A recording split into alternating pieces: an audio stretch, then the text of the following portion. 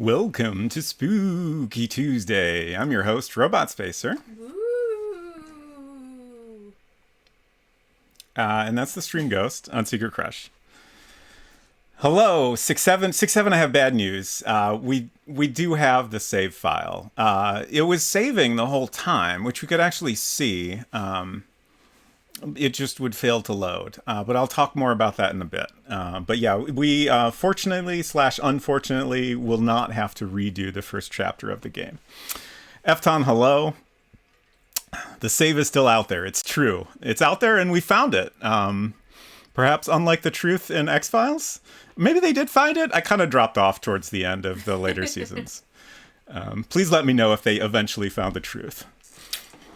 Valis, Unsecret Crush, of course. Welcome. Hope y'all are doing well.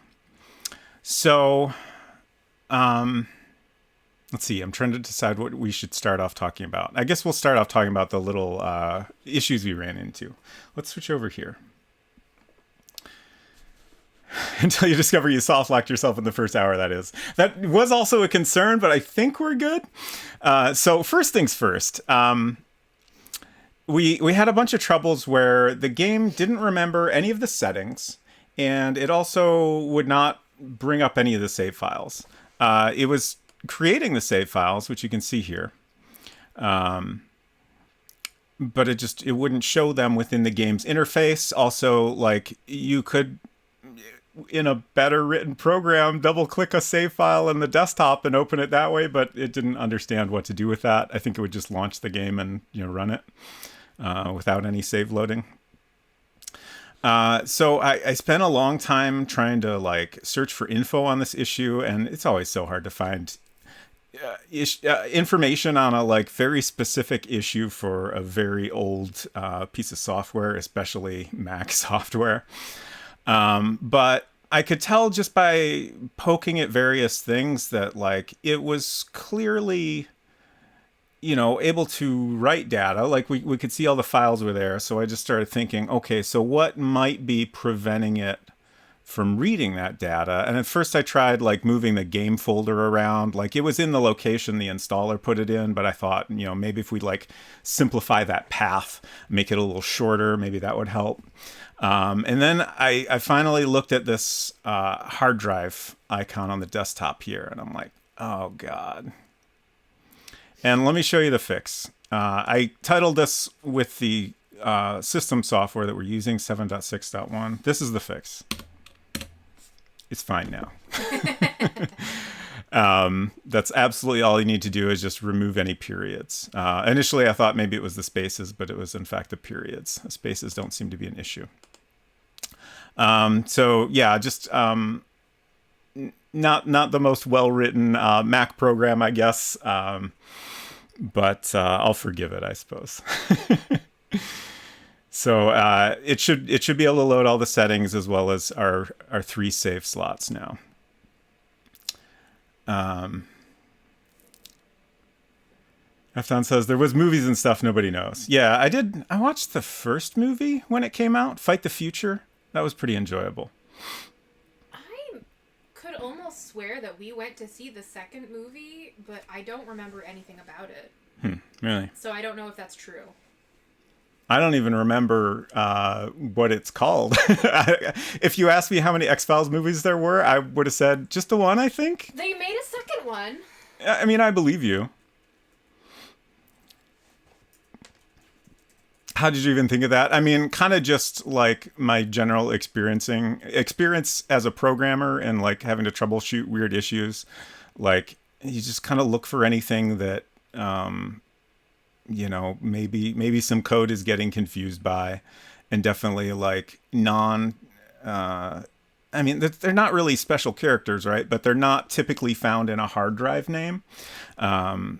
Normally I feel like for a long time the hard drive was labeled Macintosh HD. I'm not sure if that was the case in this particular time period, but most people wouldn't rename it, so it's not something you would necessarily check for.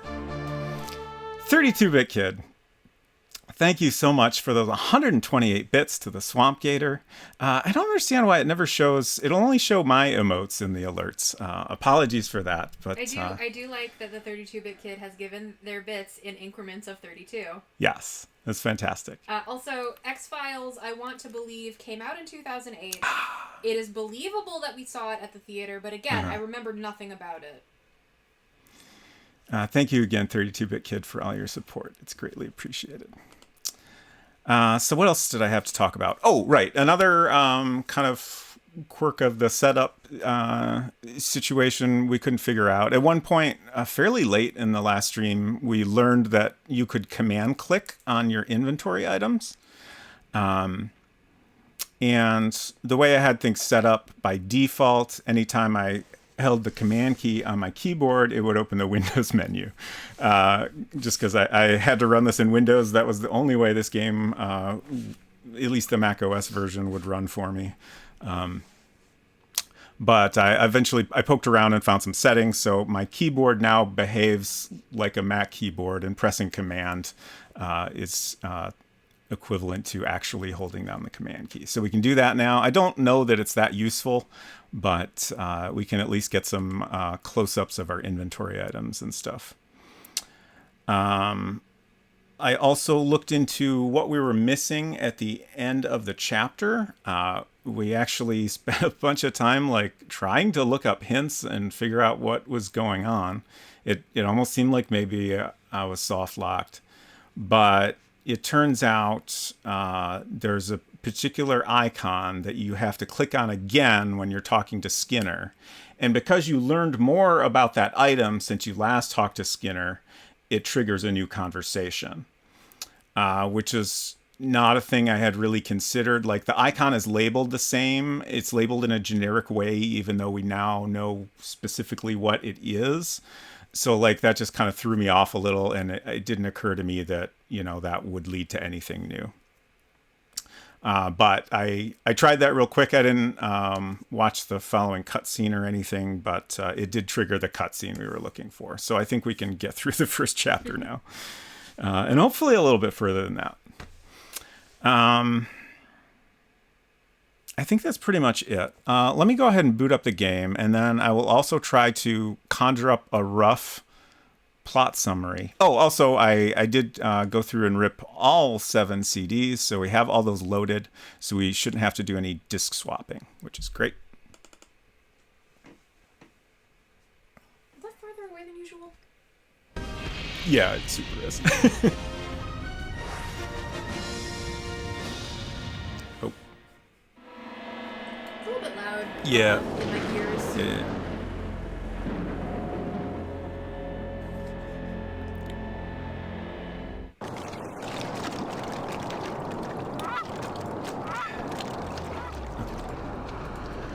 Okay, we will skip this because we've already seen it. If I can. Okay, there we go. Somebody is mowing their lawn right now when the air quality is unhealthy. Oh yeah, I wanted to talk about... Oh no, what? What's the matter? It's all sized weird and cut off. It is? Why did it change? Oh, in your stream window. Huh. So that's interesting. Let me check the options real quick. Is the Auto set screen resolution. Okay. I mean, it looks fine on the TV. Yeah. I know. It's just it's all cut off. So if we can get back to the size we were at, that'd be better. That way I don't have to resize things. It's no longer auto set, but how do I set it to what I want? That's a little confusing. Apologies for the technical difficulties. This didn't really come up when I was testing. I'm just going to quit out. Hopefully it'll be normal when I go back. Let me know how the volume is for all of y'all. I think it's the same as we had it last week. Okay, I think we're good now. Is the menu cut off? I think it might be, actually. Dang it. Okay. I will have to take a minute and fix the layout here then. Apologies. That's so strange. So before you noticed that, I think you were about to tell a story about how the air quality is bad. Oh yeah, so I can tell that story. The air yeah, quality is bad. it's real bad all across most of Michigan. Honestly, like it's even worse on the other half of Michigan and like Chicago area and stuff. Apparently, due to continuing wildfires in Canada, which is a real bummer. And I hope if any of y'all are affected by this as well, that you're able to deal with it as much as you can. We this first happened. How long ago was that? I don't know, like a couple weeks ago, maybe. Yeah. And we finally picked up a air filter. Air purifier. Purifier, yeah, which is something we had talked about in the past. We haven't had too much of this type of problems in the past, but just like the past like few years, lots of people have had trouble over on the West Coast in particular, like in Portland and stuff, and like San Francisco area. And it honestly just kind of seemed like a matter of time until it affected us as well. I am not, like, my brain is not functioning in terms of figuring out what I need to change here. Elgato Capture, that's the one. Okay. It's honestly kind of hard to tell if the air purifier is helping. Probably because we don't have like an indoor air quality meter. It's happily humming along, and the little indicator light continues to say that the air quality in the room is blue.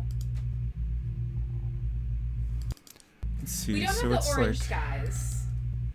It's kind of like overcast and gray, but I went out to do errands. I put off doing errands yesterday because it was raining, and today I could not put the errands off any longer, and it was just kind of like a haze, a gray haze all over everything. I think we're not that close. Well, I guess I don't know if closeness to the fires is why New York was all orange. I don't know why New York was orange. Yeah, I mean, I think it has more to do with just the way the winds are carrying the smoke than necessarily proximity. Yeah, but I could be wrong. It's not ash either. It's just, I think the air up around the fires is bad, and then the wind is blowing some of that bad air down towards us. So, like, we say the air quality is real bad. It could be worse. For sure. Like, it could be super worse. It's just we're kind of feeling it. Yeah. Like, I just feel like, I don't know, my head is unhappy. Yeah. Okay, I think we're good now. Probably the BRB screen is going to be a mess, but that's okay.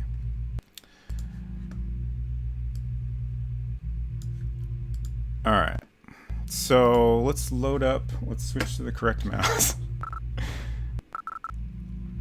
Let me double check the settings. I think it should be good. Closed captioning on. That's the one I was looking for. And there's our files. I'm pretty sure help is the last one we had because I needed help playing the game. I was desperate. Good. Thank you, F-Done. Okay, so we need to use the lips on Skinner. And I'm always saying so this is the item, our black powder. So we eventually brought this to the crime lab guy and learned that it's lead powder. But after learning that, we never came back and talked to Skinner about it. If I were designing this game, I would have changed this text to lead powder or done something to indicate that, like, you know, there's new conversation available for any of these items, but, you know. What's that thing next to the cigarettes? The fish? Okay. Yeah. I thought it looked like fish. Yes. Hello, Goosier. Welcome. An X-Files game. The X-Files game, even. That is, in fact, the correct title of the game. What do you think that powdered lead is being used for? I don't know. That one has me really stumped. It could be a byproduct of weapons manufacture. I suggest you conduct a little research. A.D. Skinner, you've got a call on line 1. This is Skinner.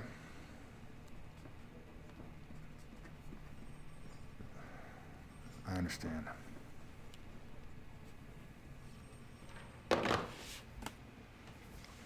I have to go back to Washington immediately.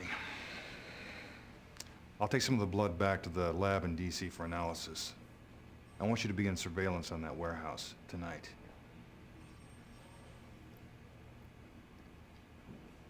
These two agents are very important to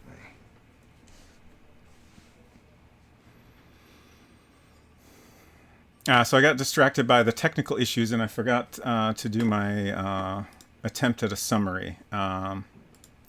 So basically, the game starts out with this cutscene where Mulder and Scully go into a warehouse to investigate something or other. I don't know that it's ever made clear what they're looking into. A bunch of guys come in after them and start shooting. And I feel like we don't really see exactly what happens, but we're playing as, oh gosh, I want to say Wilmore? His last name is Wilmore. Okay. I don't remember his first name. And unfortunately for me personally, somebody I dated in high school had the last name Wilmore. So I can only ever think of that person's first name, which I don't think is actually the character's name. Yeah, I'm blanking on his first name right now. He's also has a troubling interest in the Civil War. Oh, that's right. What else? He's going through a divorce. Trying to remember. I feel like there was one other like interest. Yeah, he has a daughter. His password is Shiloh, which is I think a Civil War reference. It's his favorite Civil War battle. Yes. Which is you got one of those, huh? He also wrote in a glowing passage in his journal about a book he was reading about a cartographer for the Confederate Army who was just so great at drawing maps. Just happened to be in the Confederate Army. Yeah. So we've been... Oh, Craig Wilmore actually wrote it down. Okay. Because we needed the username. I thought it might have been Craig or Carl or something. So it's basically he's been given the task of investigating the disappearance of Mulder and Scully. Also, our buddy Cook has been doing our chores for us, basically, and also talking on the phone a lot. What'd you say? Our work wife. Yes. And then Skinner has been, until now, apparently going out to investigate things with us. So we went to the warehouse. We, after much difficulty, found a little bit of blood and a bullet there. What else did we... Well, we found all the items that were up there. The lead powder. Oh, yeah, you talked to a guy. We talked to a fisherman that, after we looked him up, like his past is a little sketchy. Like, I think the details didn't quite match up with what he told us. And also he's had a long history of, like, arrests and stuff.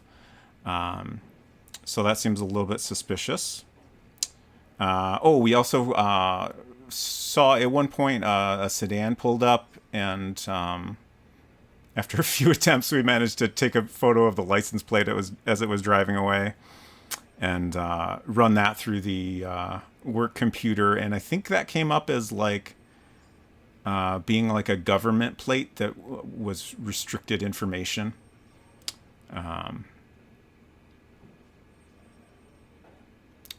We went through the hotel that Mulder and Scully were last seen at.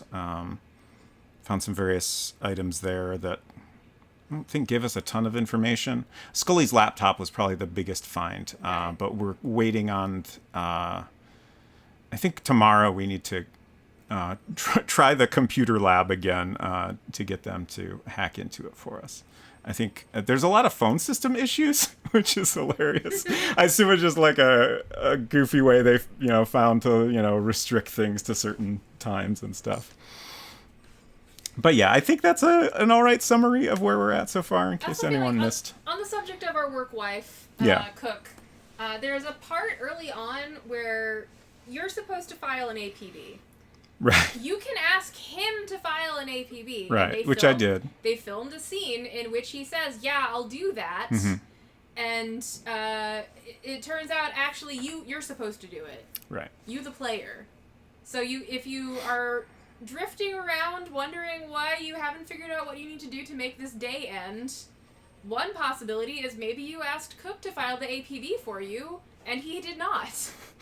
I'm honestly curious how that would have worked out if I hadn't asked him to do it, because when I went into the UI to file that report, it sure looked like it had already been done. Sure. And if I clicked the button, it just kind of beeped. Like, there was no obvious it was hard to tell if the beep was like okay, you've done this now, or that's not a thing you can do right now. The one walkthrough I was looking at didn't really say if you were penalized for asking him to do it for you, just so that you didn't need to. Yeah, I think that was more the case. So I don't actually know what we're supposed to do now, but I believe we can make things. He's still on the phone? Oh, I think I know what you're supposed to do, if you want. Yeah, go ahead and refresh my memory, because I feel like we talked about it and I just I'm pretty forgot. sure you're supposed to go home. Oh, now we can finally go to bed. Yeah, okay, yeah. If I can get out of the office. This is a couple weeks old information from looking at a walkthrough, though, so I might be wrong. Like, I remember having the discussion that at the end of the day, we do need to go home and go to bed. It's just a question of whether we're there yet or not. 6-7 says, I know how to find out how it works. Start over and use the computer instead of asking him. 6-7 really wants you to play from the beginning.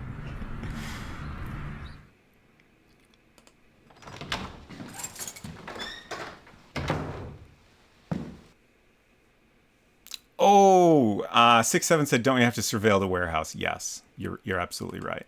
That is the thing that happens first. Which Skinner probably just talked to us about, and I completely forgot. But I also remember that coming up when I was trying to figure out what we had missed. Okay. I remember seeing that once you have done everything you need to do, you go home and go to bed. Warehouse is in Seattle, I guess. I love the Newton. It's pretty cute. Oh. Hmm? It's still light out. Is that Shit. a problem? My understanding was that it would become nighttime when we're supposed to come back here. But at least we can read this important message again. Eat the corn. It's fine. Just eat it. Culinary, hello. Great to see you. So glad we have working saves so we can save scum now. I mean, we still only have 3 save slots, so... I suspect, given the 3 save slots, that there's not really any concern about, like, getting soft locked or anything. Oh, God. So what are we missing now? I remember when I was looking up the walkthrough stuff that once we triggered that cutscene with Skinner, we would finally be able to do something. But I just completely blanking on what it was.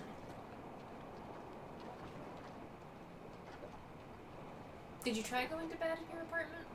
I mean, I guess I can try. It doesn't seem right, though, because I know we need to do nighttime stuff. I don't remember what. Desk is a good idea. Since I came to the apartment, I will try clicking on the bed, but then we'll try the desk. I don't remember what Skinner said. I think it might actually be the desk. Yeah, I was listening, but then just immediately dropped out of my brain. Normal streaming stuff. TBH. Close, Winter. Yes, that's nice. Okay, yeah, we still can't click on the bed. Okay. It's not bedtime yet.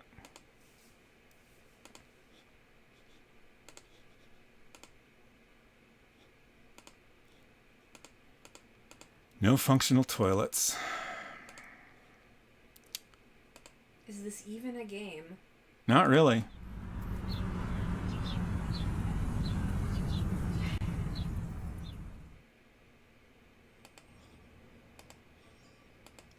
Hey, pal, how's it going out there? I'm sure you're sucking up to Skinner appropriately. Okay, buddy. Why is everything he says so seductive? Maybe he really is your work wife. Maybe.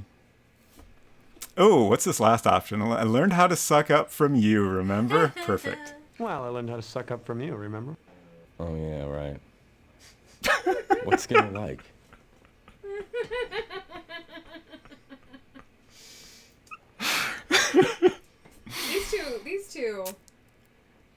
These two have history. I think they do.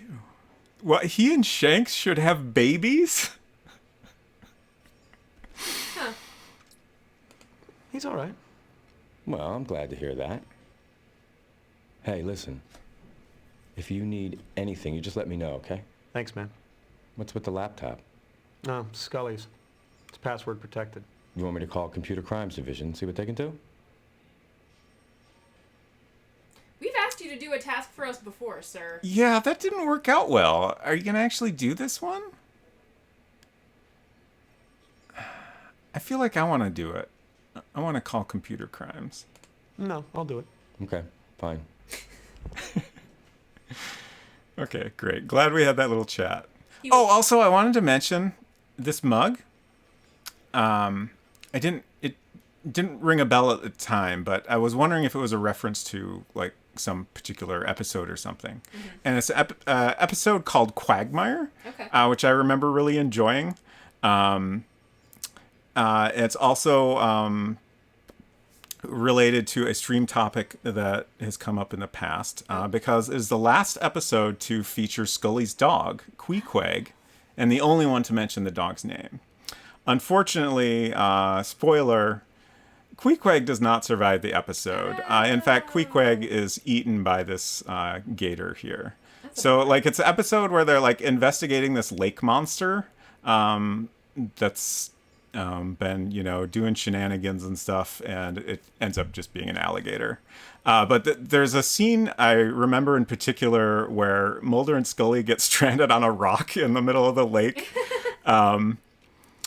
Was praised by critics and included approximately 10 pages of dialogue. So this is like a long scene where they're stuck on this rock.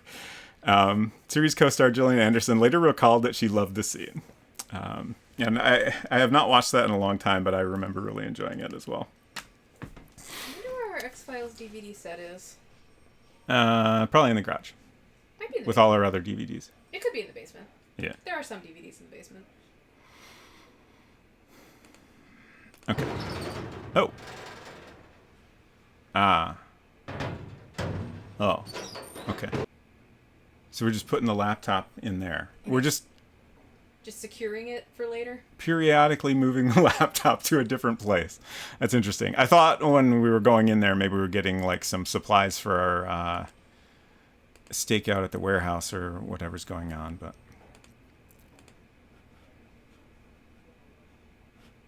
I guess we can't talk to him. That's fine. Gotta lock it up for security. I mean, that does make sense, but why didn't we just do that in the first place?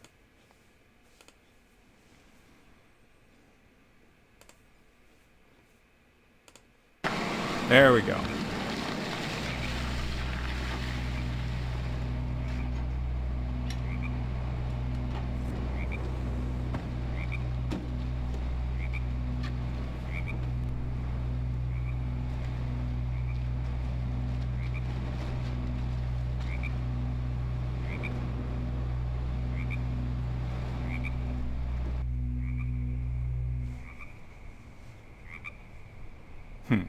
So, I kind of assumed that was us at the beginning of this.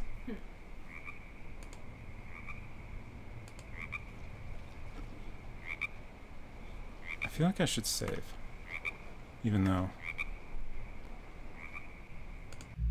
It's a good frog sound. Yeah, it is.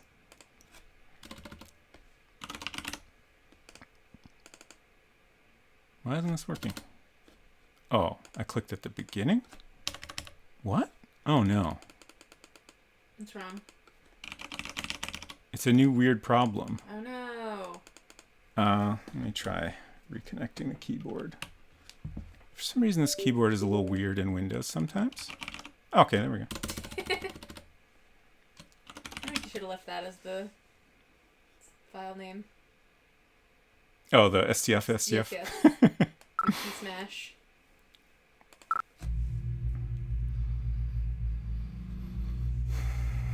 They probably have guns. Not The been doing the stuff is out shoutouts. there. Culinary Disaster has been playing Vagrant Story, which is a game I was always super interested in. It's a neat art style and also some interesting gameplay stuff going on. Been enjoying that a lot. Hello, Silver. Good to see you. I'm here, but I've forgotten dinner, so you're on my hip while I cook. Wonderful. Glad to hang out on your hip for a bit. And I hope you find something good for dinner. It always takes me a minute to find this return option, which is in the middle of the menu. So do we need to check out this car?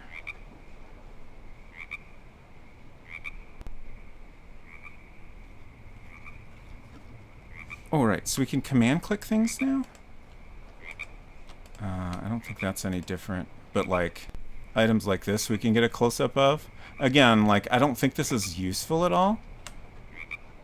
But, it's a thing we can do.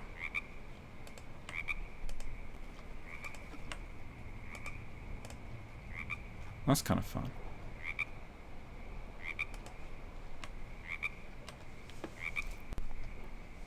Vagrant Story is rad. So many interesting mechanics. Yeah, I was surprised by the, like, there's, what do they call the puzzle cubes? They're just boxes, like different types of crates. But they've all got, like, their own, like, there's different appearances, and each one has a special mechanic attached to it. Like, some you can pick up, some you can push, but not pick up. And then it kind of gets progressively more complicated.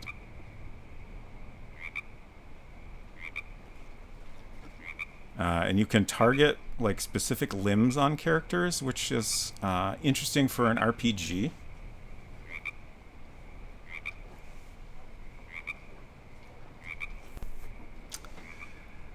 I guess I can't really think of anything to do with the car here, so we'll go inside. Oh! Is that you? Yeah, that was me. Was that a game over? That was a game over. Huh. Also, he looked super dead. Like, Oh, yeah, that did not like a person who had just died. He looked like he'd been dead for at least an hour. That was like you were dead and then dumped in a river and then fished out of the river. Yeah. Well, at least I saved. Okay, so I don't want to just go barging in. What do I want to do? Probably this is a good time to use our night vision goggles. But then maybe we need to... Oh, right, there's around the side, there's another entrance. So we can go in that way, I bet. Night vision goggles. That's binoculars. Okay. I don't know if this is necessarily important right now, but... It seems better to have them on in advance.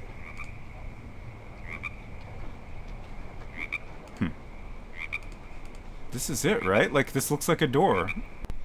But I can't open it? Can you interact with stuff while you're looking at them with your night vision goggles? I guess that's a good point. I would assume so? Yeah, I still can't go in.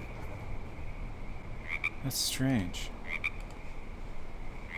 Like, you know, it'd be fine if it was like, you know, I can jiggle the handle and it turns out it's locked on the other side or something. But, like, we were going in and out of there before, and it's just not acknowledging it as a thing you can interact with. Oh. Huh. I don't think we could go in here at all before. Oh, we parked in here. I see. I don't think we want to leave.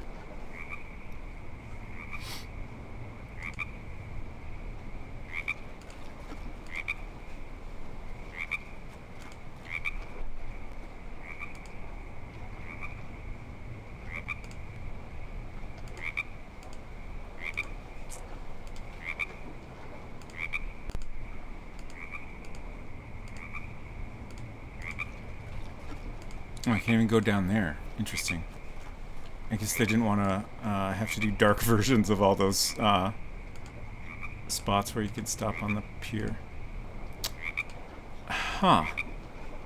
Maybe I need to use some item on here? Can I shoot it? I'm probably gonna get fired if I shoot it. Lockpick? Like, there's no suggestion that it's locked.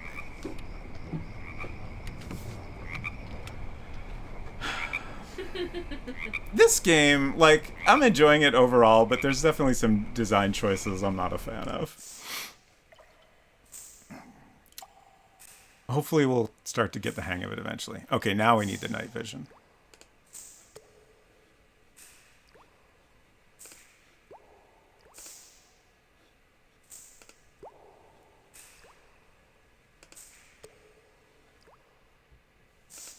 So, like, we're getting into the area where the main door goes into.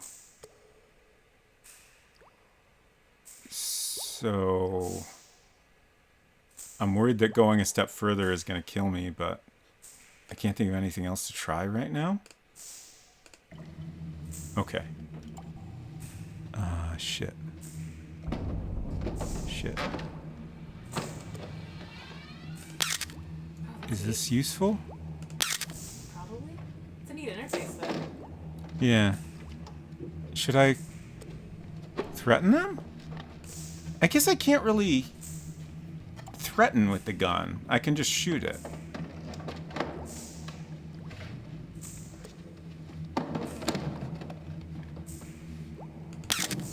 Oh, interesting. You can take up to 21 more pictures. Yeah.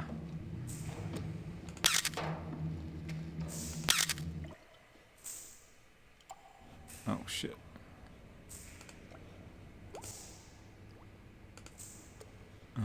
Oh, I can't go that way? Oh, there we go. Where did they go? This is kind of stressful.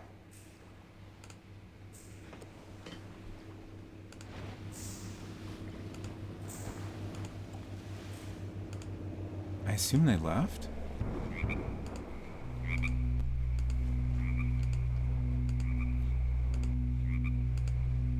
Yeah, they're gone.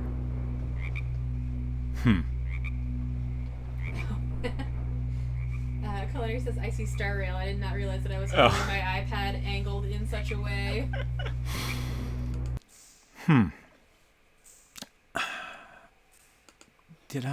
a little worried I might have missed something there. Like, I was not feeling confident about the actions I was taking. Like, I feel like taking some pictures seems good, but...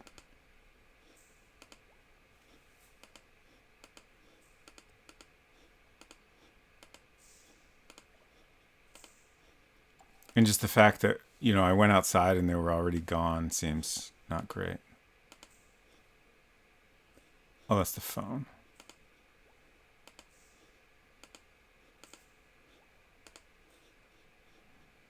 I can't imagine there's anything different up here, but I'll take a quick look.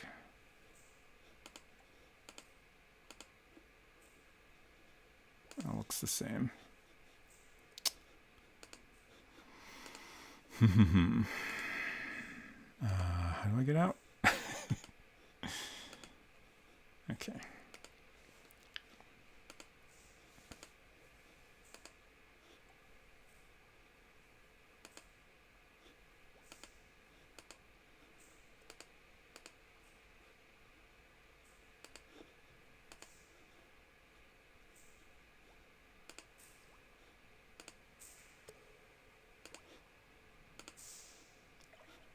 Shoot, I thought that was the exit. Oh, exit's over here. Okay. I wonder if, like before in the warehouse, we needed to find some little thing. I wonder if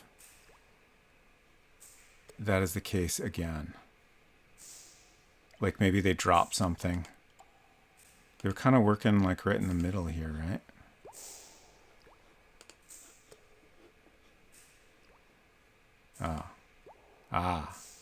Oh, these are the crates we looked at before.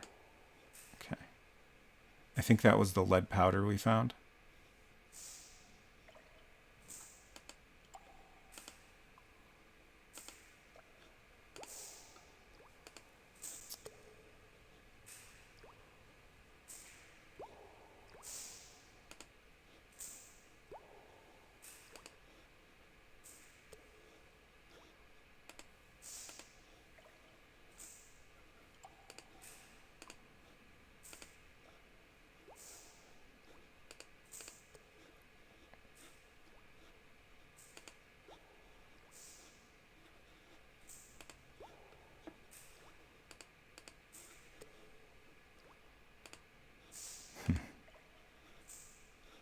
Nothing is really... I mean, it's kind of hard to see, but I'm not noticing anything unusual. And I'm just trying to see if they, might have dropped something around where the car was. It's kind of hard to tell exactly where that spot is. I guess we should go look up down here again.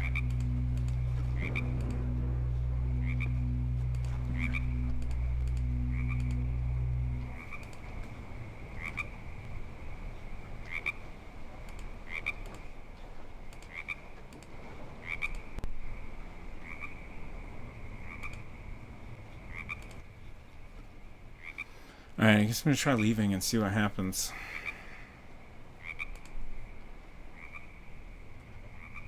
Should I just go home?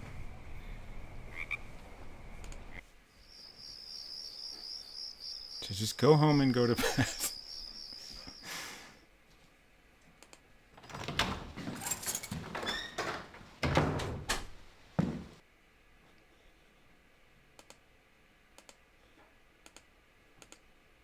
Oh, excuse me.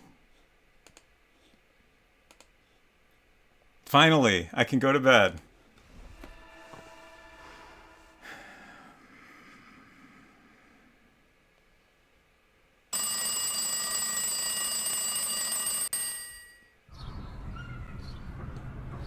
April 3rd.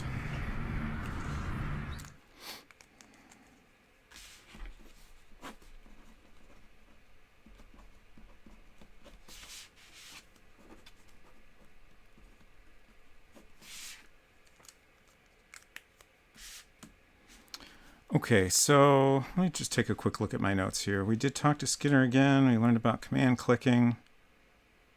Ring bell twice. Oh! I checked that off, but we didn't actually do that. I think it might be too late now. When I was going through some guide or another, it suggested ringing the bell at the hotel twice just to get some funny dialogue about how annoying you're being.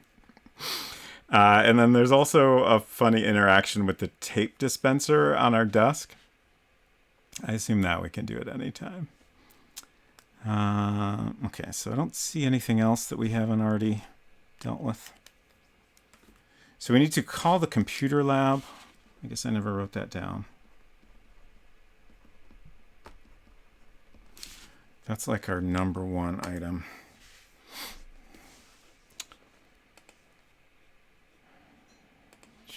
So it's the morning. Do we need to like shower, or is that already taken care of?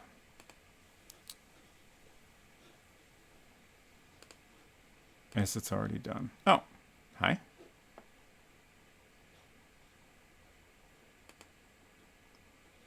Oh, I can't brush my teeth? Shame.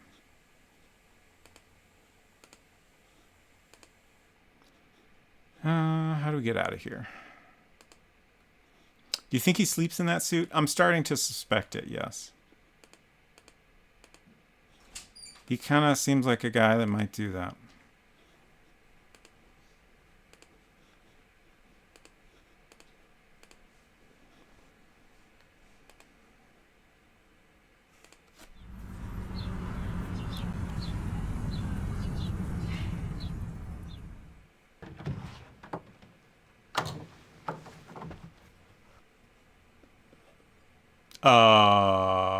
What?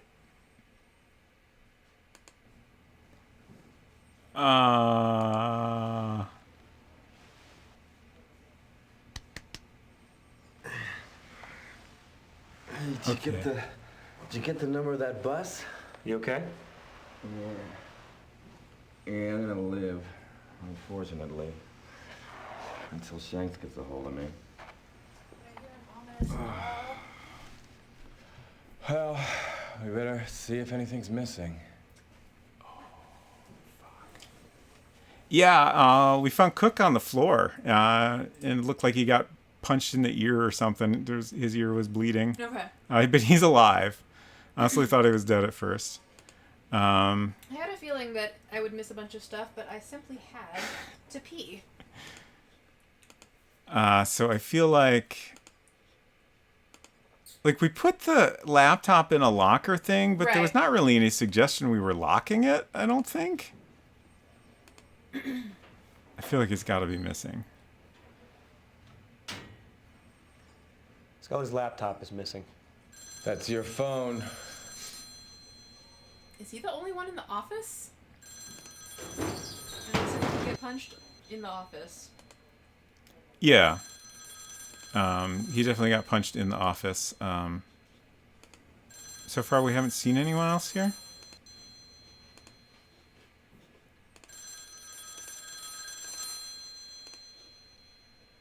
Why? It's so hard to navigate. Is this Agent Wilmore? Yes? Agent Wilmore, this is Agent Pendrell of the Psi Crime Lab in D.C. I completed the preliminary analysis of the blood sample from your office. I'm afraid I got some bad news. It looks like that blood belongs to Agent Scully. Oh, Jesus. Are you certain? Fairly. I mean, a more detailed analysis will confirm it, but I'm pretty sure that's Scully's blood. So at the very least, we know she's been injured. Was there much blood at the scene? Yeah, a fair amount. Well, let's hope it's not as bad as it looks. Yeah, okay. Thanks for the call. Sure, if anything changes, I'll let you know. Sure, no problem. Oh, Agent Wilmore, Yeah? keep me informed, okay? All right, thanks. More good news. That fisherman you interviewed yesterday, he's just been shot to death. Oh, shit. I can't believe they killed off Scully in a video game. It's wild. Bold decision. Why would they take Scully's laptop? I mean, because it's got her files on it? How did you know I questioned Wong? I mean, I don't see why we need to be distrusting, but I guess I'm kind of curious. How did you know about Wong? What? How did you know I went to see Wong yesterday? You told me. Hey, I was the one hit on the head, remember? Yeah, the fact That was a little the suspicious. fact that the question was there at all, I found suspicious. Did he actually fake being attacked? I don't trust Cook. Can't believe you don't trust your own work wife.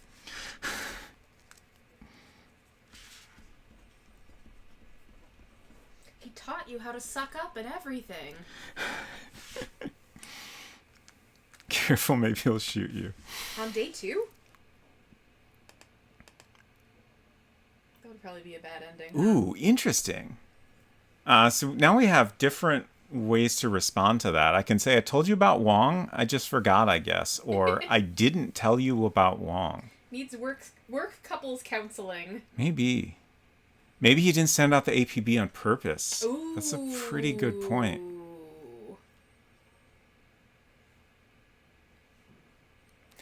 I don't know. He did volunteer to call the computer crime lab for you about Scully's laptop. Oh, fuck. He's been interested. We definitely did not tell him about Wong. Yeah. Like, it seems believable and entirely reasonable that he might have, like, overheard me talking about Wong with Scully, or with Skinner.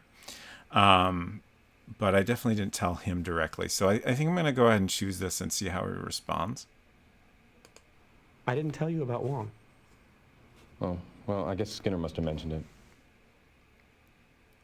Yeah, his, like, coming up with reasons and then, just keep changing them. Right. Trying to deflect it seems very suspicious. He's being very gaslighty. Yeah. So, what happened to you? I came in early to catch up on your work, and someone jumped me. Did you see who hit you? Nope. Whoever did it was real quiet. Convenient. Why did they only take Scully's laptop? You got me. Shanks is gonna be furious. Not to mention Skinner. Oh, now there's something to look forward to. First they disappear, Then we lose his prize agent's confidential records. I don't know what you're involved in, but someone's got some big brass ones in order to steal equipment from an FBI field office. Also, like, do they not have security of Right, any like, sort? There's the background noise of other people Although- and business occurring in the office. I guess maybe it's a little bit implied that whoever did this is someone in the government. Right. Call is coming from inside the house and so forth. Right. Tell him to deflect these hands. We don't have a punch button. All we can do is shoot. All right, the tape. Let's enjoy the tape dispenser.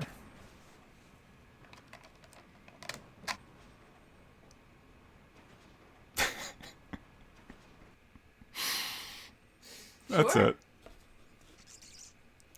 Time well spent. What now?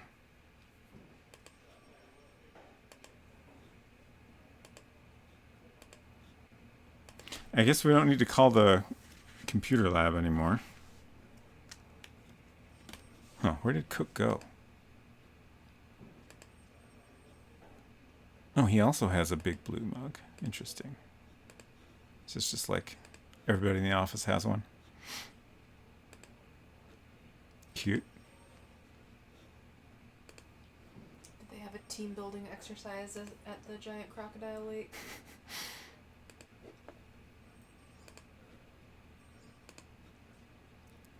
Just trying to see. Like, now that we suspect him, I want to inspect this. Well, his first name's Mark. I don't know that we knew that. Mark Cook, if that is even your real name.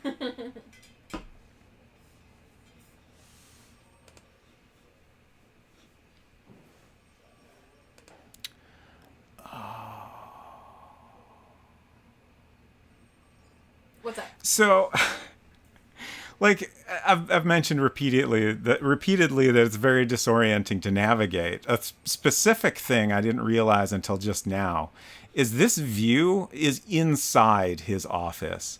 I honestly thought we were like kind of standing in the doorway and that these posters were like in the hallway, which now that I think about it, like doesn't really make sense. They're clearly someone's, personal stuff, right?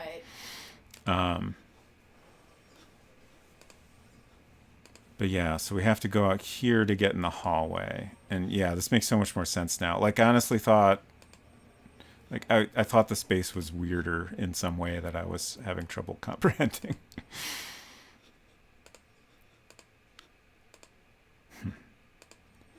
Is Shanks? Shanks is not here. Ooh, can we poke around his office? Iowa State University. Armistead Shanks. I honestly thought that said town. Town State. University. Iowa makes Yeah, more it definitely does kind of look like it. That's a name and a half, huh? Armistead Shanks? Yeah. Jesus. Is that a huge fish? Why can't we get a close-up of that? I think that is in fact a huge fish.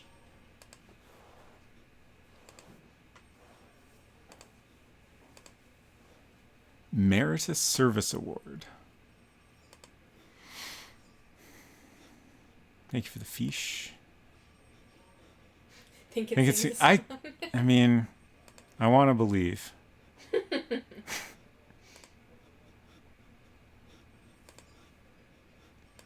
Oh, now I'm lost again. There we go.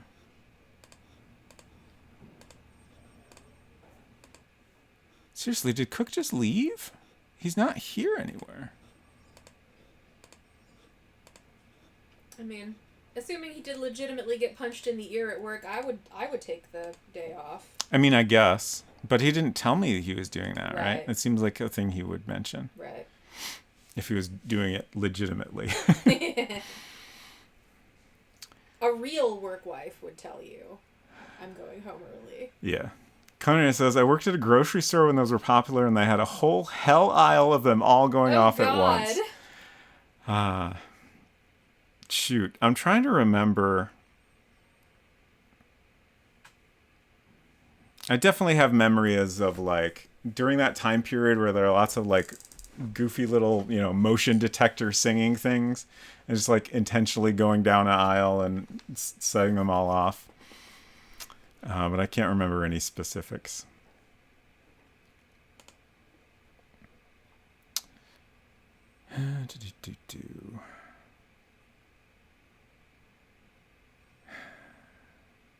Should we make a phone call?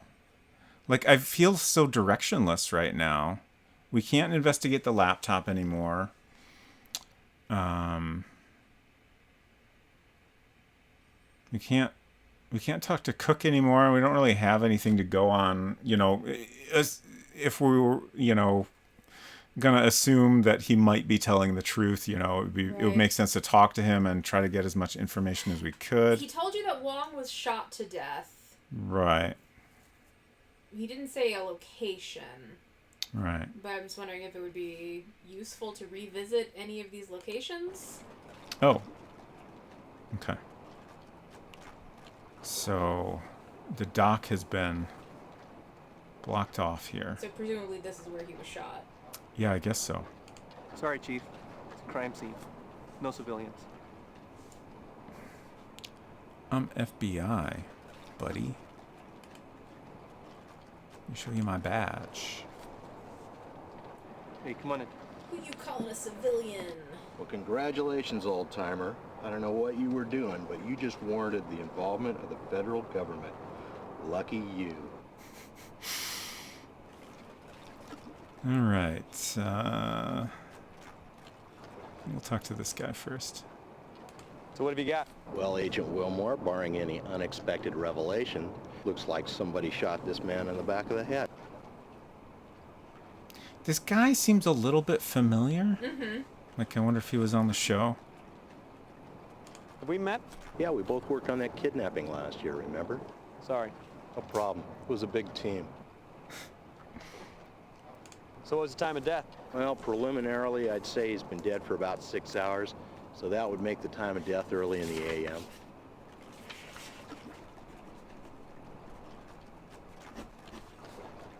Actually, I'm running out of space in this notebook. I think I'm just gonna start a new one, because I got my Garfield notes here, but you know, we're gonna come back to that eventually. So I think I'll just get out a new one.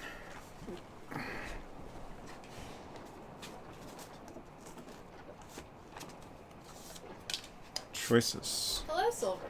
This seems like a more spooky Tuesday. What's for dinner? Silver, welcome back. I hope you got something great for dinner. I think maybe I didn't have enough dinner. I'm kind of hungry still. But I also don't know what I want for snack. Okay, X-Files. April 3rd. And Wong died 6 hours ago.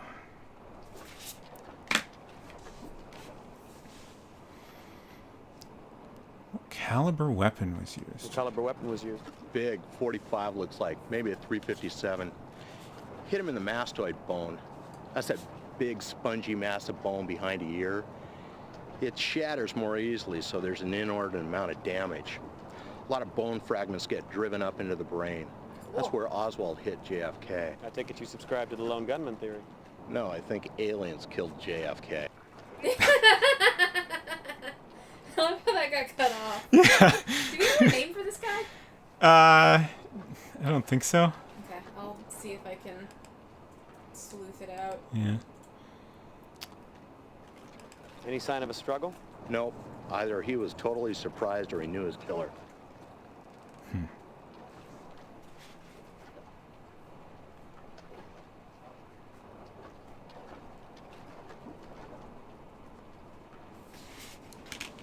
Do you think Cook killed him? Probably not, but maybe. I gather there were no witnesses. I don't think so, but you better check with Detective Astadorian. Medical examiner doesn't get much chance to interrogate bystanders.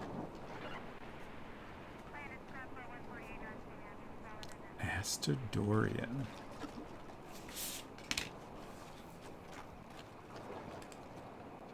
Okay, so we're all out of dialogue with him. Oh, we can... Interesting. Sunflower seeds? It's weird that we get, like, this much, but we can't look any closer at most of this. There's, like, a Zippo lighter. Is that, like, a rabbit's foot? I think so. I can't tell what that is. I don't know, like, it could be a knife. It might be, like, a... Nah, I don't think it's like a key fob for a car, but it maybe could be. Sunflower seeds, a bunch of change, and also some screws? And then... whatever this is. Interesting. Like, the fact that we can look at it closely means it must be important, but... there's nothing else we can do to investigate it further? Can I... use my evidence kit? No. Okay.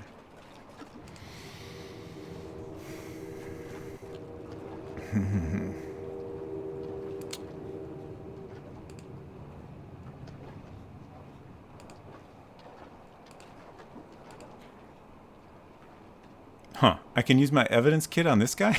I don't want that. Oh, I see.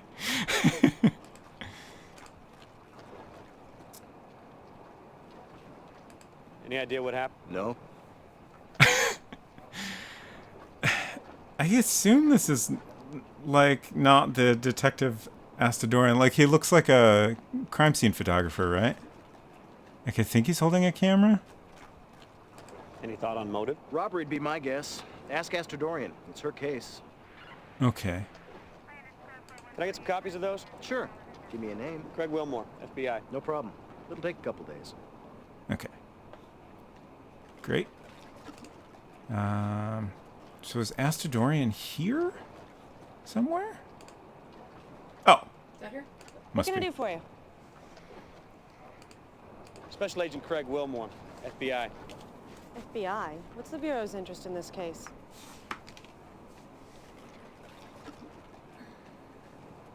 I'm investigating the disappearance of 2 agents. Okay, so what's the connection to this man? My investigation led me to this warehouse. Inside we found evidence of foul play, including the blood of one of our missing agents. I spotted Wong, asked him a few questions about the warehouse. He lied to me. Now he's dead. I'm not certain what the connection is, but I'm pretty certain there is one. I'll buy that. Interesting. This case just went from routine to fun. Thanks. Anytime. Cuts are so fast. Yeah. So, what have you got? Harbor Master found the body. He was shot once in the back of the head, large caliber by the looks of it. No witnesses, no sign of struggle. That's it? So far. I had decided not to write down about the large caliber bullet and all the details, but since it's now been mentioned twice...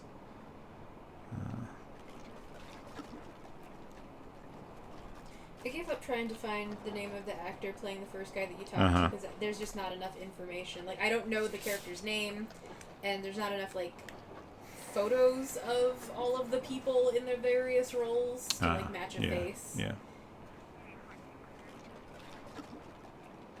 So, where's the harbor master? Gone for coffee. Have you questioned him yet? Nope.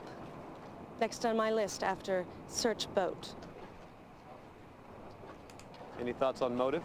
Robbery, most likely. So what was stolen? Haven't quite gotten there yet, just about to go onto the boat. Well, robbery seems unlikely to me. Didn't look like the old guy had much. Probably true. But you'd be amazed at what people will kill for. He probably had a cigar box full of cash. Unless maybe he was killed for squealing to the feds. I wish I thought that was funny. Well, Wong didn't exactly run with the most desirable crowd. She's playing with the text parser. Yeah, search boat. You don't see a boat here. Culinary asked a very good question. What kind of gun is your service weapon? We can command click. It's gun kind. Yeah, I guess that doesn't... Like, I can't see any markings on it. I feel like we got information about it at some point. Perhaps perhaps a person who knows things about guns would know. Mm-hmm. Just from looking at it.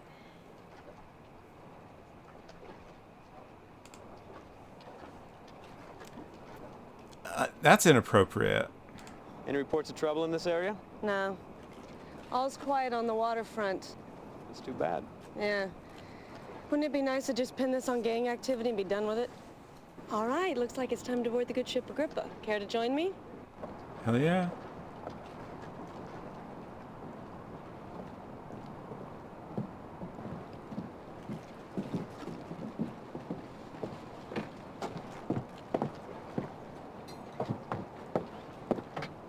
Looks like a 9mm. Okay. Answer me this. Where'd he put his fish? What? His catch. Where'd he put his catch? There's no freezers. Hell, there's not even an ice chest on board. So where'd the fish go? And by the looks of it, those are some pretty serious gas tanks down there. Ask him the important questions. Where'd he put the fish? Okay, we can ask about fish or Wong. Did you know fish stocks have been declining in this area recently? No. Where'd you pick that up at? Wong told me yesterday. Ah, well, there's a reliable source. So, what's your theory on the hold? My guess is that Wong was not quite what he seemed. I think this boat was being used for something other than fishing, which certainly puts a spin on his murder. All right. I assume there are things we need to find here. Got some gas tanks. I guess I'm gonna try to use the evidence kit on anything that seems like it's worth trying. What's this?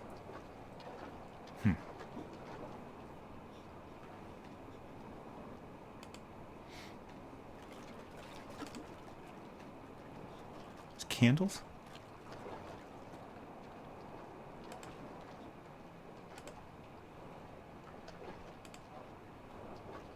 Hell Banknet.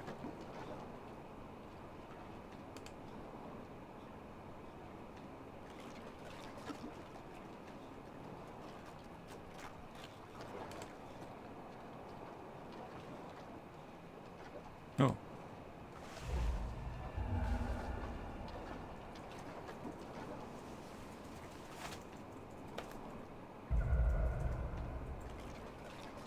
What? What's wrong? What happened with the guy? Like, I could interact with this piece of cloth. It clearly said something on it. But it didn't ever give me a good shot of it. And then also, like, spooky sounds played. Yeah, it's definitely, It looked like Tarka something? Tarakan? Tarakan? It's the best I got.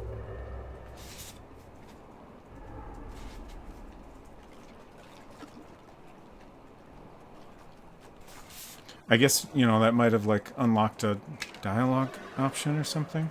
Super Turrican. There you go.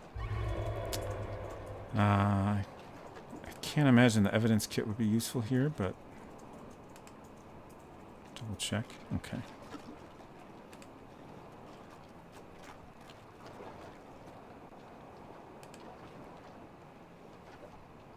Pepsi.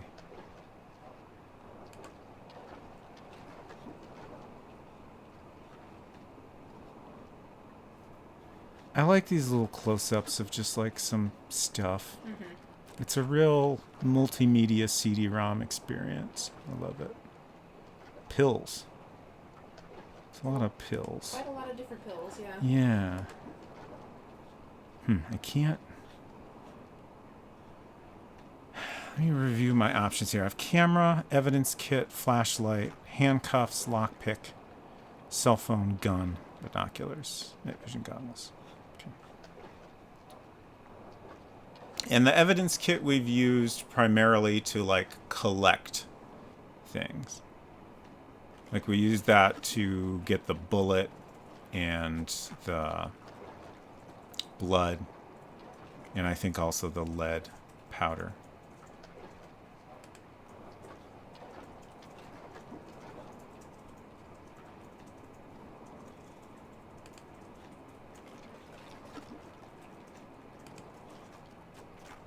I feel like we saw Pepsi elsewhere in this game.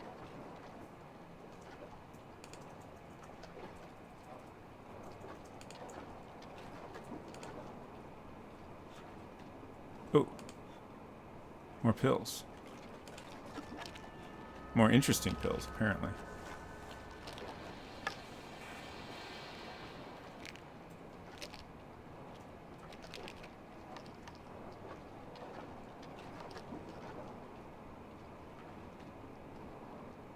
Okay.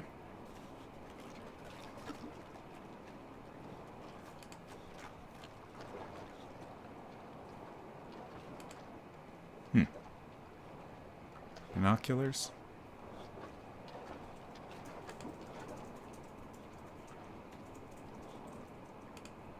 All right.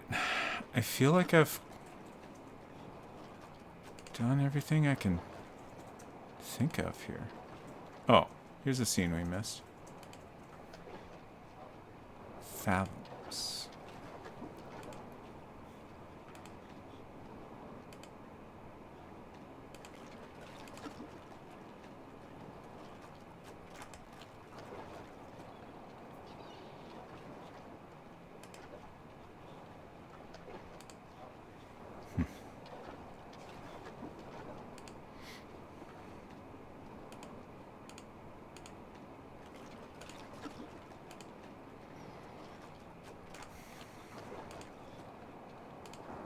What's the matter with you? I didn't mean to use the evidence kit on her. I just wanted to talk. Okay, so now we have... Alright. Oh, it's like a raincoat kind of thing. What's the Terracon? Terracon. What? Okay, that's right. Terracon. What is it? I don't know why. I found this slicker in the cabin labeled the Terracon. I guess it's the name of the boat. No. This boat's called the Agrippa. Well, guess that adds another mystery to your list, doesn't it?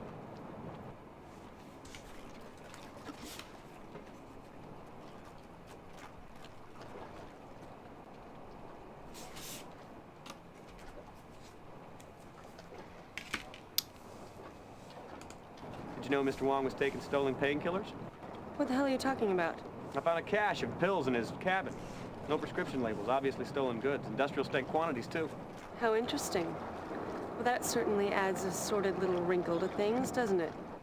So, you still think the motive for his murder was robbery? Let's just see what the autopsy reveals, all right? I'm finished. I'm gonna take Wong here for his free ride. Ask her to give me a call when she's finished. Okay. It was a pretty easy morning. It shouldn't take too long. Thanks. Somebody call this man by his name. I know, right?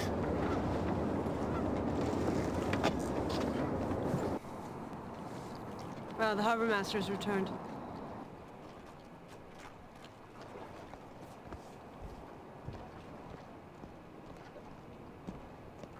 Well, hello. I wish you told me there was two of you. I'd have brought another coffee. That's all right. Agent Wilmore here is trying to cut down. Well, still, I could have brought the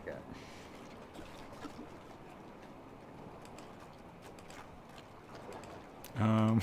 Help. How do I turn around to face them? I guess I gotta get off the boat first. Okay. Let's look through the list of questions first. How long have you known Wong? Did you notice anything unusual last night? Did Mr. Wong have any enemies that you know of? Do you know if Mr. Wong was having any financial difficulties? So we'll just go in order here. Oh, we also have these options. We'll save those for last. How long have you known Wong? Oh, a few years. Started docking here in '94, I think. Yeah, early '94. What? Shoot. What year is it? I think it's 96. 96? Yeah. Did you notice anything unusual happening here last night? No, none at all. In fact, it was real quiet.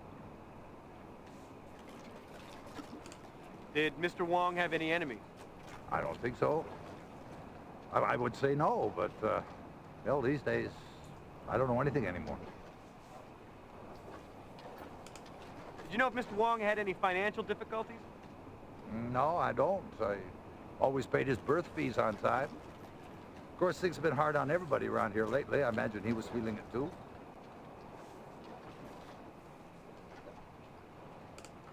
Who owns this warehouse? It's leased to a company called Majestic Shipping, out of the Far East. Could you give me a phone number? Well, depends on which number you want. They got offices in Hong Kong, Chechnya. So, which number? The main number. No, these guys don't quite work like that. But it's okay. I'll get you all the information I have. Just fax it to me. What's this guy's name? The Harbor Master. The Harbor Master. I don't think I ever heard an actual name.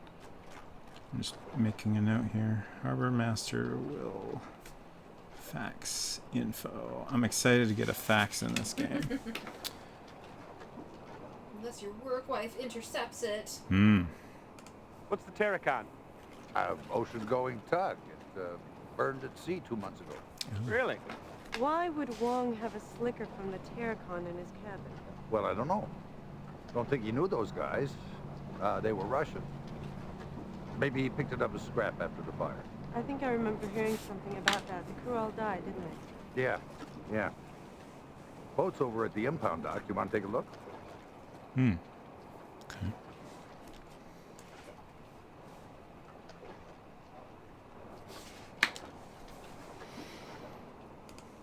How do these boats normally store their catch? Well, usually they got what they call a live well in the hold. It keeps water circulating over the fish. Some of the bigger outfits will have a refrigerated holding tank. Any idea why Wong's boat would have neither? No, I don't imagine he had the money to upgrade something like that.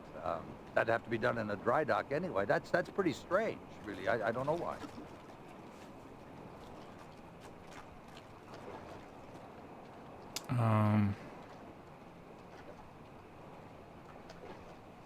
Did I just click on the fish stocks? I feel like I must have. But I thought I had clicked on Wong. I don't know. I still tried How long again have just the to make fish sure. stock's been declining around here? Oh, a while now. Overfishing's the most likely cause, but it's gotten a lot worse the past couple of months. Most of the small guys gone out of business. Wong's the only one still holding on. Or he was. Well, why don't we go take a look at the Terracon? Well, sure. Yeah, it's not far from here. Come on. Hello, Solid Ranger. Just the facts.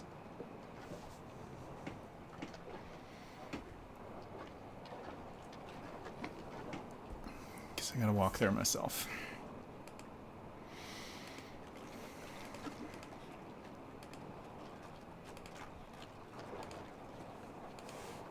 Eat the corn.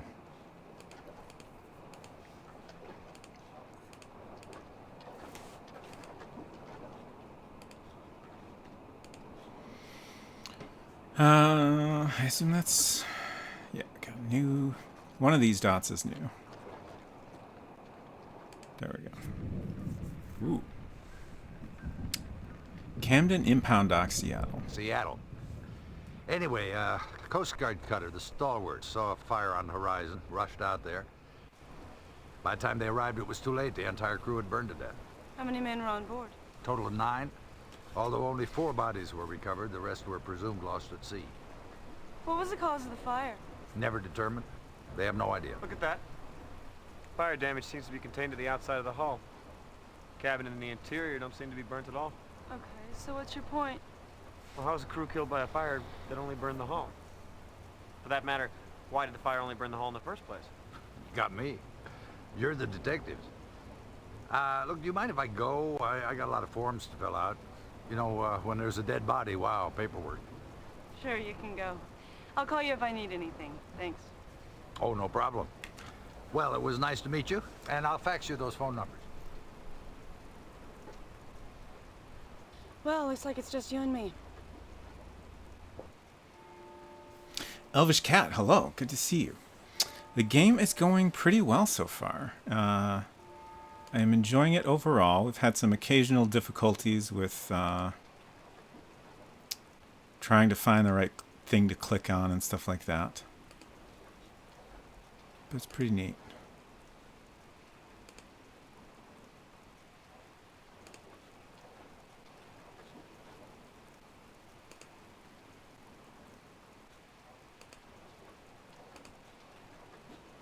How do I... This way, I guess?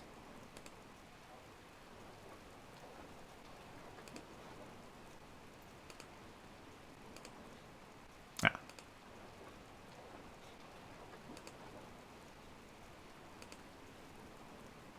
Yeah, it sure doesn't look like the interior of the boat is damaged at all. Mm-hmm. So, like... it seems like a pretty obvious discrepancy here. Like, why is no one else asking these questions? How'd it get burned?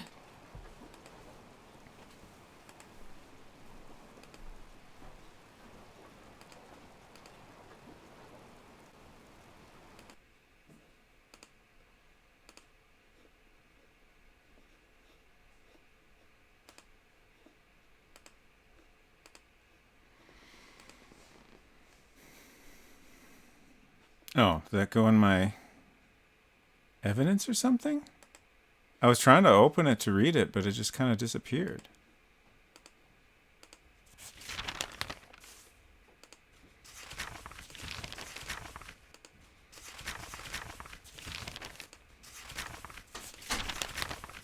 No, it's not there. What?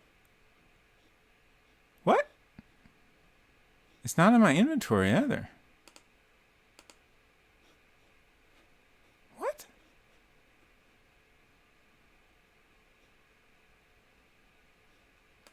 I'm so confused.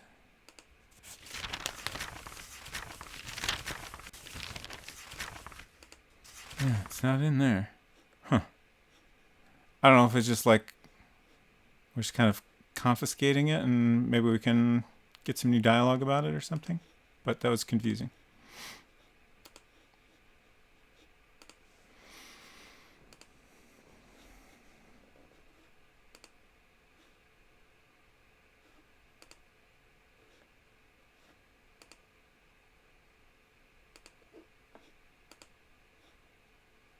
Let's back out.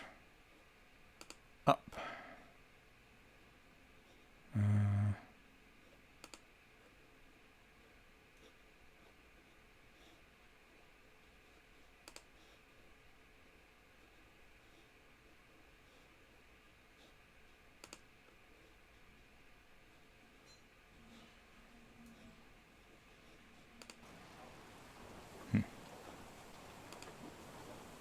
Okay.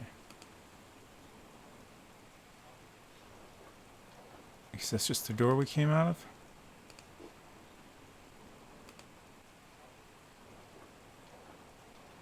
Okay, and that's a way back down.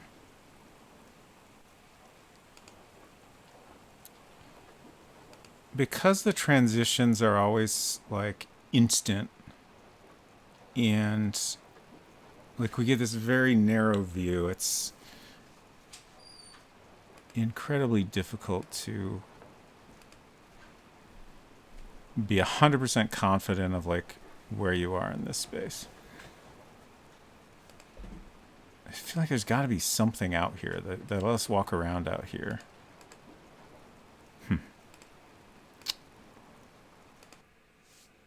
Solve the mystery of the boat well. Let me know if you see anything. No. We've not found anything of note yet. Nothing of note on the boat. Yeah. Place looks like it's already been dusted for prints. Oh yeah, so it has. Probably from the first investigation into the fire. Hey, this is strange. It looks like there's a fresh set of prints over the top of the old ones. Yeah, somebody's put their hand on this after it's already been dusted. Either that's pretty sloppy police work or somebody else has been here. Well, we better have them lifted. Fresh prints.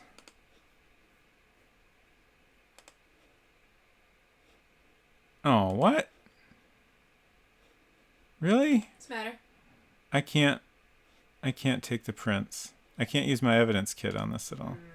I'm not having much luck over here so far. This is no Gabriel Knight 3, that's for sure. 6-7 saying what I was thinking of Bel Air.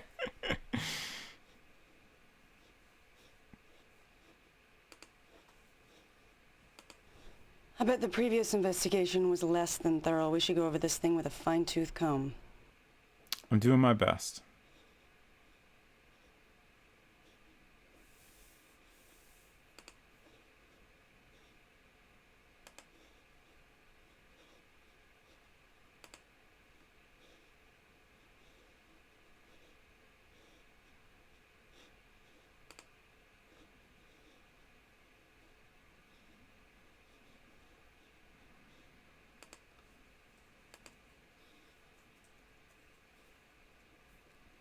Got to mouse over every pixel here to investigate thoroughly.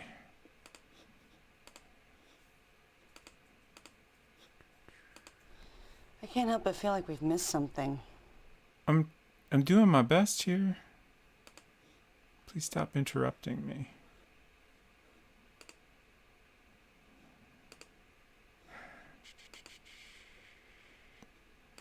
Let me know if anyone else sees the text occasionally flash in the middle of the screen. Because I've seen it a lot. Just now it said you a something.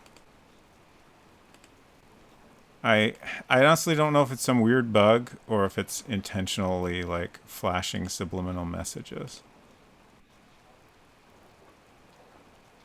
It increasingly feels intentional to me. I meant to rewatch last week's stream and like pause so I can, actually read some of it, but I never had a chance to do that. You turn subliminal messages on in the settings, my dude. Was there really a setting for that? Like, I can't tell if you're joking or if, like, that might have actually been a thing. I feel like there was a kind of a setting for that. Yeah, subliminal messages are on. Okay. So is that what is meant by those cut-ins where a character is telling you, like, I think you've missed something? No, I think it's the text that's flashing. Okay, I keep missing that. Yeah, it's very subtle. It's almost subliminal, you might say. That's wild. I guess I'm gonna leave it on. I don't understand it. Can we mouse over this and get an explanation? No.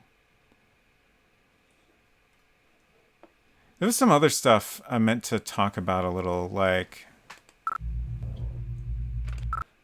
gameplay. Artificial intuition? Yeah. So there's this like hint system called artificial intuition. I don't fully understand how it works. Maybe if we get real stuck again, we'll try it and see what happens. But it's like, it's some sort of mechanic that's like fully built into the game once you turn it on.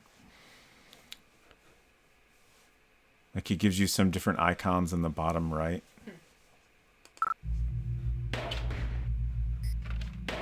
These mouse over sounds. Let's save while we're here. It's been a bit.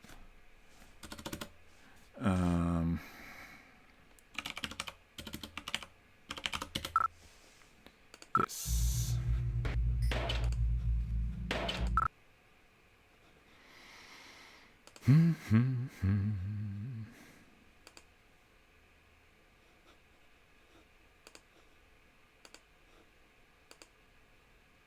Oh, we got a new angle.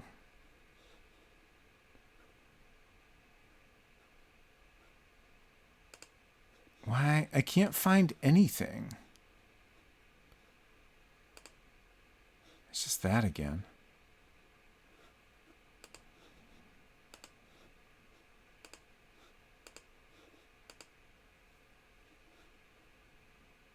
Like, I could maybe go back out, go downstairs again or something, but the fact that she's hanging out here and, like, we found some fresh prints here, like, I feel like there's got to be something around here that we're missing.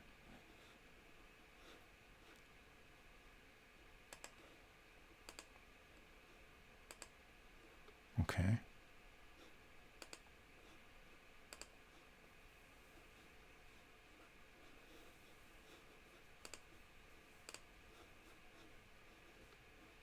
It's a lot of boat stuff, all right. Indeed.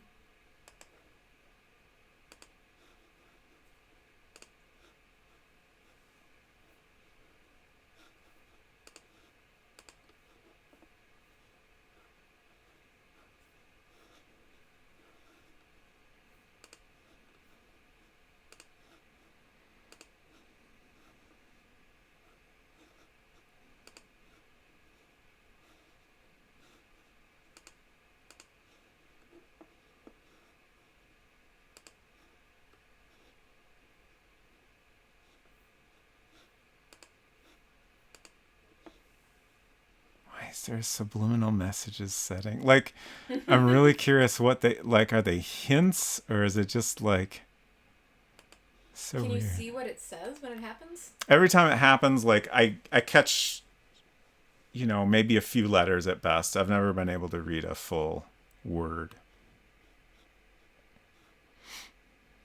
Trying to find the manual or a post on it. Okay. We do have. I've got the box up here. I could use a bathroom break, so I'm going to take a bathroom break, and then we'll get out the actual manual and see if it talks about that setting at all. Maybe I think it at least has some info on that artificial intuition hint system. So we'll learn some things when I come back in a minute or two.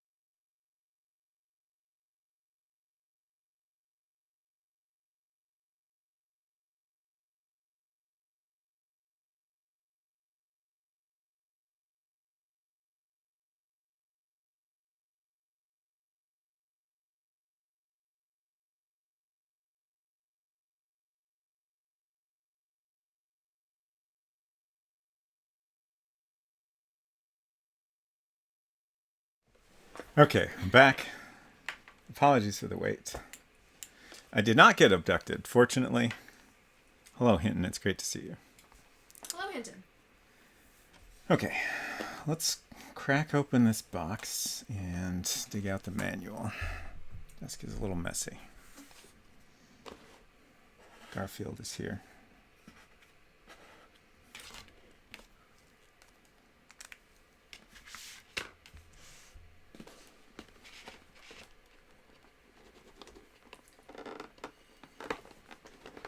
This box is a little tricky to open.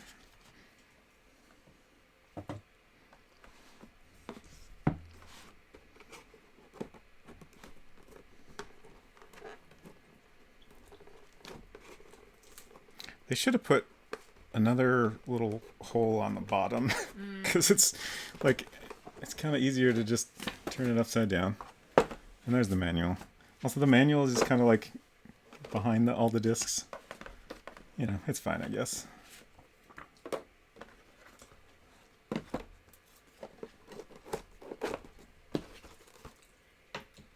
I guess I'll leave the manual out because there's a lot of information in it, and I won't be surprised if we end up wanting to consult it again at some point. Right.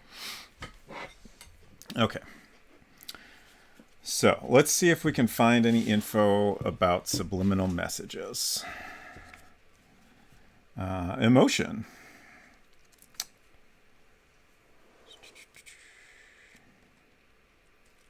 Is there contents? Okay. Getting started, main menu, artificial intuition. So there's a whole section on that. Let's start with that. I don't really see anything that sounds like it would talk about the subliminal messages. Unless there's just a mention in the settings or like the main menu.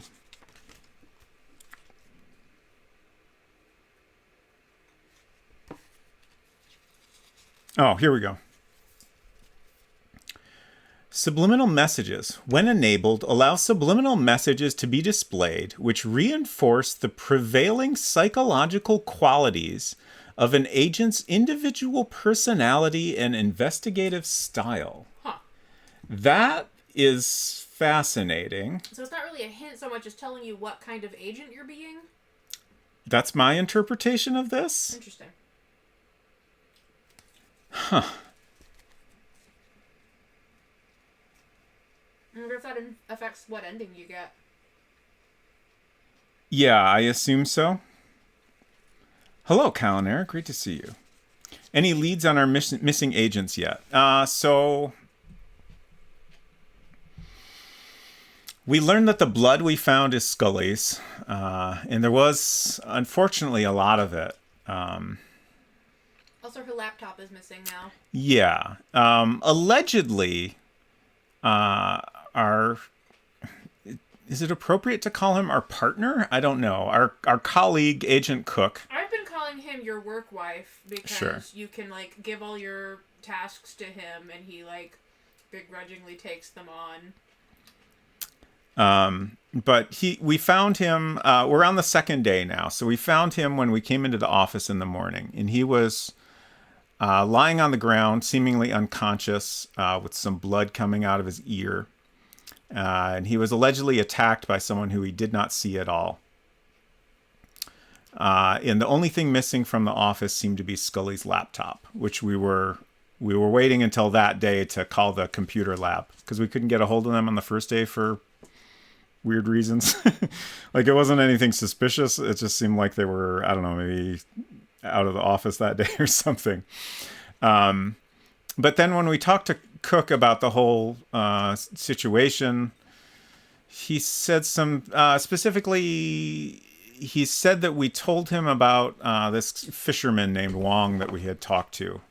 And that was not a thing we had ever told him about. So when we were like, hey, we didn't actually tell you that, he just was like, oh, I guess Skinner mentioned it or something. It was very fishy. Gaslight, gatekeep, work wife.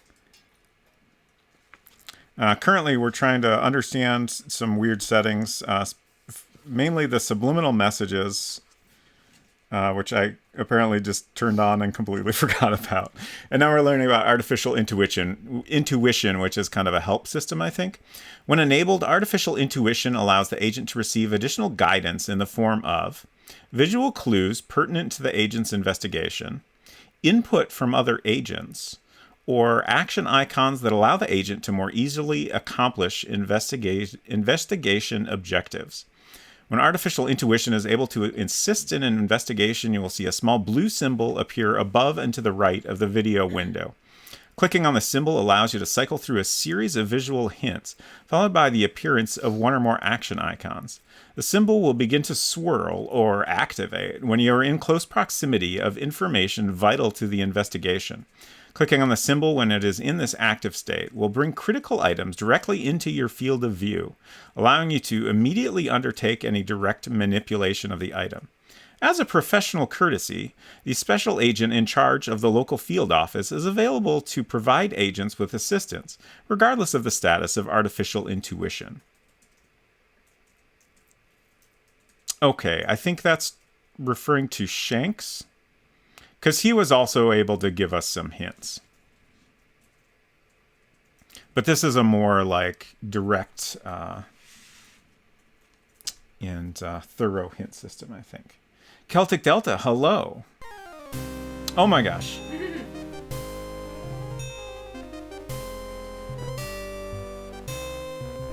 Hinton, thank you so much for subscribing for 8 whole months. Oh my gosh. I'm dealing with a niece Mario Kart situation, but I wanted to say hello to Robot Spacer. Thank you so much. Also, I hope you have a great time playing Mario Kart with your niece. That sounds delightful. Good luck with your Mario Kart situation.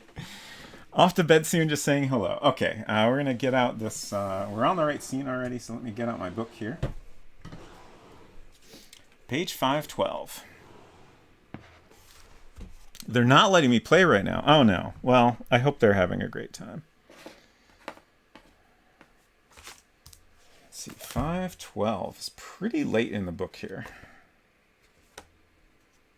No peeking at these other pages that weren't asked for. It's illegal. Ooh, we got a lot of text here. Okay. We'll read some of this. So this is...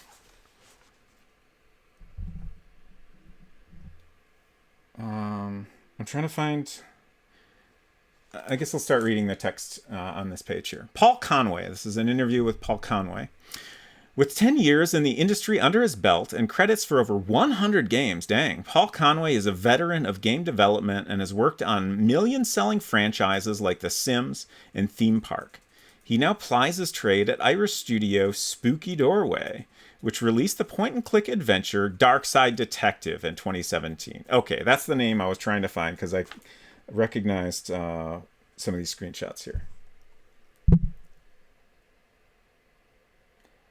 Detective McQueen and his sidekick, Officer Dooley, solving mysteries in 2018's The Darkside Detective.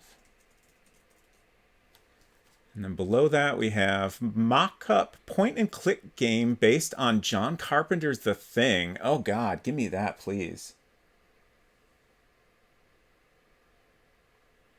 And to the right, a scene from the in development Beyond Dunes. Interesting.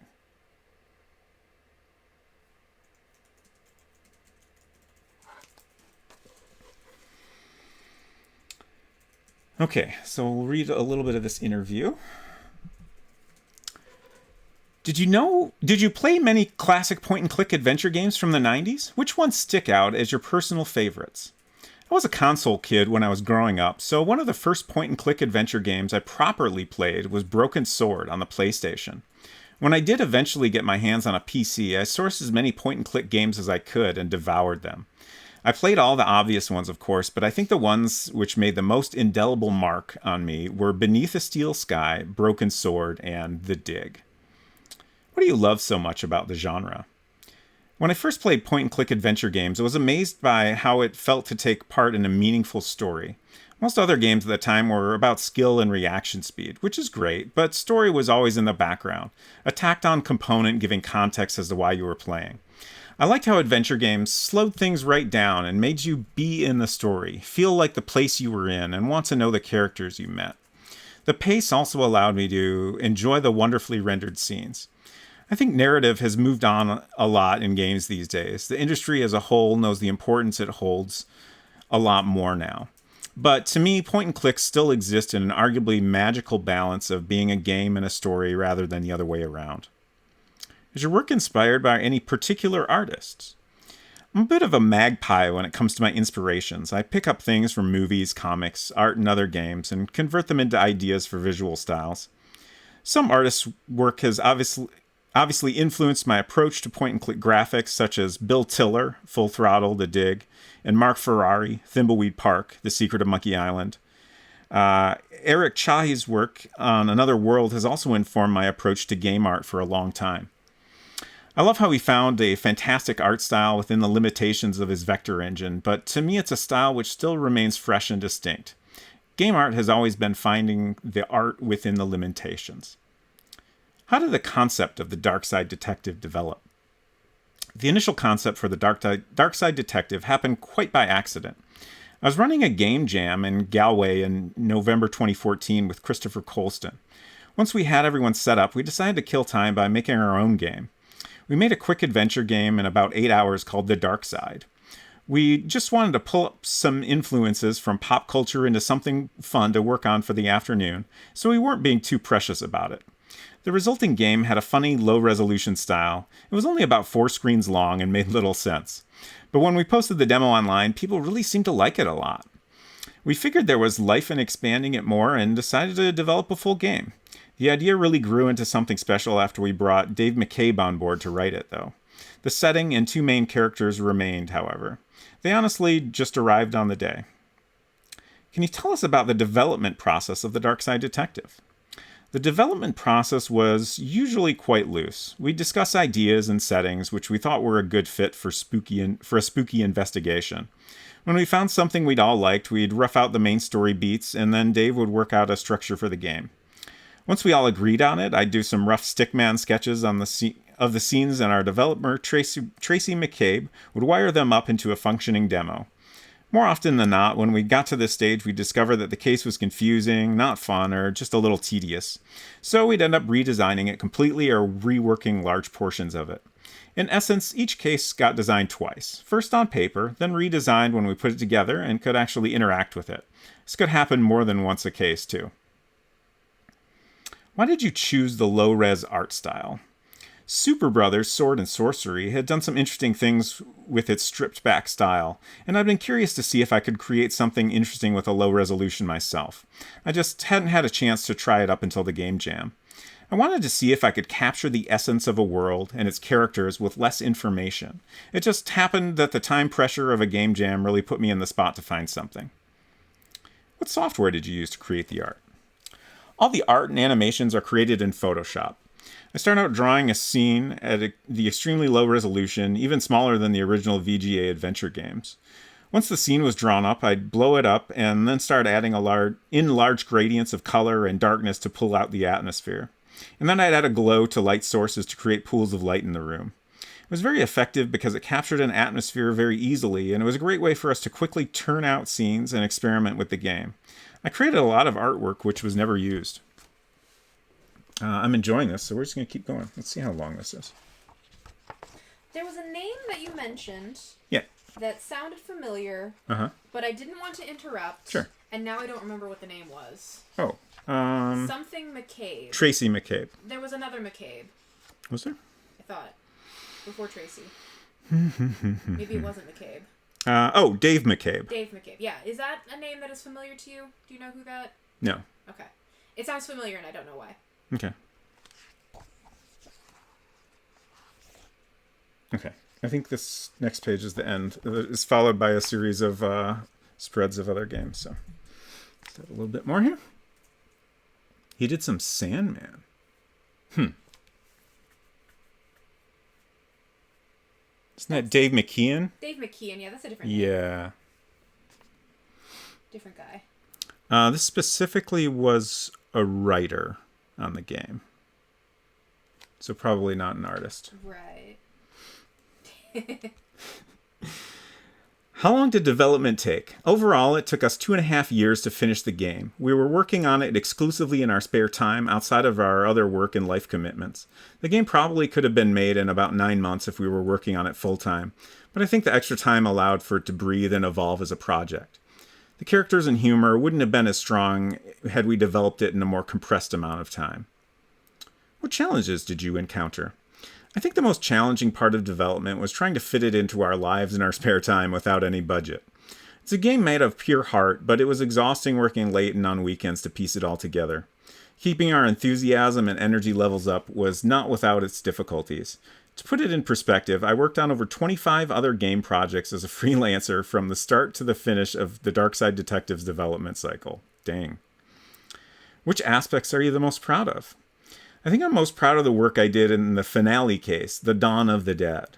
The art style could be restrictive, so much so that it affected the game design at times, but The Dawn of the Dead was the last case we worked on, so I really perfected the method of injecting subtle color and details into the scenes. The cemetery scenes in particular stand out to me. I love how the blues, purples, and greens work so richly together. You're currently developing a new point-and-click adventure game called Beyond the Dunes. When can we expect the game? Beyond the Dunes is a personal project I'm working on in my spare time, sort of a learning project, if you will. It's my attempt at a serious sci-fi setting, in a similar vein to The Dig or Beneath the Steel Sky. It's inspired by those games, and it is also a mashup of movie worlds like Star Wars and Mad Max. Definitely saw a little Star Wars in the screenshot there. It's set in the distant future where the world has turned into a dust bowl after an unknown ecological disaster. Humanity has been reduced to little more than a scattering of settlements in the desert, and remnants of the technologically advanced past still permeate the landscape, such as droids and rogue battle AI still thinking they're at war. The lead character, Anya, discovers a mysterious signal being broadcast from deep in the desert. It promises salvation for humanity, so she decides to set off with her trusty mule droid, Dudley, to see if she can discover its source. What would be your dream project?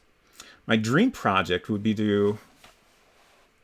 Trying to make sure I'm not covering the text I'm reading. Y'all probably can't read it since it's so tiny, but try to keep it visible.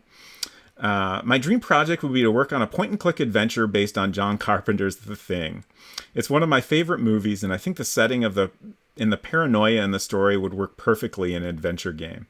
I recently did some mock-ups of what it would look like as a game. It went pretty viral at the time, receiving thousands of likes on Twitter, and even ending up on the front page of Reddit. Yeah, I was wondering, like, I feel like I've seen this art going around on Twitter, so... I ended up contacting Universal to try to get my hands on the license, but unfortunately it wasn't available. It looks like it will remain a dream project. Do you still play many classic point-and-click adventure games nowadays? I do, but not as often as I'd like to. They can be quite time-consuming to play, and I'm usually too busy making my own games or working on the art for other people's projects. I try to get a couple of games in each year if I can. Hopefully I can carve out some more time to play more in the future. Do you know what year this interview happened? Yeah, that's a great question. I honestly wish they had years on the interviews in particular. Because this is the 3rd edition of this book. So for any given interview, it's hard to say when exactly it took place. Right.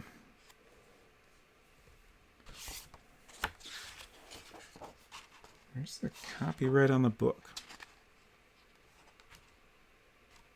Can't find a date anywhere. There's not a copyright page in the front? No. Huh. Oh, here we go. 3rd edition was published in 2002. First was in 2018. Second was 2020. So, somewhere in that range. Obviously, it could have also been, a little bit before the first 2002? Publication. Sorry, 2022. Okay. I thought I was saying it correctly, but clearly did not. 2022 is the 3rd edition. Okay. 2018 is the first. Okay.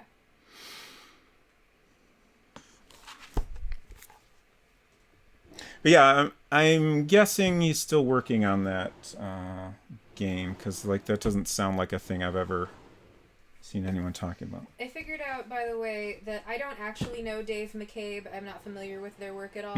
It's just the name is a little bit similar to the name of a person that I do know. I was wondering about that.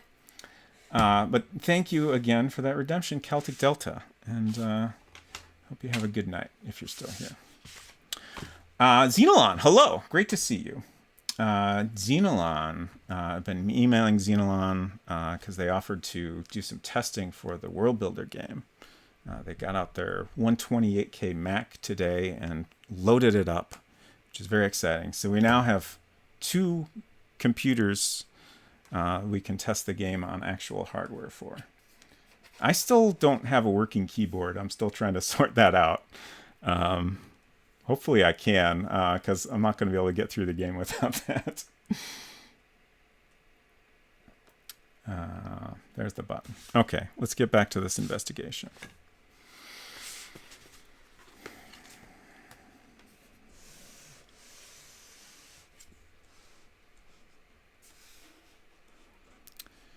Okay, so we're still trying to find out what's of interest here. It's a shame Weird Stuff Warehouse is no longer around. What is that? That didn't come up in the interview, did it? Don't remember.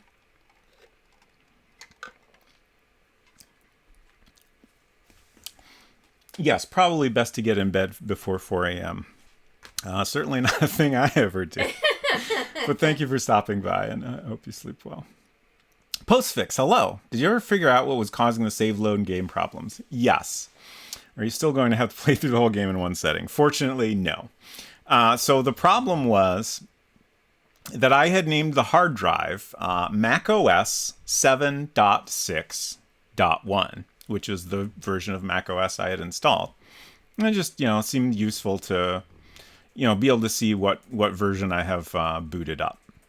Because, I have a bunch of different possible setups for different games.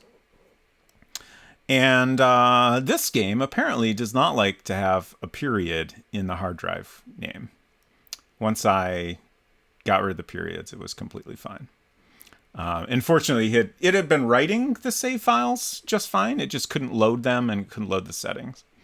So once I took care of that, we were able to load the save game we had finished off with last week. One of my coworkers worked there for almost 2 decades. Oh, interesting. Oh, it was a store where you could buy all kinds of ancient computery shit. Oh, man. Okay, that sounds great.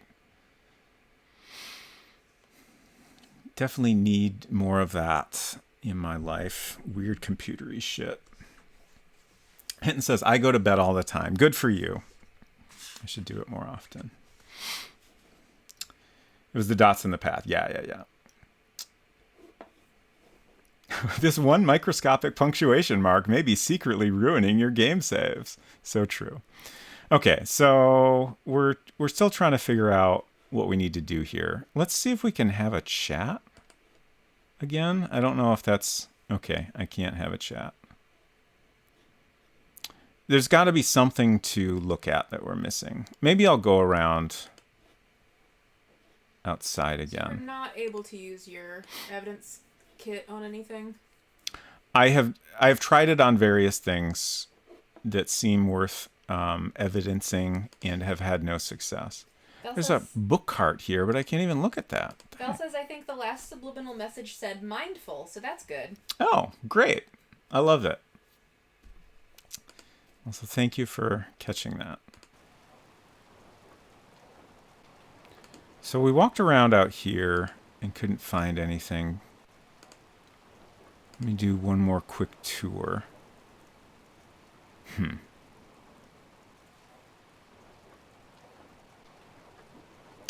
I was walking around out here, I was like, I don't think there's any reason to... this is just where they brought the boat, so I can't imagine anything we can see in the distance would be relevant, but I don't know. I'm starting to wonder a little. What's this? Nothing.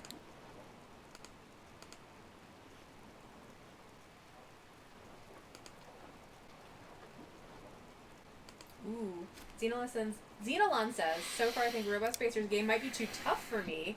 More Sierra than LucasArts, maybe. Yeah, I'm a Sierra boy. I definitely grew up on Sierra games. I was trying to remember, like, what was the first Sierra games I played were, I think the very first was Space Quest 2, and then not long after that, King's Quest 3. And then much, much later, I finally played some LucasArts games. Monkey Island was definitely among the first, but I have a disc that's got like Monkey Island. Is it maybe both the indie games? I think it might be. Or maybe it's Monkey Island 1 and 2 and Fate of Atlantis.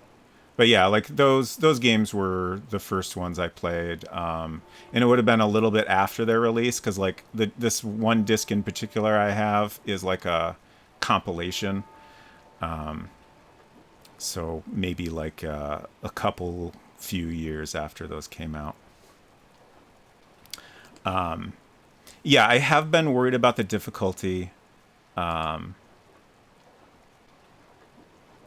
But I'm very much available for hints if you need them, and I am looking forward to hearing your thoughts. I do feel like potentially a lot of the difficulty with the game is just knowing when you need to use text input to get past a particular thing. I've tried to give little hints in the text wherever possible. So I guess my main like general advice would be to click around a lot and like read all the responses carefully when you do. My first Sierra game was The Black Cauldron on the Apple II, but I really haven't spent much time with it. I sent an email with an update and a vid. Oh, nice. Thank you. I'll take a look at that later. All right, I ended up back in here, but let's go back outside and go down. Go back in the boat real quick. Oh, yeah, sure. Inside here? Yeah. Shoot. Do you want the opposite angle where we were before? I don't know how to describe... Oh, okay, see that window? Straight ahead, in the middle? Oh, this? Yeah, what's up with that? That's just the door that goes outside. That's the... Oh, door? no, it's next to it. No, yeah, okay. What's up with that? Yeah, that's interesting. But it's not interactable or investigatable? Mm-mm. Huh. Doesn't seem to be. Weird. That's all. Okay. It's just a strange shape. Yeah, I agree.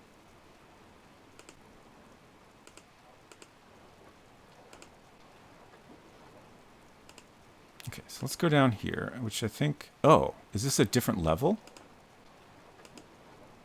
Ooh, interesting. Okay.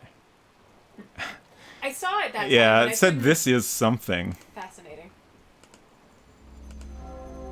Ooh.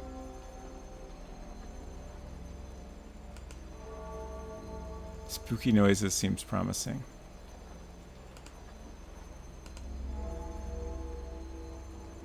Unless it somehow means you're about to die. Also a possibility.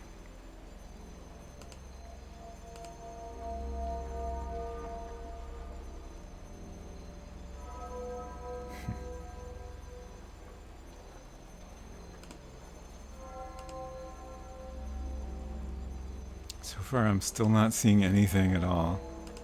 Is there another area where we can go in? Okay, this looks promising to me.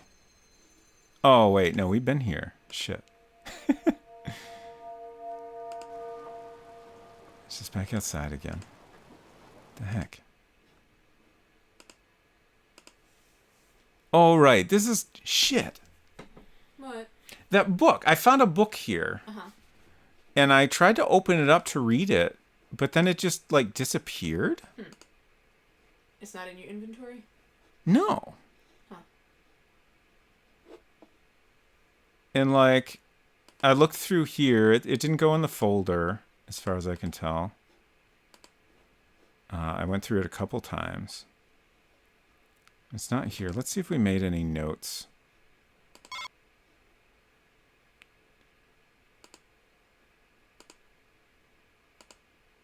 Okay, I guess we haven't Oh, wait. Okay. There's lots of different arrows to choose from. That's still the first day.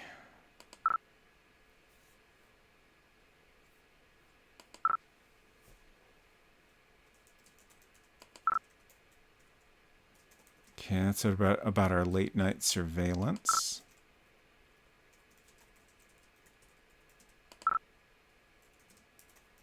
Dockside crime scene.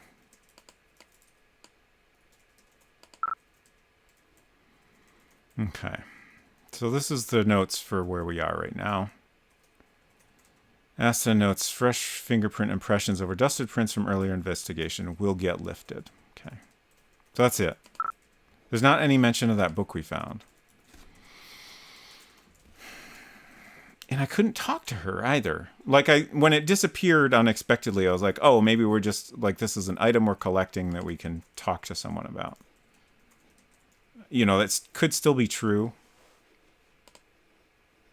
But it's all a little weird.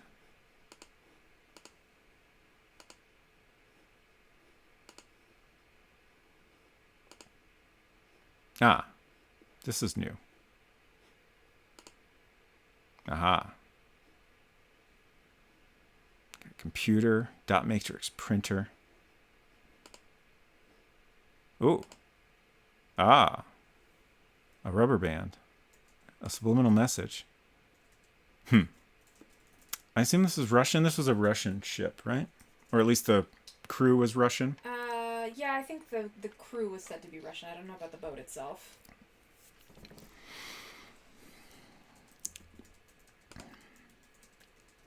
So that was a similar situation where we're just kind of collecting stuff, I guess. And once again, it is not in my inventory. Which, like, is fine, you know, like, if it's not an item we need to use on something, I don't have a problem with that. It's just, it'd be great to, you know, give me some way to confirm that I've collected it.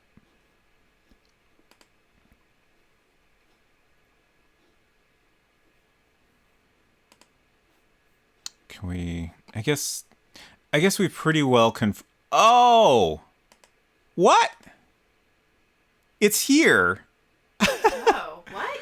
If I mouse over that in your evidence kit. Yeah. Okay.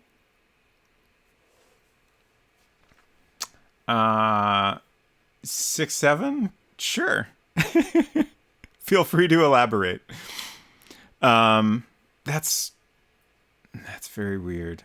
Does that say glory to Arstotzka? Because that's my best guess. Especially like this. It seems a little similar to the folder. You know, these are both things where, like, we're collecting items into a single icon, right? But the mechanic of it is totally different. Can I look at this now? Okay. Okay. It's all in Russian, of course. So presumably we need to get someone to translate this.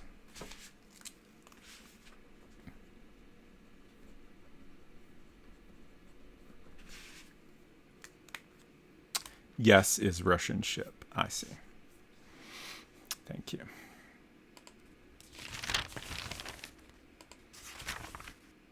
So this is from June and July of this year. Wait, it's April.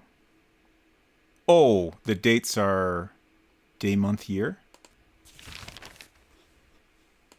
Yeah, okay. So this is from March. So just a month ago.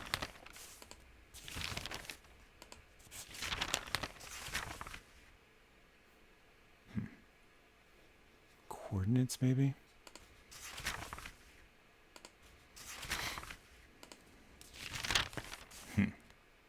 Bookmarked.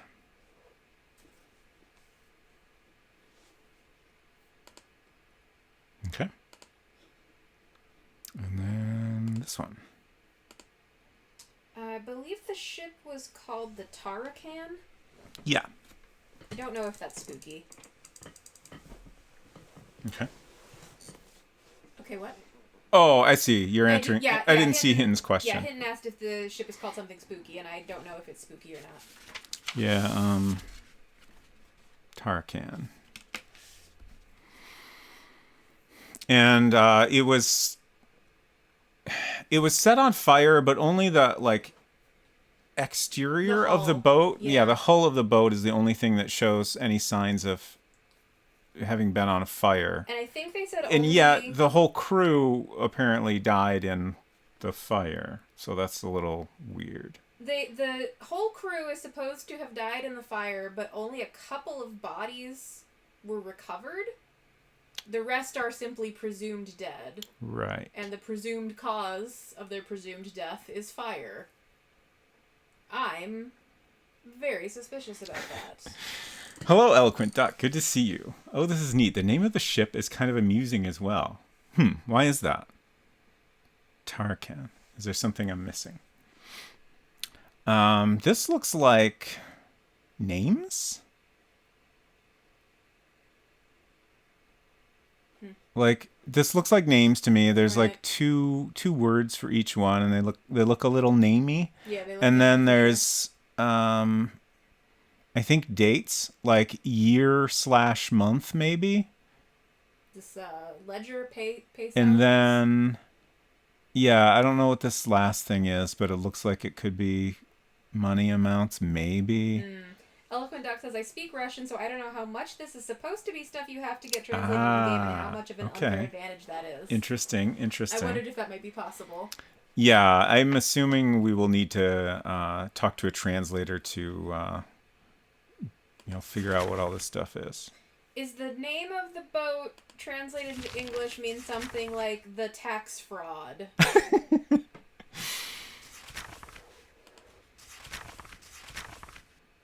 It's a lot of names. Okay. At least we finally figured out where all that stuff was going. So weird.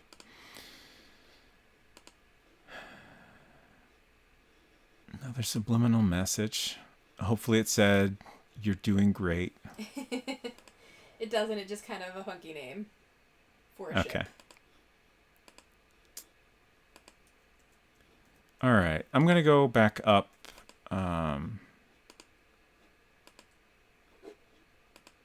See if maybe we get a hint that we found all the stuff. Oh, now we can talk. I tried to do that before. I swear it was from the same angle. Oh. What? White shadows? Where were there white shadows? I mean, the only thing I can think of is that weird square on the window. I didn't see anything person-shaped. Yeah, this is definitely talking about something. I want to go find that before I talk about it. Like, it must be something where we, went to the spot where it was, and the game just kind of assumed that we saw it. Right, or maybe you clicked on it but just didn't recognize? No, I don't think I would have clicked on it. Like, I feel like if I had done that, I would have noticed something that significant. Oh, this is a thing we didn't get a look at before. Not much to do with it, though. Like, I mean, maybe it's talking about that. Like, it does look...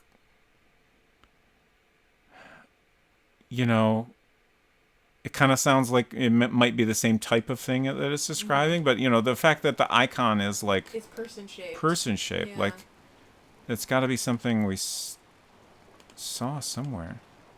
Oh, was it maybe down where we got the spooky music? That could be.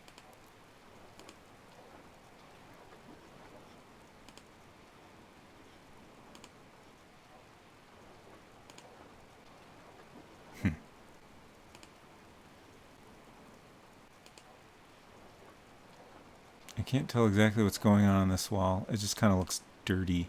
Oh, here we go. Okay. Huh. Interesting. Can you click on these at all and interact with them? Is there a look?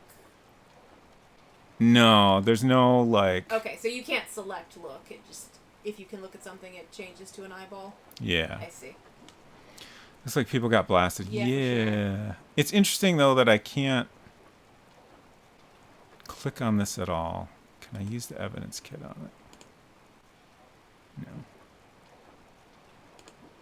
But yeah, that is like exactly the spot where we got that spooky music. I can't believe we didn't notice it.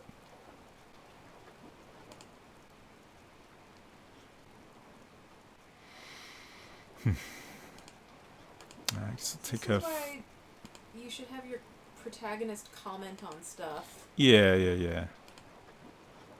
Like, I mean, I guess, Be like, huh, what's that?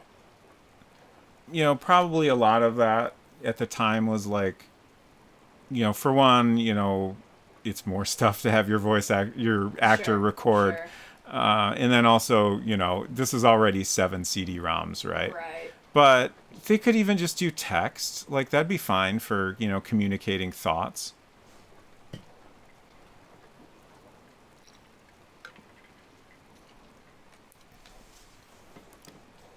What if your protagonist sucks? Yeah. That's also possible. We must consider this possibility. More CD-ROMs, more. I mean, I agree, but What's the most CD-ROMs a game has ever been? that's a really great question. I do not know the answer. I'm certain it's much more than 7, though. I kind of want to... You wanna Google I'm going it? to Google it real quick. Okay. Oh, wrong keyboard. What's the most CD-ROMs a game has ever been on? Will that search get me the answer? What game came on the most CDs? This is from Gaming Stack Exchange. The answer with 11 upvotes and a nice little green check mark is largest number I found. This is honestly surprising to me. There's 3 games listed. Phantasmagoria has 8 CDs. Oh. Black Dahlia has 8 CDs as well. I'm not familiar with that one. And the number 1 victor, EverQuest 2, has 9 CDs plus 1 bonus disc. Oh. But it appears only Phantasmagoria was released for a console, Sega Saturn. Interesting. That doesn't really seem pertinent to the question. Well, the question did mention console games specifically. I see. What? I want to know the most discs for any game software that came on CDs. I mean, I think the question specifically asked about console games, Right. and I think the question was answering both, you know, in general, largest number of CDs, and then also the console specific answer was Phantasmagoria. I see. Honestly, I thought it would have been more. That's... Yeah, I'm a little disappointed that there's not an outlier that was on like 16 discs. Yeah, right? Oh no, it's time for Anissa's play field hockey situation. Oh gosh. Do you have to be the referee? They got referees in field hockey, don't they? I mean, don't they have those in most sports? Probably. Not really a sports guy, but that seems I mean, right. same. Good luck to you, Hinton.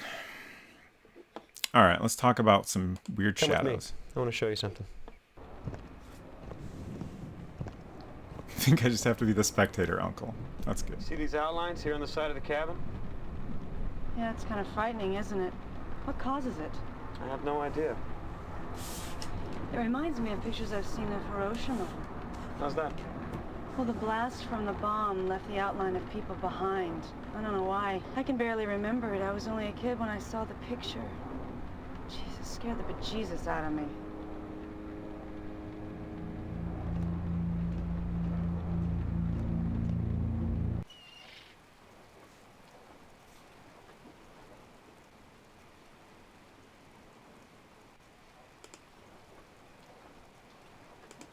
Now we're going to go back up to continue our conversation. Okay.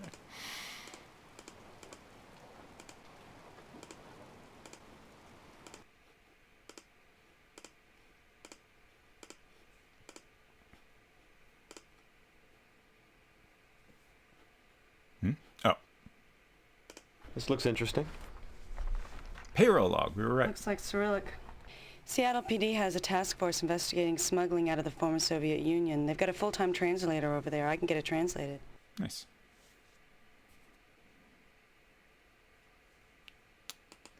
We can say, okay, that's fine. I'm assuming you'll share. Do you mind if I have the Bureau handle it? Or I'll handle the translation. I've been given no reason to think he is capable of that. Right.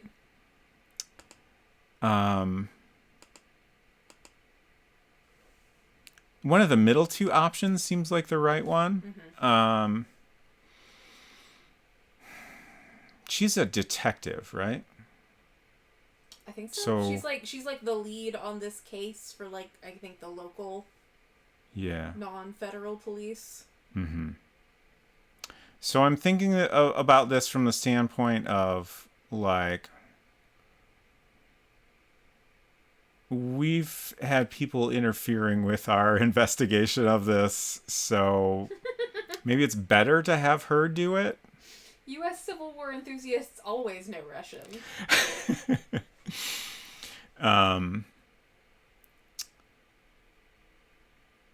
Like, I guess I'm a little worried if we say, oh, we'll have the Bureau do this, like, maybe it'll just get stolen or something. I mean, that could happen anyway. Yeah, it's a concern either way, but like, especially since we don't 100% trust Cook at this point. Right. Like, it seems like stuff we bring into our office is like the worst place for it to go. So I'm going to say that's fine. I'm assuming you'll share. That's fine. I'm assuming you'll share. Of course I'll share. Okay. Well, that was easy. I thought certainly you would give me grief about that. No, if Seattle PD has the resources, let's take advantage of them. Well, that's a commendable attitude. Well, you know what they say about catching flies. I don't. You catch more flies with honey. Ah. So, being nice will get you farther than being mean. Okay, now what?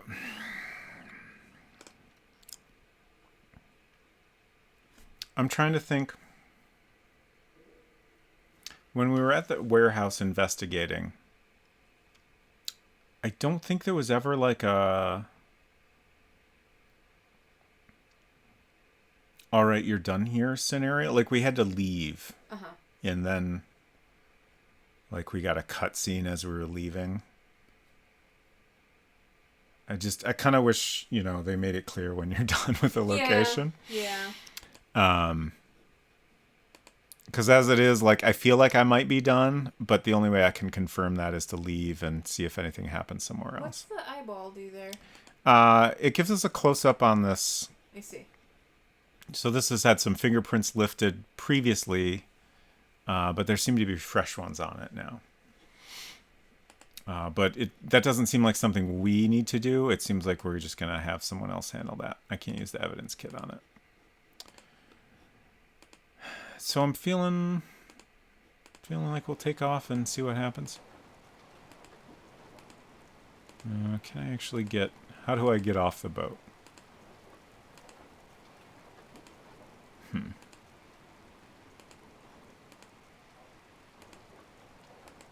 Maybe I just live here now. Wait, this is still... I didn't even go down at all. Wait, what? There we go.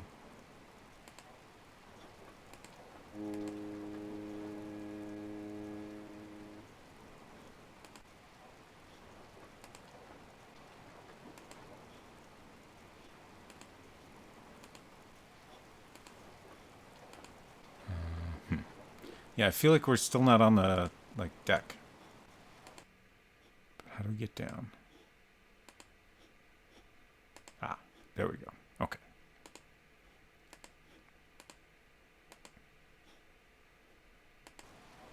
Oh. This is like a thing you didn't see before. Mm-hmm.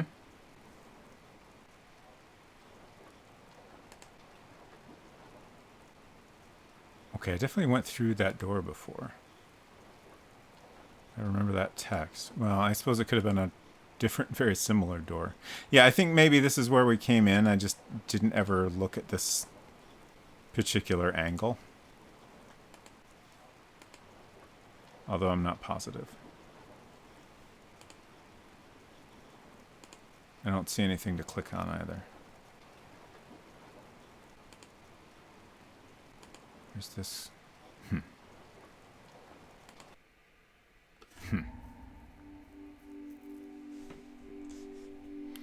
Same sign is all over the place.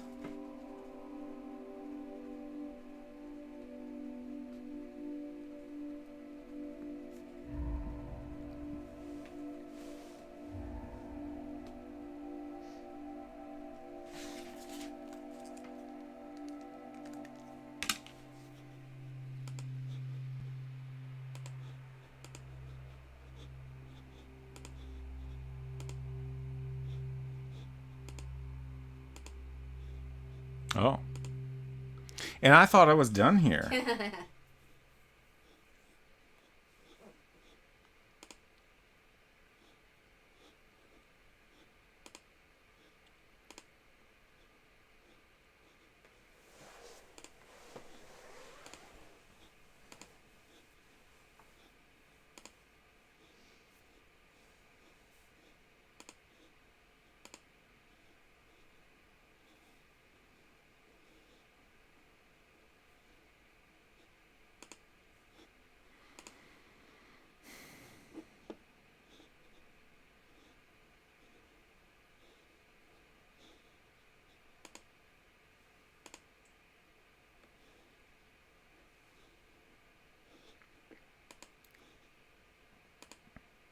Ah.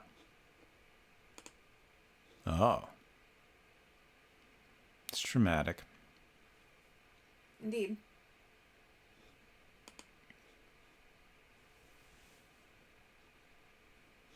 Can I not open these, or?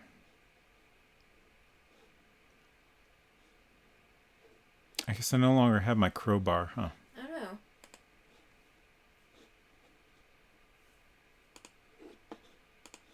Can't believe they would take your crowbar away from you.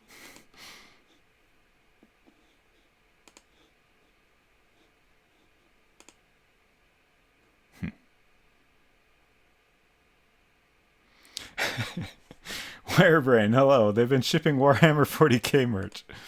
I assume that's a symbol you might see in Warhammer. Oh, do we find another crowbar?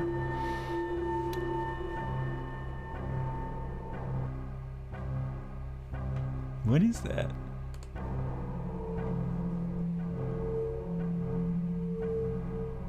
What?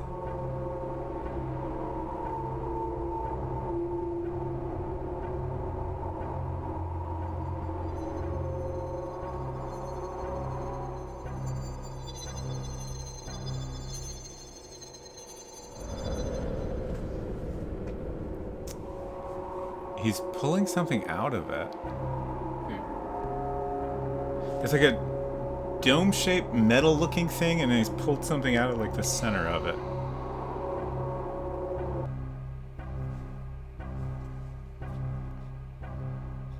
Deck winner? Yeah, okay. Huh. This looks like a thing you shouldn't just pull stuff out of. Yeah. But we're not getting any information. This is wild. Like, Can you save and then, I don't know, click that thing that looks like a button? no, like I can't interact with it at all. That's a bummer. I wanted to see if you could explode. Portable toilet.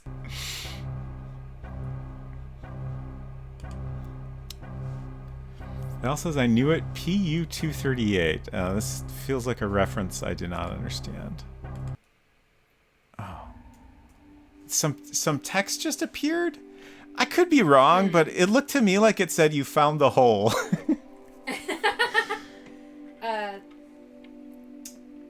Plutonium. A plutonium-238, Okay. or PU-238, is a fissile, I do not know that word or if I'm saying it correctly, radioactive isotope of plutonium that has a half-life of 87.7 years. Cool. What is this word? Oh, we're back here. able to undergo nuclear fission is what fissile means. Okay. Interesting. I still don't know if I'm saying it right. The thing Marvin the Martian needed to explode the Earth. Oh no.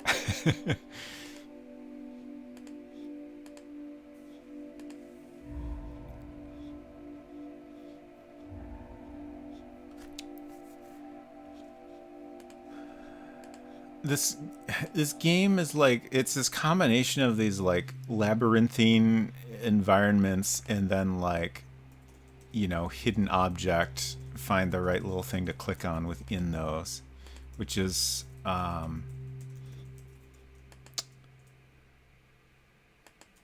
it just, you know, makes it very challenging to you know, feel any confidence that you've found everything. You know, there's like any given spot where you can stand, there's 4 different directions you can look. And then it's very hard to tell, you know, exactly what different spots you could stand in.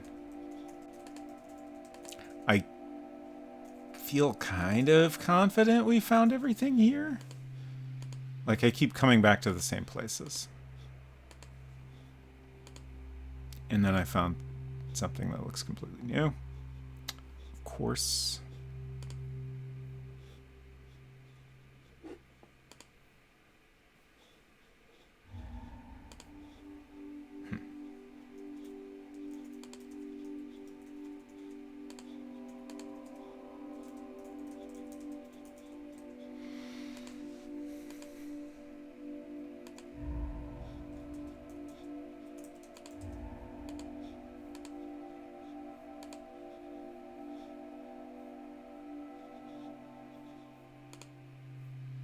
Wait, what? Shit.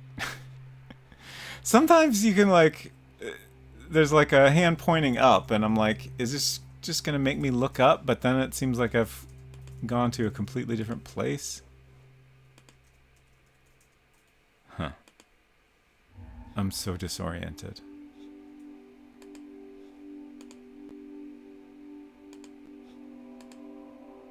This looks familiar. Okay.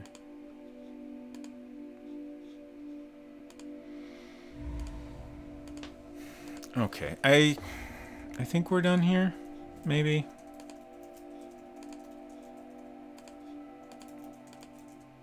If I can find my way out.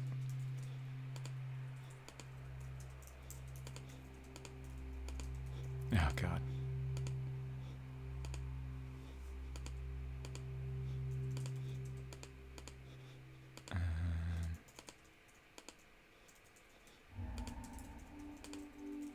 Shoot, there we go. Okay.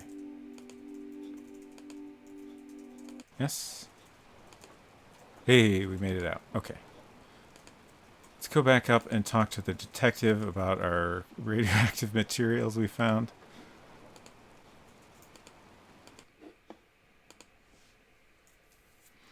Congrats, your FBI agent now lives here. I mean, we still haven't gotten off the boat, so, you know. Lead sphere. Oh, interesting. Look at this. What is it? I have no idea. Well, be careful with it. Relax. It looks like an explosive device. Well, it could be. It's certainly heavy enough. Maybe we should call in a hazmat team. Let's not overreact, okay? I'm already touching it with my bare hands. What the hell are you doing? You really need to cut down to 1 cup a day. It's empty. Did you open it? to find it? I don't know. But I do know one very happy lab technician. Our guy's not smart. Our guy's not smart. He's also kind of rude. Yeah. I don't like our guy. Yeah. Yeah, even if it is just lead, don't go touching lead with your bare hands, my dude.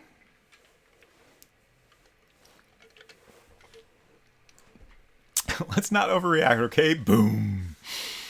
Also, at some point, I think when he dropped the thing on the table and she was like, "What the hell is that? That looks dangerous." I'm like, that's not the Demon Core, is it? The Demon Core? The Demon Core. I feel like we've talked about the Demon Core at least 3 times. I mean, it sounds familiar. It comes up so often. It was a sphere of a certain metal I will probably look up the Wikipedia article here in a minute, and I can give you more specific details. But it was a sphere consisting of two halves, and the halves had to be kept separated by like a minimum amount of like millimeters or something, because if they touched, it would cause a very bad nuclear reaction. And there was a guy who was like, "Hey, check out what I can do," and I don't know, stuck a screwdriver in there and caused the halves to fall and touch each other, and then a bunch of people died. Okay. I do not recall the purpose of the Demon Core or anything other than what I have just relayed to you. But it comes up a lot. I think because you keep playing games where it feels thematically relevant. I think I kind of want to say the first time I told you about the Demon Core was during Stories Untold. At some point. Yeah. Just playing a lot of Demon Core games. Silver says, and it also happened again decades later to the same metal. Oh no! The never used third bomb. Possibly. Like I said, I only remember that it was a perfect sphere consisting of two halves with a hollow core. And I don't remember why it needed to be kept separated. Well, obviously, it needed to be kept separated so it wouldn't, cause a reaction.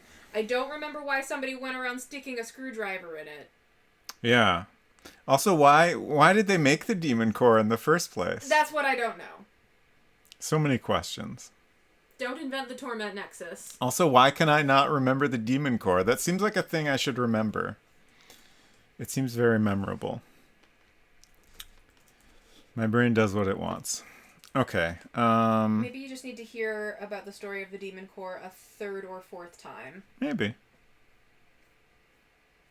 It's always some guy that just says, just relax, okay. Yeah. Okay, yes, it was meant to be the third nuclear weapon to be used in Japan. And then when they didn't need it anymore, they just kind of sent it to a lab and were like, "Hey, take care of this.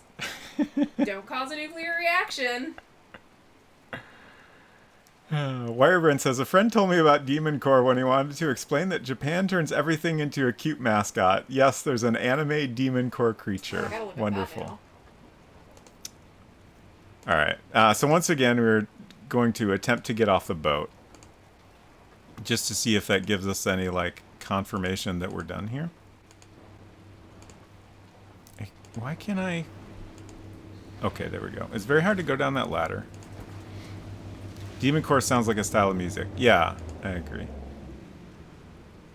I feel like it probably is, and if not, that should be corrected immediately. Okay, I think the ramp was over this way? Okay. I think we're off the boat, technically.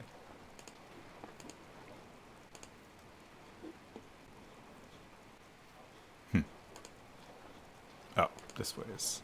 Okay, now we're back at the map.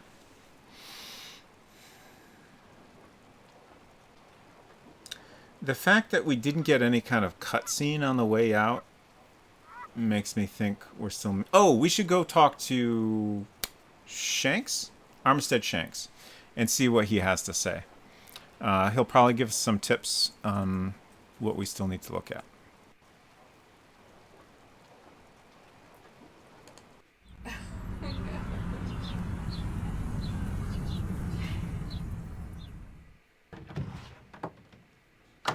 Oh, getting a cutscene here, or is that okay? I guess that's just the coming into the office. All right. Oh right. Oh no. The detective was gonna take care of the translation, and then somebody was supposed to fax us some info. Where is our fax? Like this? That's not a fax. That's the computer, right? I have not seen any signs of a fax.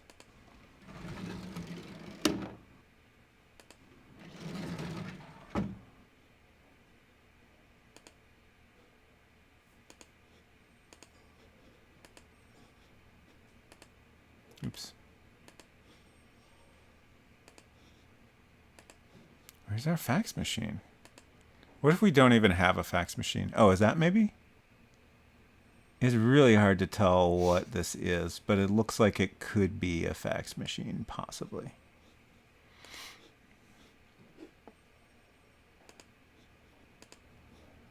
Let's see what Cook's up to. Still not here. What the hell, Cook?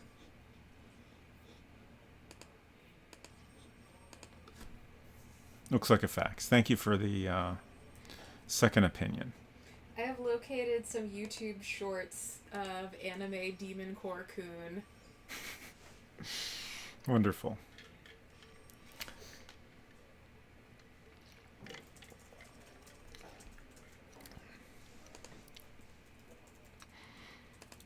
I could use some help with this case.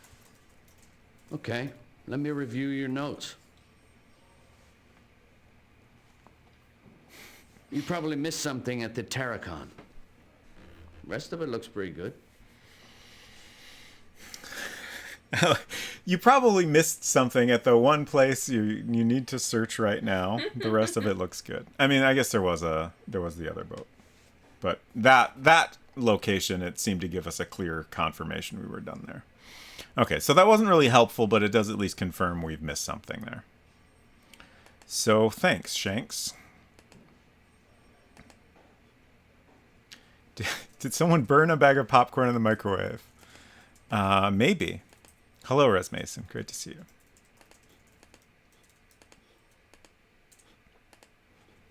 So we're just carrying around this lead ball this whole time, huh? It's fine. That was in Seattle. Tarkon. So what the heck did we miss here? There's so many different screens. I have no idea what we could have missed. Like, this seems like the warehouse situation all over again. Right. Where there's just dozens of scenes, and like the thing we're missing is just some tiny little pixel on one of them.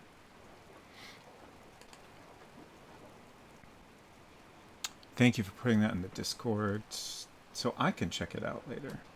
There's our Discord. Also be warned that I did not watch it with sound on, so I have no idea if it's like shrill. FBI standard issue metal ball, yeah.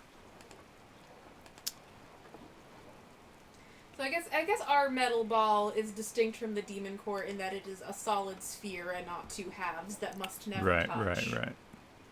I mean, it's got two halves, I guess, but they're like fused together. Right. and there has not been a blue light or vaporizing of all people in the vicinity yet, so. I mean, I guess that might have happened previously. Sure. Maybe that's why it's fused together now. I don't know how these things work. Same. I'm no scientist.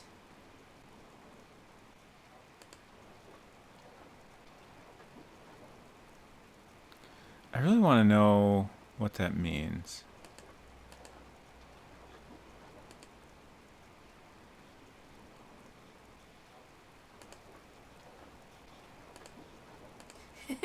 Maybe it's a chocolate orange, but they put on too much foil. That would be nice. I like chocolate oranges.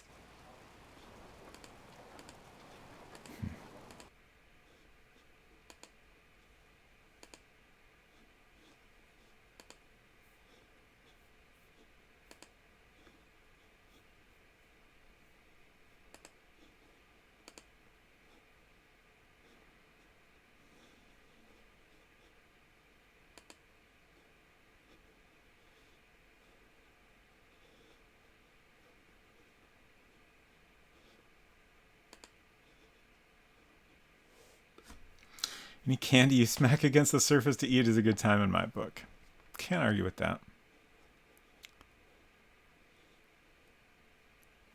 It's as shrill as you expect it to be. Wonderful. Nice. Can't wait to experience it.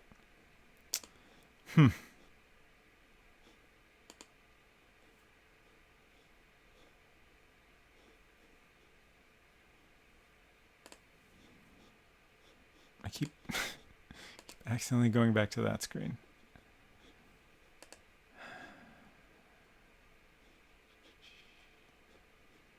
Huh, so once again, we cannot talk to her. That's interesting.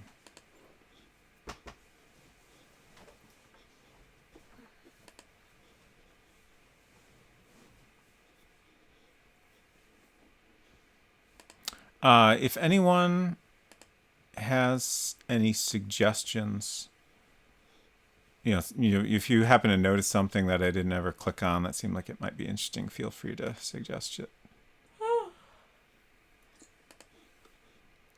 Otherwise, I'll simply continue poking around as much as I can, and then probably eventually I'll be like, all right, let's look at a walkthrough.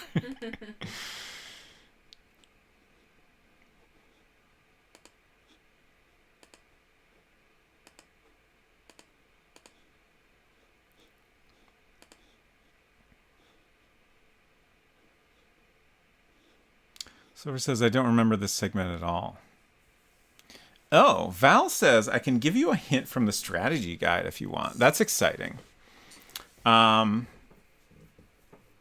going to say yes. I'm curious what the strategy guide has to offer us.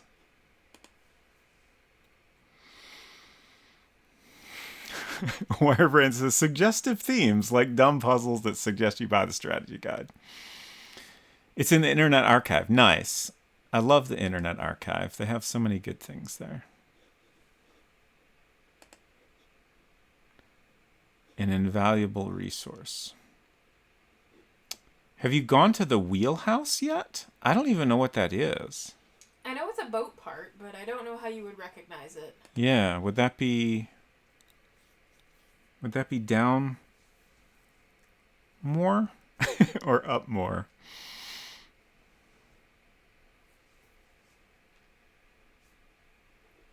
Res Mason says, by the way, do you know why they're called X-Files? Because Mulder can't organize his filing cabinet to save his life. It all gets filed under X. Classic Mulder. Wheelhouse. It seems like a thing that if I had been there, I'd be like, oh yeah, I've been there. So I'm going to say we haven't found it.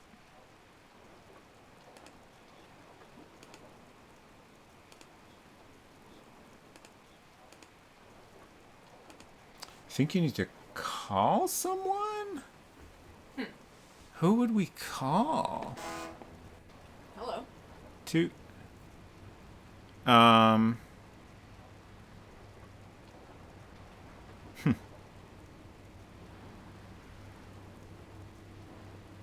You do have a cell phone.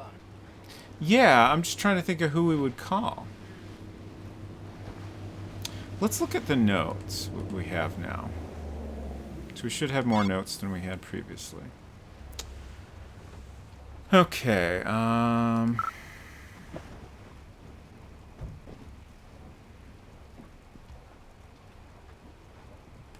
was also thinking, well, that was that stuff was going to be faxed to us. So You could take your strange metal sphere to your buddy at the crime lab, like the note says there. yeah. Okay. That might be something to consider. So Asta's going to take the book for translation. We need to take in the sphere. So maybe we'll do that. Do we need to call someone to lift the prints? We'll get lifted is all it says. But I guess, like, when it gave us that response, I just kind of assumed the game would take care of that. But now that I think about it more, like, that's not really how this game works. You can call your crime lab buddy, right? Yeah, you don't have to go there? we do have his number. So I would assume that's the correct person to call? Oh, we gotta turn it on first. Power? What? No? You clicked out of it, I think. Okay, that just turns it off. How do I get the screen on? Menu? Yeah, okay. Well, we could have called Shanks. I went all the way over there for no reason. Computer Crimes, Mark Cook, John Amos. Yeah. I'm gonna look at who else we have in here. Oh, that's it? Huh. You got 4 friends, and one of them is your wife Is our- that's divorcing you. Is our phone book context sensitive? Let's call our about to be ex-wife. I'm really curious what this will do.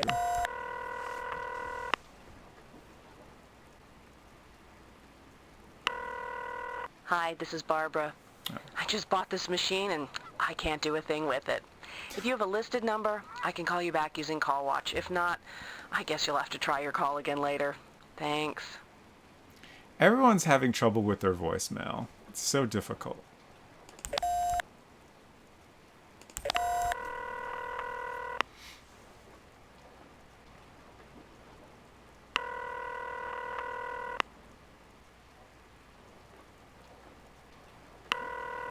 This is, oh. John, it's Craig. I need a set of prints lifted. Yeah. Ooh, field work, my favorite. Where? Camden Impound Dock. The boat's called the Terracon. These are prints that were laid on top of a previously dusted set. I love a challenge. Flag the spot for me, I'll take care of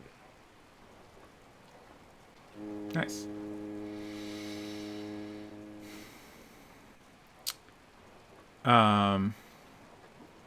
Wherever it says, so in one episode where Mulder and Scully meet the original agent who started the X-Files back in the 60s. He's played by Darren Kolchak McCavan. It just turns out the filing cabinet was mostly full outside of the X folder.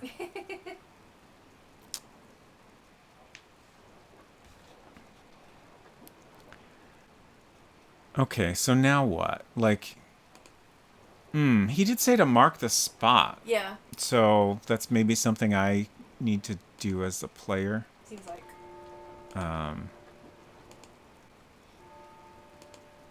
I don't know why I keep assuming that a thing that comes up in dialogue is just going to happen automatically. Good evening, Cosmic Void. Great to see you.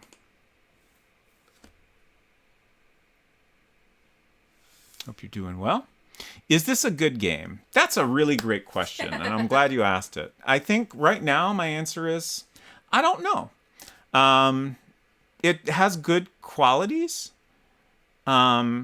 My biggest complaint so far is that the environments are very, like, bigger than they appear. Like, each spot you can stand, you know, you can turn around and see 4 different screens. And then it's a little bit hard to keep track of how you're navigating throughout a space. So you just end up with like these areas that have a ton of different screens to them. And then often we need to find something that's just a tiny little object on one of those screens. So, you know, it could be something where you miss that little spot on a scene you've been to, or maybe you just miss the whole scene entirely. Cosmic Void, thank you so much for that gift sub to Salt Ranger. I appreciate your support very much.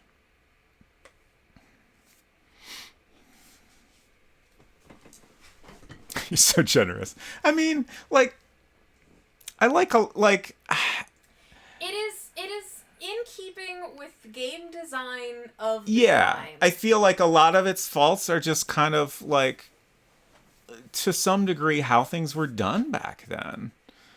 So, you know, I try to be forgiving of stuff like that. And then I appreciate a game that, like, I guess, like, tries hard to do something interesting, like, which I feel like they put in effort here. Like, it doesn't feel like a lazy kind of game fault. So, like, I'm much more willing to forgive something like that. Okay, so how could I mark this? I don't know.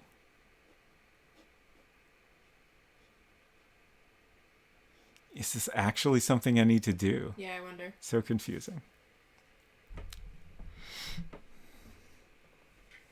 Thank you again, Cosmic Void. Appreciate that. Sometimes you had to make people feel like they got their money's worth by stretching playtime. Yeah. I definitely feel like that was a thing for a pretty long time. And, like,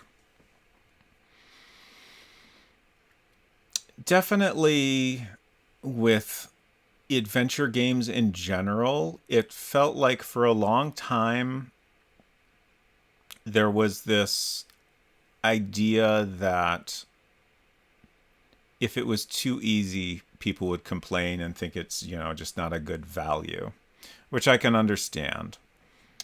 But it seemed like a lot of the game design response to that was to make things a little bit artificially difficult in like a very like tedious and not fun way.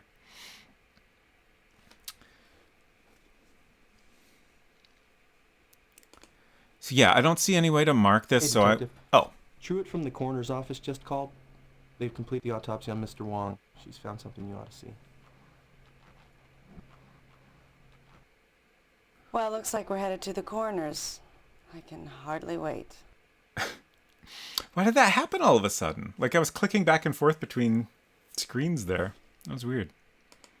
Maybe just looking at that spot again flagged it, or just you've done the required thing to make more stuff happen? That wasn't even related to what I was trying to do. Sure. I'm just saying, like, you have...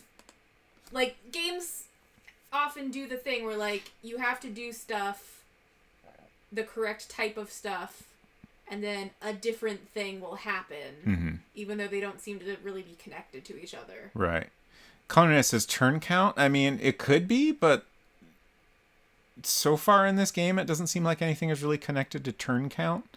It seems like accomplishing, certain things is what triggers other stuff to happen. Maple Mystery, hello. Welcome, y'all. Hello. I hope you had a great stream, and it's great to see you. I'm Robot Spacer. Hello, everyone. I'm here with Unsecret Crush, and we are playing the X-Files game, which on my last stream, I cracked open this sealed copy. Very nice holographic foil on the inside here. And we're playing it in macOS 7.6. And we're currently on the second day. Honestly, we've had some difficulty, which we just talked about a little bit. It's a challenging game for sure. They do have a built-in hint system, which I have thus far refused to use. But we're slowly making progress.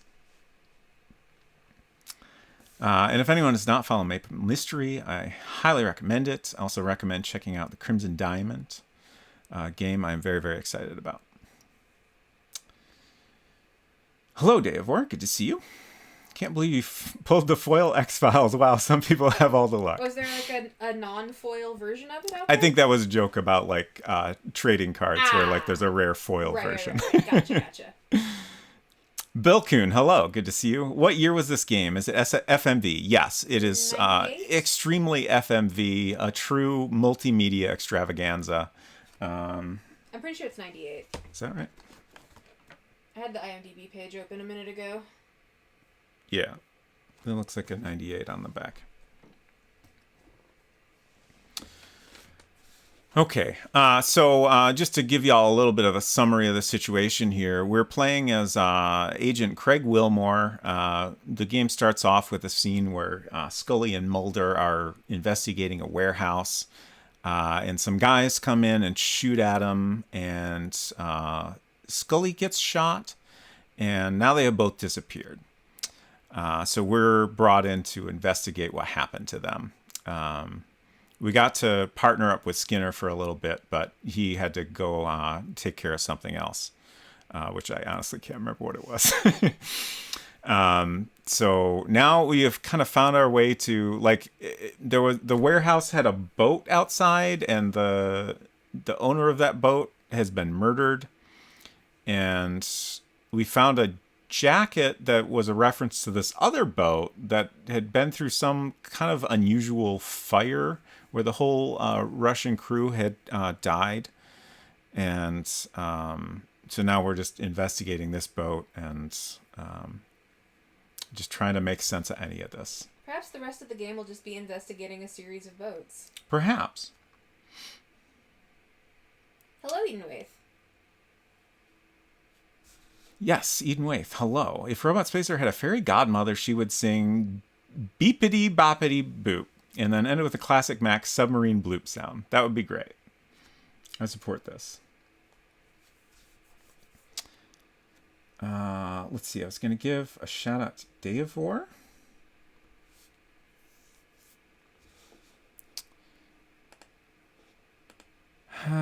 So I don't know how to. Do we just? Also, can I just open up my Newton when I want to leave? I keep forgetting that I can do that. I don't have to actually navigate to the exit. Okay, so from here we can go to the coroner's office, which is great. I feel like... oh, yes, Mousimus. Hello, good to see you. Love the truly cinematic aspect ratio. Yes, it is quite wide. I do not love it because it frequently fails to give us enough visual context to understand where we are in the space. I assume it was just done because they didn't want to go to an 8th CD-ROM, and they were just doing their best to cut down on the overall size. This is Agent Wilmore with the FBI. He questioned Wong yesterday. I hope you found out everything you needed to know. What have you got? This is undoubtedly one of the most unusual autopsies I've ever performed. This man died from a single gunshot wound to the back of the head. Large caliber weapon, point blank range. He was also a drug user. It looks like he was high at the time of death. That would account for the lack of struggle. But if the slug or the drugs didn't kill him, this man would have been dead within a matter of weeks anyway. Oh, Jesus. Why? He was completely riddled with massive tumors. I've never seen anything like it. What would cause something like that? I have no idea. But I've never seen a human being so eaten alive with cancer. God, I hate coming here. You know, so do I. That's rough. Could he maybe have developed all of those tumors as a result of, say, handling a large metal sphere? Yeah, check out this orb I got. It's really cool. Y'all want to see this? I don't think we can actually show it to them. Maybe we can talk about it? No. Bummer. What kind of cancer was it? What kind of cancer was it? Well, here's the weird thing. You see, these are 3 separate kinds of cancer. It wouldn't surprise me if it turned out he had a few more. It's as if his entire endocrine and immune system suddenly went haywire.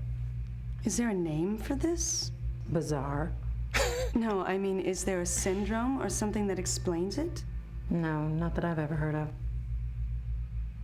Just a collection of cancers. Wonderful. Eden Waite said even Phantasmagoria stopped at 7 CDs. So that's interesting because we were just looking at a Gaming Stack Exchange post earlier that said Phantasmagoria was on 8. Actually, I think I remember back when we played that like there was initial release that was on 8 and they trimmed it down to 7 later. I could be misremembering, but that sounds maybe right to me. Yeah, he was playing with the Demon Core, clearly.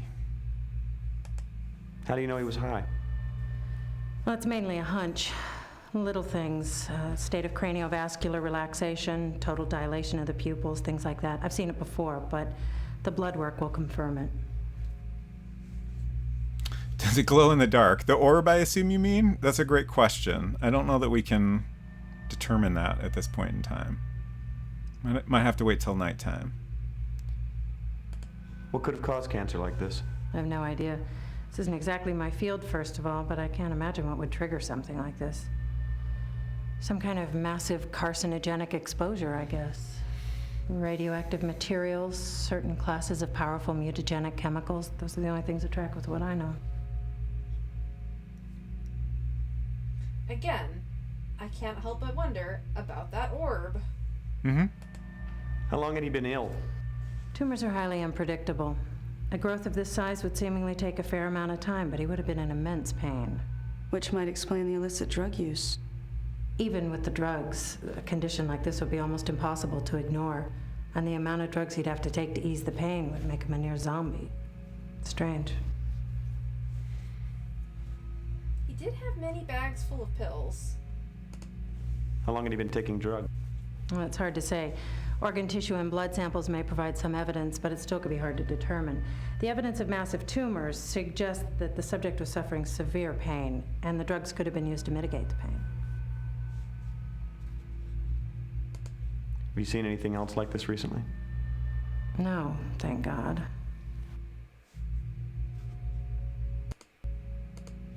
Is that the slug? Yes, it is. I'd like to have it analyzed.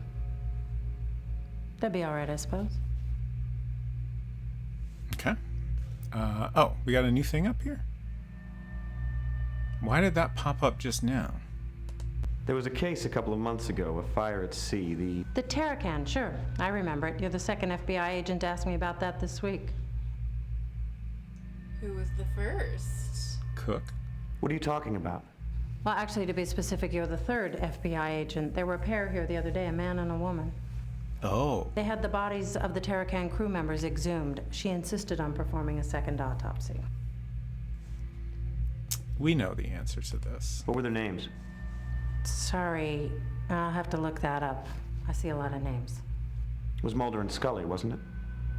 Yes. Diana Scully and Wolf Mulder. That's right. What did she find? I have no idea. The bodies are still here if you want to see them. What were the results of the original autopsy? They died of severe burns. We want to see them. All right.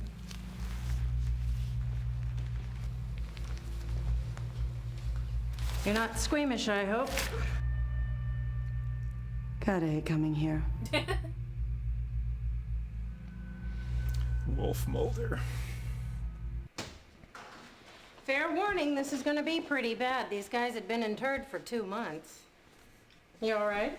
Just peachy, thanks. Can we get this over with, please? Sure.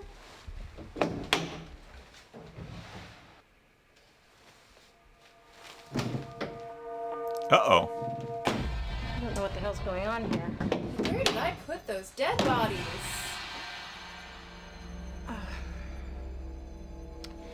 I think someone's stolen the bodies from the Terracan. You two stay here. I'll get to the bottom of this. I'll let you know if I find anything.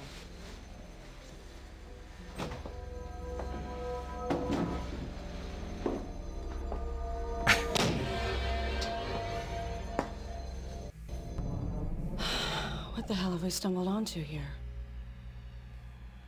Great question. Don't you just hate it when you misplace your dead bodies? It's hard to tell when, like, sometimes when we're given dialogue options, we're kind of picking like one out of a bunch of choices. Other times it's just like a list of things that we can go through. And it's not always immediately obvious. But this is definitely a list. But also, like, these first couple, maybe. I'd like to hear what you think. Oh my God. What is it? I think I know what's going on here. Oh, Jesus. I hope I'm wrong. What? They're smuggling something. They're smugglers. Wong worked for the same people as the crew of the Terracon. That would explain the slicker and the lack of fishing equipment. So they worked for the same people. You questioned Wong. He was killed because they thought he talked. Your two missing agents have the crew from the Terracon exhumed, and both they and the corpses turn up missing? We've stumbled upon a smuggling ring bringing either radioactive material or possibly chemical weapons into the U.S. from the former Soviet Union. That explains the fire on the Terracon, Wong's cancer, why he was killed, and what happened to your two missing agents. They got too close. Someone's covering their tracks, and they're not afraid to shoot FBI agents to do it. You and I have to work together. We have to stop this. If I'm right, thousands of people might die. I'm gonna have to demand that we cooperate fully with one another. Okay. You just got yourself a new partner. Cool.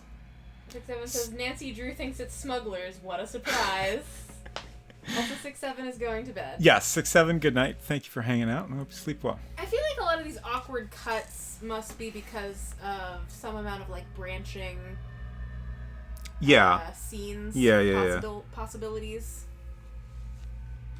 That seems like the case at least some of the time. Other times it just seems like they trim things a little too closely. Right. Okay, so we haven't saved in a bit. Yeah, you should save. I probably should have saved a long time ago, but Always be saving. better late than never, right?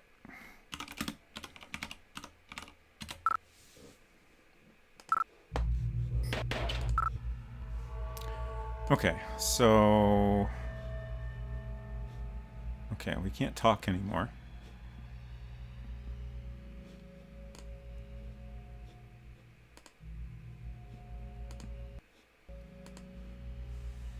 delicious.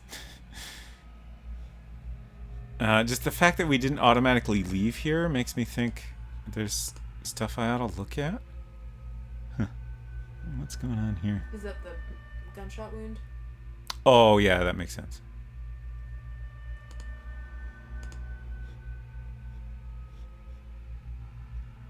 Jello trays.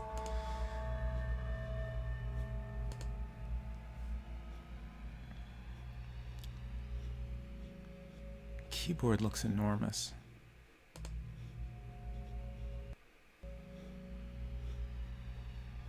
Hello. Hello, Airbrain. You know, that reminds me. No, wrong keyboard. First of all, I hope I don't regret bringing this up, but there's now a sounds command where you can get a list of all the sounds. And also I added a couple more, specifically from Max Heat. Let's see.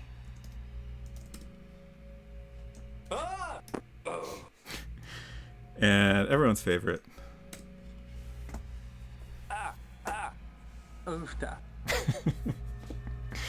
Okay. Thank you for the water bird or loon.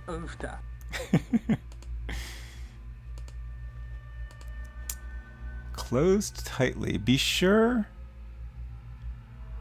refrigerator doors are closed tightly. Okay. You're welcome, Afton. Glad you enjoy. I can't actually find anything to do here, so maybe we just need to leave. How do I leave?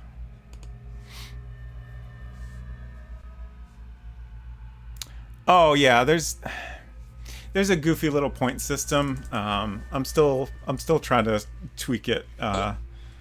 Mostly just there so people don't go too overboard with them. But a couple of the more dramatic ones do have, basically you just have to watch streams for a certain amount of time to accumulate points. And these are separate from your channel points, right? Yeah. It's like a special stream elements thing. Thank you for the thanks, Efton. So, what are we doing now? Should we go back to the field office? Maybe visit your crime lab buddy? Oh, yeah. We gotta drop off our sphere. Let's do that.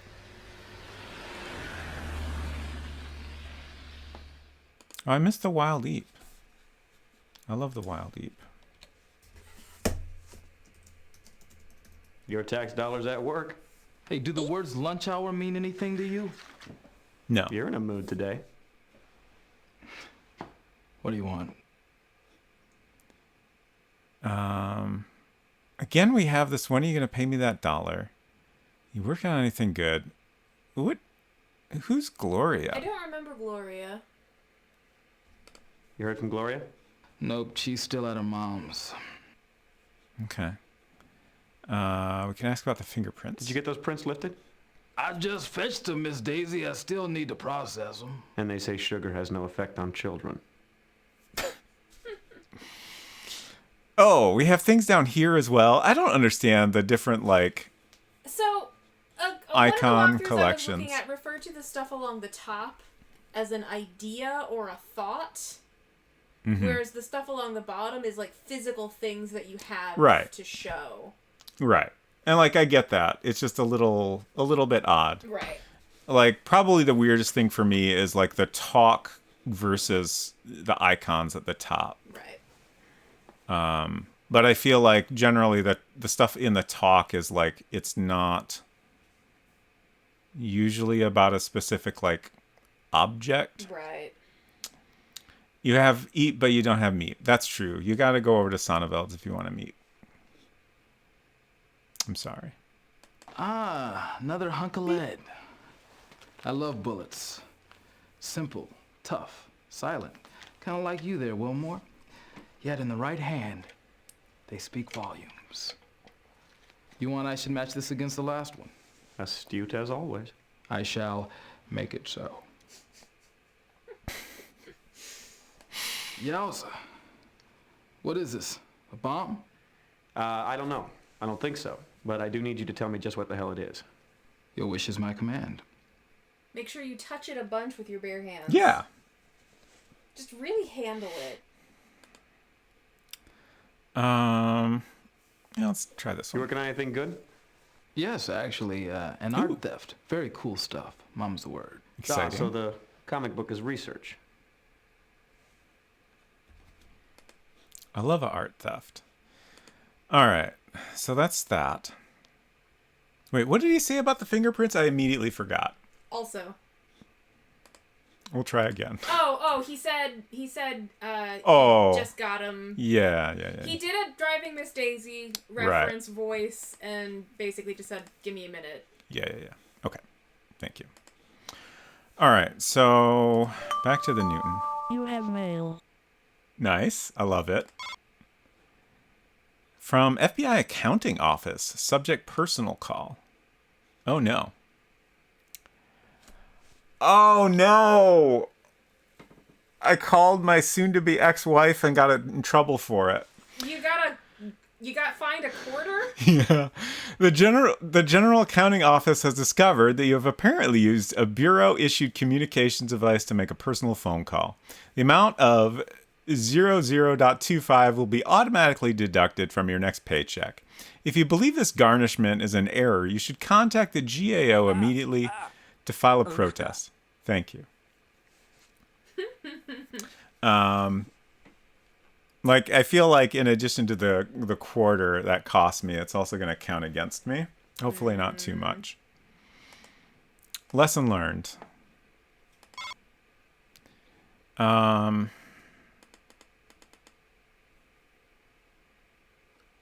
Just looking over notes here. We still need to wait on translations. I don't know how long that might take. I am a little curious what would have happened if I, handled that myself. But we made a choice. Map. Where should we go? I think I want to go back to the field office. Fight it. I don't know how we would actually do that. It said contact the GAO. General Accounting Office. I don't know if we can actually call. Contact the GAO immediately and file a protest. Okay. So we don't have any way to reply. So yeah, we would have to make a phone call.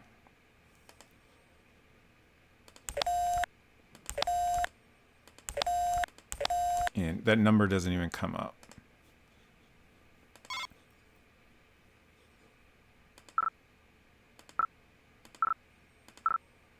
The two different phone books are weird. Like, it's, I guess, kind of realistic for the time. And yeah, some of these, I guess, are just address and email. So there is no phone number. Makes sense. Okay. But yeah, I don't think we have any way to actually protest it. Otherwise, I totally would have done it. Did our fax come in, maybe? No. Who was going to send you a fax? I forgot.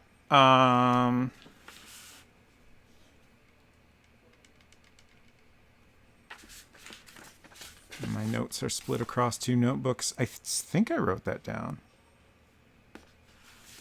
I think that might have been something. It was something that came up when we were at the crime scene where Wong got killed.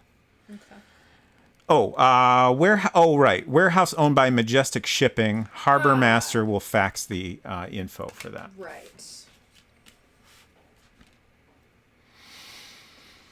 GAO is in like the U.S. Government Accountability Office. Seems a little excessive for 25 cents, but nevertheless.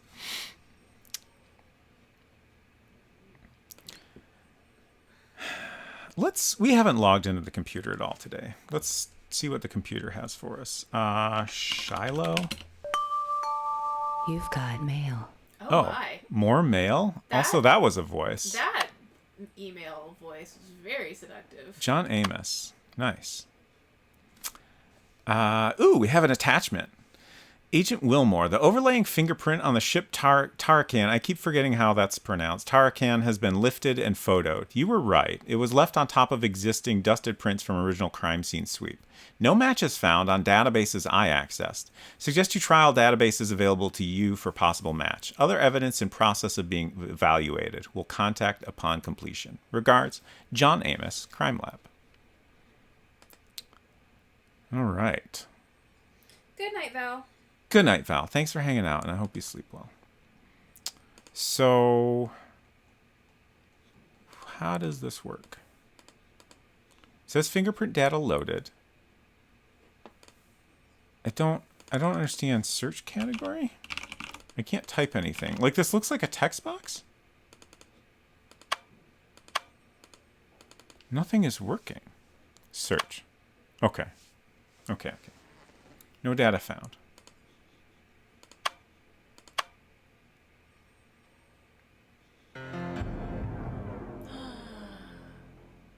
Our work wife. Can't trust this guy. So this is our coworker who's been helping us out. At the beginning of the day, we found him in the office, like unconscious on the ground with blood coming out of his ear. And he claimed he was attacked by someone who he did not see.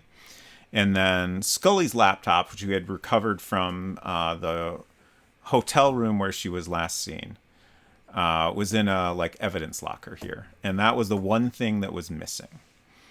And we had a little chat with Mark. And he was acting a little bit suspicious. Like he had some information that he said we gave to him, but we did not do that. And then he just kind of like changed his story about where he found out about it when we confronted him on that.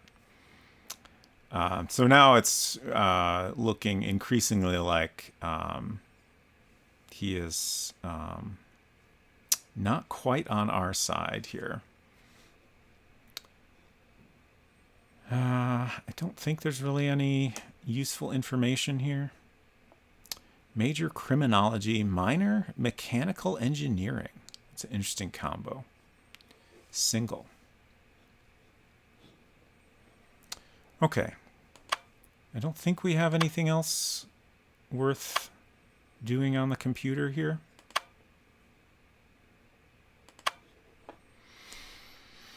.dat attachment, yes.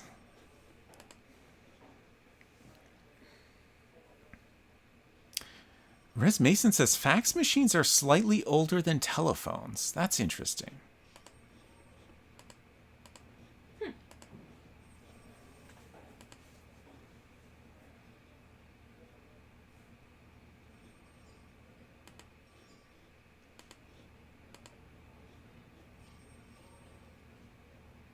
Whenever I encounter someone bleeding from the ear, I immediately find them suspicious. Yeah, like, you know, certainly when we first found him, you know, it seemed believable enough, like, who had injured themselves on purpose, just as a cover-up. But definitely his story didn't quite sound convincing, and it's increasingly sounding less so. I'm just kind of clicking around because I don't know what to do. I can't find anything else to do in the office. Maybe we should go talk to Shanks. Our buddy Shanks here can give us a little feedback on how we're doing. I could use some help with this case. Yeah, sure. Boss Okay, yeah. Let me review your notes. This looks pretty complete to me, son. Oh. We're good? All right. Have you sat at your desk or tried going to bed? I mean, I haven't tried going to bed. But you have sat at your desk. Oh yeah, you were using your computer just now. Yeah, I did sit at the desk. We can try going home and go to bed, see what happens.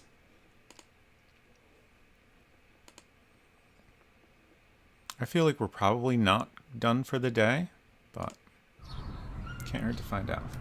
But also, I need to go to the bathroom, so I'll be back in just a minute or two.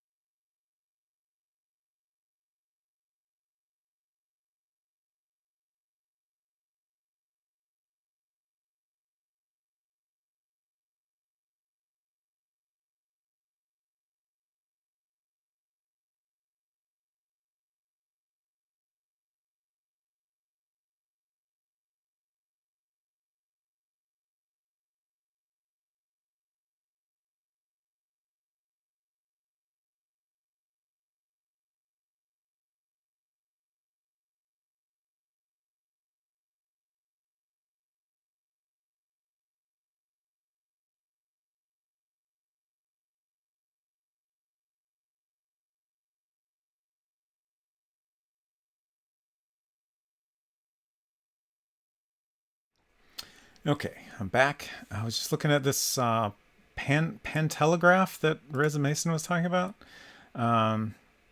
Said it was a full rasterizer. The signal on the line would move a stylus up and down or something. I'm actually going to show this real quick just because it's very interesting to me. Let's see. Oh, that's not it. Browser. We need a web browser.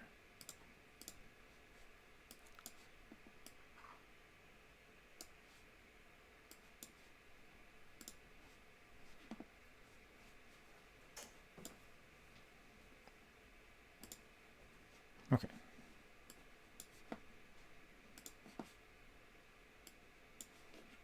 Oh no, what happened? This isn't working right. Y'all can see my tabs and everything. Oh my gosh. I must have set something up wrong. It's fine. So this is the pantelegraph. And I don't really understand what's happening here. But it's fascinating. Pantelegraph used a regulating clock with a pendulum which made and broke the current for magnetizing its regulators and ensured that the transmitter's scanning stylus and the receiver's writing stylus remained in step. To provide a time base, a large pendulum was used in weighing 8 kilograms, mounted on a frame 2 meters high. 2 messages were written with insulating ink on 2 fixed metal plates. One plate was scanned as the pendulum moved to the right and the other as the pendulum moved to the left, so that 2 messages could be transmitted per cycle. The receiving apparatus reproduced the transmitted image by means of paper impregnated with potassium ferrocyanide, which darkened when an electric current passed through it from the synchronized stylus. In operation, the pantelegraph was relatively slow. A sheet of paper, 4.4 inches by 1.1 inches, with about 25 handwritten words, took 108 seconds to transmit. The most common use of the pantelegraph was for signature verification in banking transactions. Wow. Here's an actual image of one. Wild. Okay. Learning about the protofax machine. Yeah. Neat. Thank you for sharing this fascinating information with us, Rez Mason.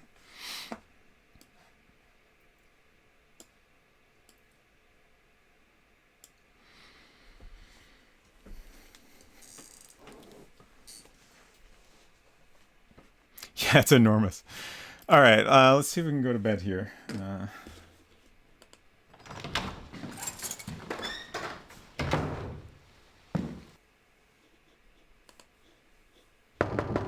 Oh. A visitor. I hope it's not. Oh, I gotta go answer it. I thought they would just come in or something. Why do you think that things are just gonna happen without you doing stuff in a video game?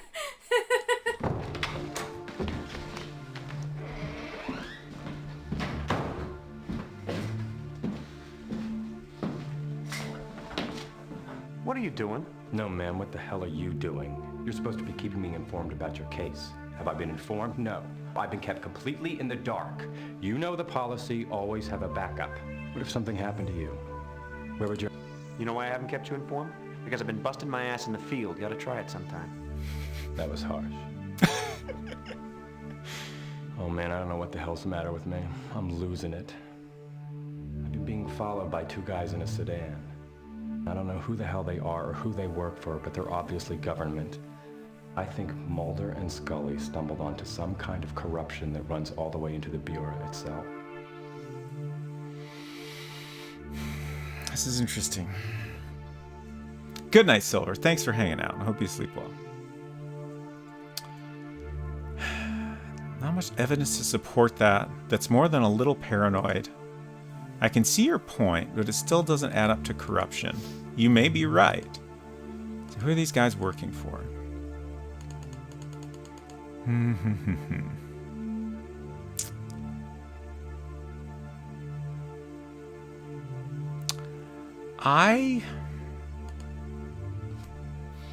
We don't trust him, right? So Right. I'm inclined to... I mean, we don't trust him, but I guess they have to have written the game accounting for the possibility. Mm-hmm. Well, actually, with this, you have gotten the scene if you hadn't pulled his fingerprints already. Yeah, I don't think we would have gotten it without that.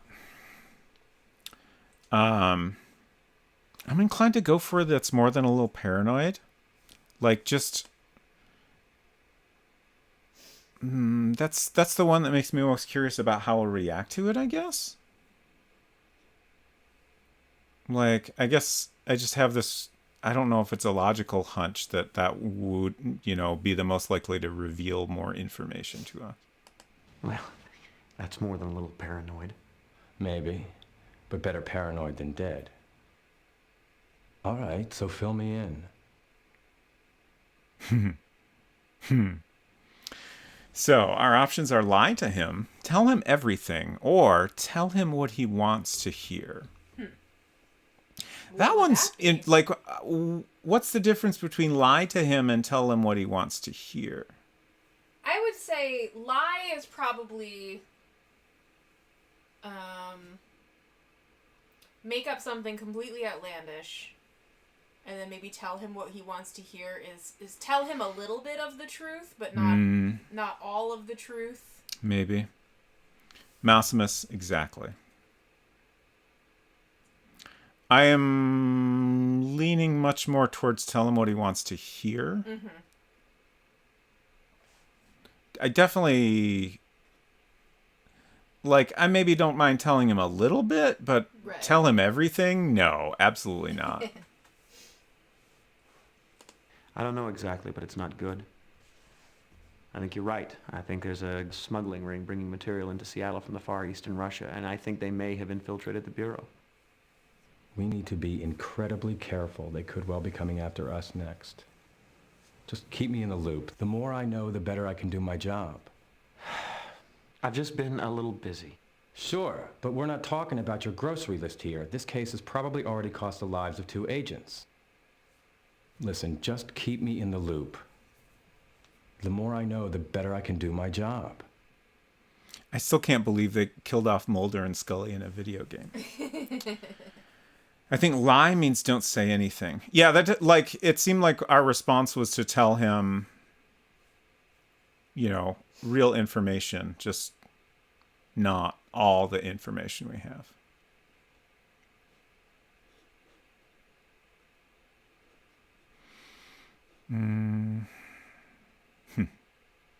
Oh, right, there were his fingerprints.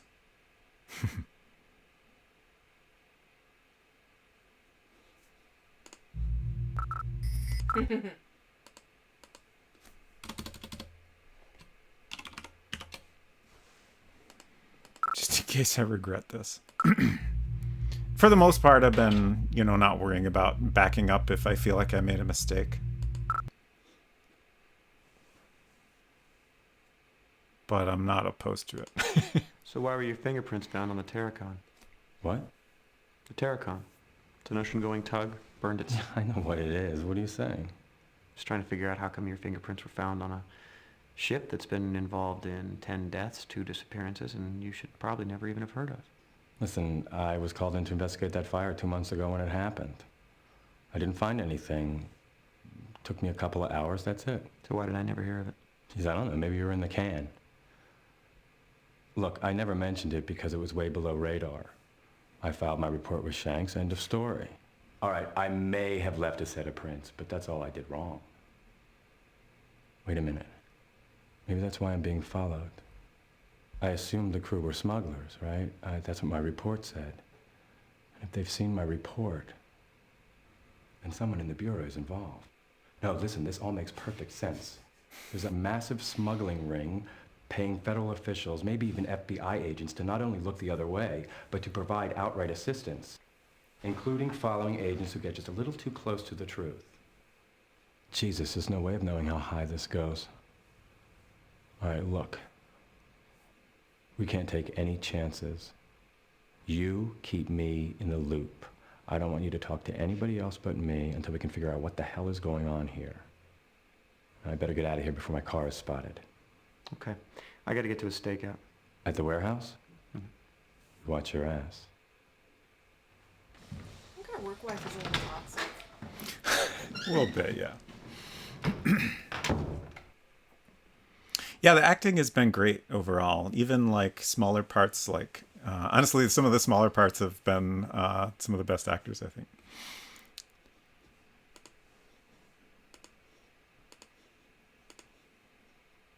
I don't think there's anything we need to do here. So I assume we just want to go directly to the stakeout. Wait, at the warehouse? So we're going back to the warehouse? I guess so. Interesting. I guess we're just gonna watch it every night. Yeah. I should do another save before we do that, I think.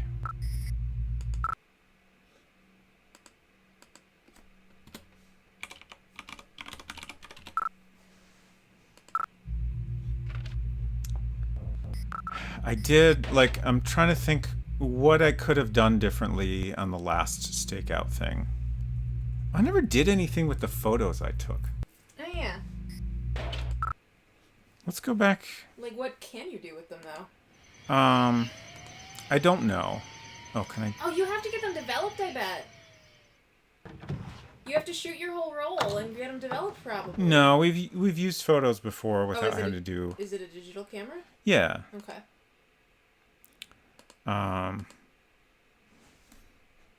Shallow.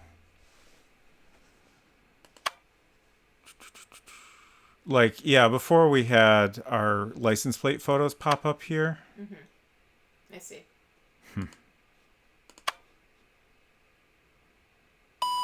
I don't remember how media works. There's a keyword search. Yeah, I don't remember what this is for exactly. Like, it's for searching media, probably. Sure.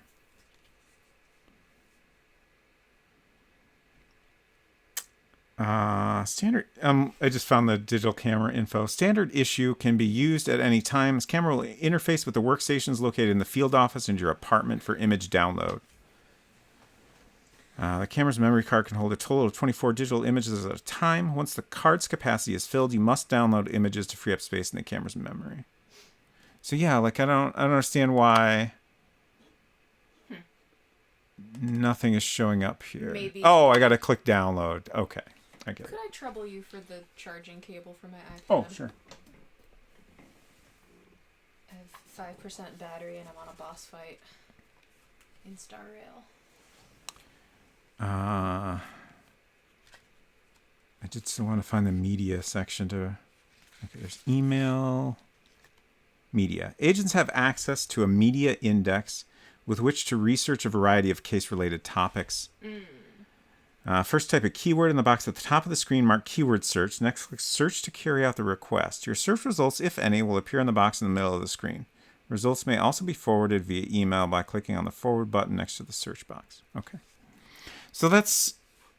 I don't think we've used that yet. It kind of sounds to me like you haven't had any reason to so far. Yeah, that's the question, is whether it's made obvious when it's appropriate to use this. Right. I'm going to go ahead and try. Okay. So I searched for Tarakan, and it says, Coast Guard recovers bodies from damaged tug from Outlook Wire Services.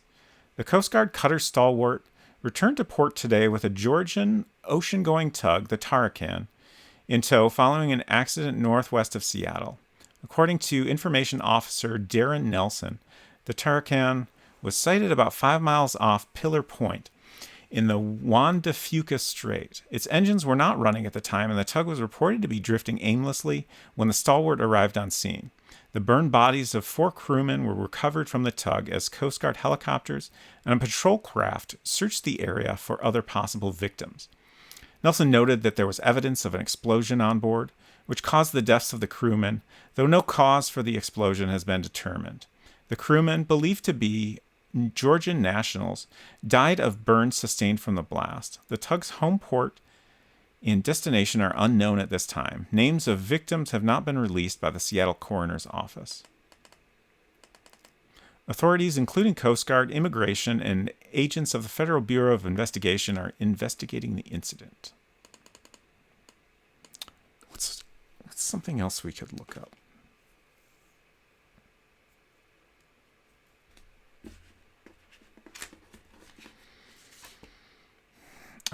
What was the... other boat's name? Agrippa? Yeah. I'm not sure if I spelled that right. It's just a little fishing boat, so... I think it was with an A at the end. Oh, okay. Maybe. I don't know if it would necessarily have anything in here like this soon after the murder. Can we look up Mulder? No.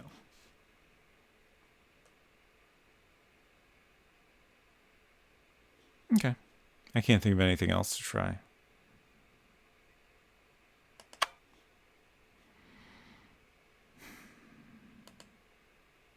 So, stakeout at the warehouse.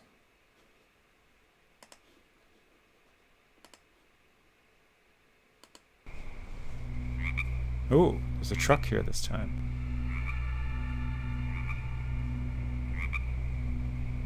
I'm just enjoying the frog sounds. Mm-hmm. They're very good.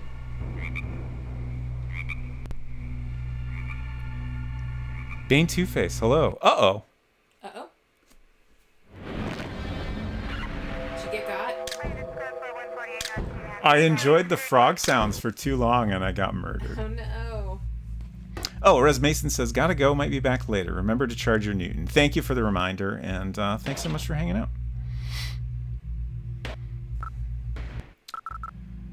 Okay, that was interesting. Like, did I just need to leave that space Yeah, I don't know. sooner? Or do I need to, like,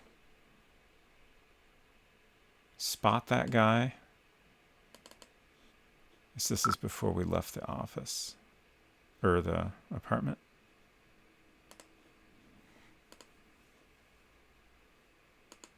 No. What's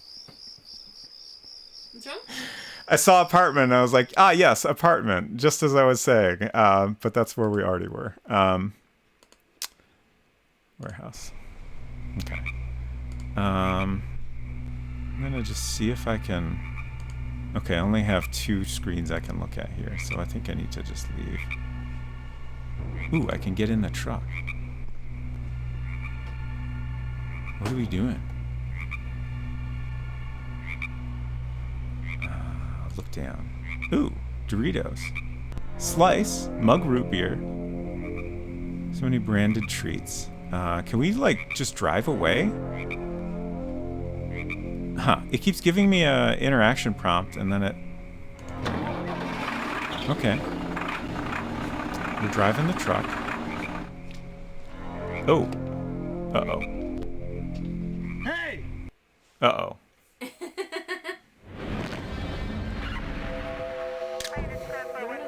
Ways to die. That's exciting. So now that we've seen that a couple times, like you commented that it looks like he was, you know, in the river for a while and then freshly pulled out. I kind of think that's what it actually is suggesting. Like we're cutting to later when they find Wilmore's body in the river or whatever.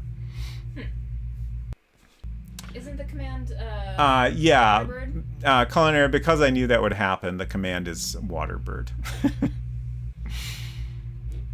Otherwise, I would have preferred to use the proper name of the bird.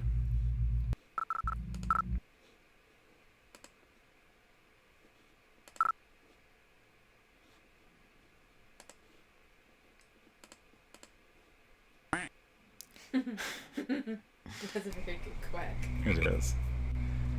Okay, so let's get in the car again, the truck rather.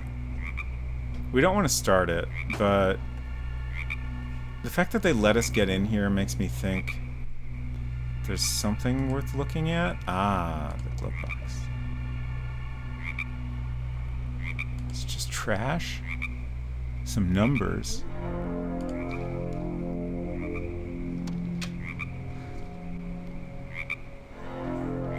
Cool, cool, cool.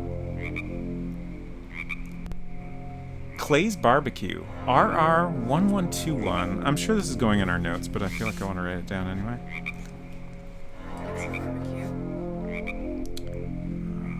Warehouse Stakeout.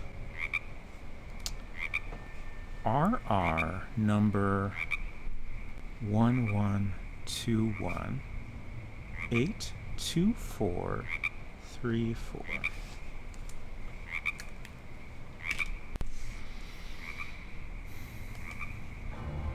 Uh-oh. Uh-oh. Uh-oh. Uh-oh. Uh-oh. Nice. That was slick.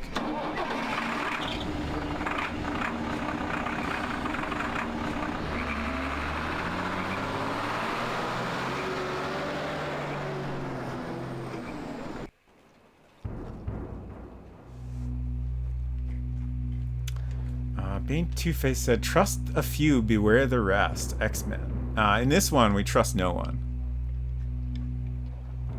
X-Files. But thank you for the suggestion. Not even Dana. No. Diana. We don't even trust Diana Scully or Wolf Mulder. We might even trust them the least, honestly. We know very little about them at this point. That's true.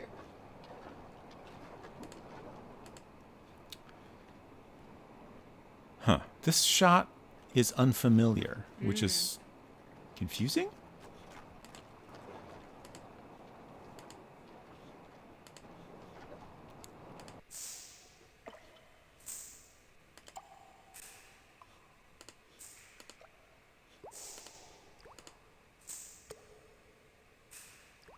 I'm nervous.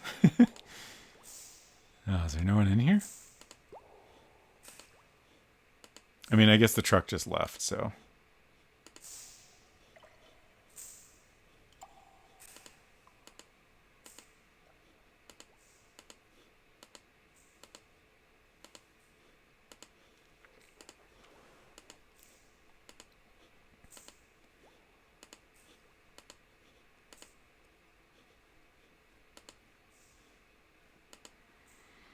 Every time we come back here, like, I remember this, like, little... I'm not even sure what exactly this is. But, like, we can look at it, and there's never anything there. I can't help but wonder if eventually there will be something there. I guess I'll go upstairs again. Like, it's kind of hard to tell if we're meant to fully explore this space every time we come back here or not.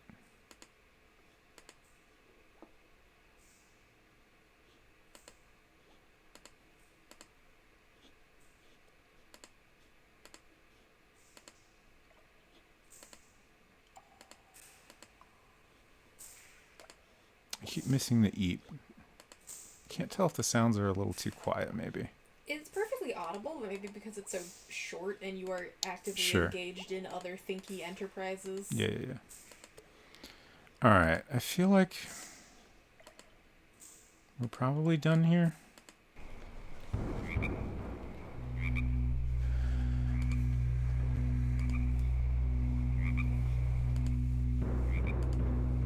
Oops. Okay, back home? To bed?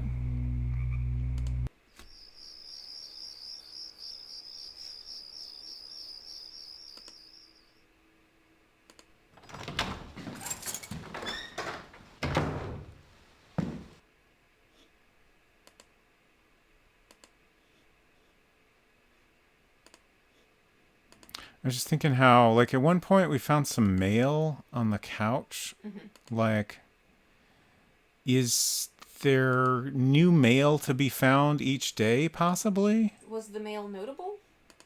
I mean, it was about his divorce situation, so...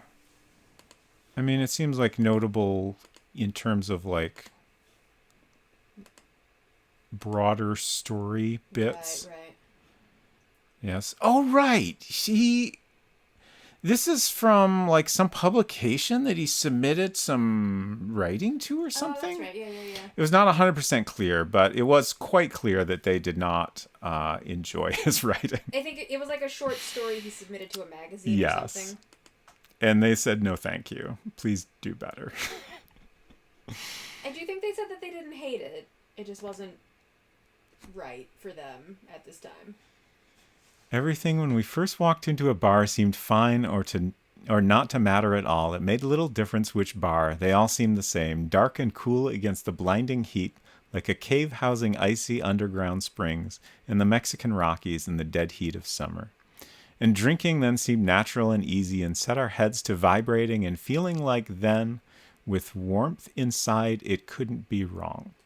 It was drugs that seemed always wrong, not. Yeah, okay. I assume it continues. I take that back. His writing is bad. Yeah, and he should feel bad. Always include an appropriate word count in upper right-hand corner of first page. Thanks. Your story was read by our editorial staff, and it did not meet our requirements due to one or more of the above checked reasons. Again, thank you for thinking of Last Call for your submission. And the reasons were not quite for us, too slow in places, more suspense/atmosphere needed, and not particularly scary. So they wanted something a little more horror-y and I guess faster paced. Too depressing as a checkbox is kind of funny to me. Tone too pedantic. Lacks credibility. No childhood fears or imaginary playmates. Are they saying that the story is missing childhood fears or imaginary playmates, or that these are subjects that are taboo at the magazine? That's a great question. I would assume the latter? Right, that makes the most sense. But it is kind of funny to imagine it's the first one. They took the time to reply. Usually it just goes in the trash. I suppose, yeah. Plot too conventional for us. Not another ...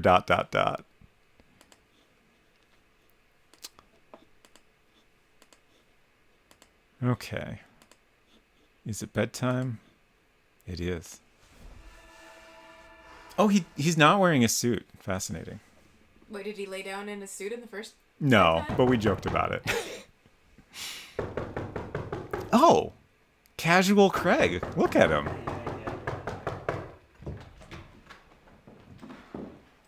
Do I have news? Good morning. What's the matter with you? I worked last night. What's the matter with you? I didn't. What time is it? Almost noon. We have a burn victim, and the injuries appear to match those sustained by the crew of the Terracon. I have the whole thing on tape. Let me just rewind it.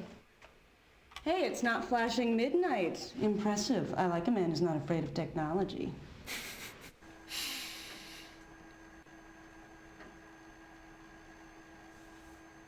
Do I have to hit play? I guess we're waiting for it to rewind and we can talk while we're waiting? Is that what's going on? How do you know about the Terracon injuries? I got the original autopsy reports. I have them if you want to see them.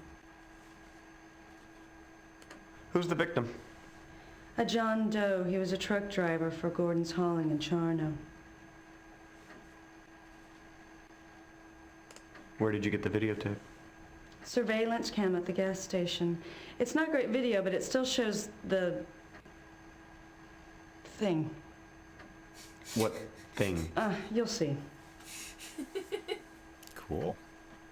I can't wait. What time did this occur? 6:17 a.m. this morning.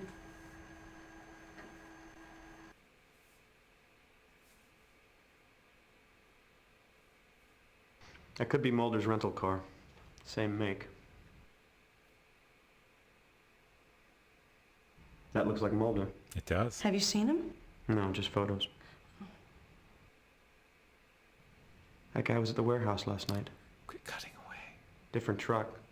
Same company, Gordon's Hauling. Charno, Washington. Oh. Neat. So, what do you think? What was that? I have no idea, but his injuries are identical to those from the Terracon, and all of the gas station's electronic equipment stopped working. So what do you think it is? Options are, I have no idea, a weapon of some sort, and it looked like the light came out of the man's body. I mean, I agree with that. That seems like the best response. Like, I mean, obviously the first one is true, but like that's not a very interesting or useful response. I agree it looked like maybe some sort of weapon, but that seems like kind of speculation. That light looked like it was coming out of that man's body. Yeah, it did, didn't it? So what the hell was that all about? Fax! Sounds like you have a fax. The body's over at Truett's right now. I'm gonna head on over there and see what she's found out. Oh, I got that Cyrillic document translated. Get this, it was a payroll log. And guess who was on it? Wong. He was paid almost $30,000 in the last 2 months, so I am convinced that the murder was mob-related. Probably because you questioned him. So I guess you did get him killed. I've turned the case over to the task force. She's really enjoying this, huh? She sure is. Good for her. Seattle Investigative Lab. The log and journal that you dropped off have been translated from Cyrillic. The log appears to have been used for some sort of payroll, most likely for the crew. The journal belonged to the captain and recounts the days at sea.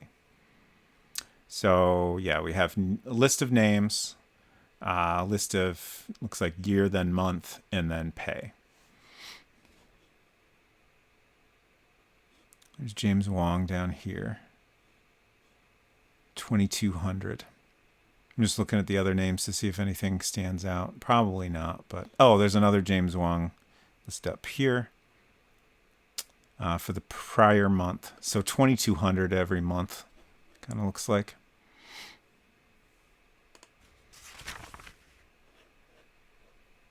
$2,200, $2,200, $2,200, $2,200. 5 pages. Oops. I didn't mean to click out of that, but I'm sure it's fine. I wouldn't mind watching it again.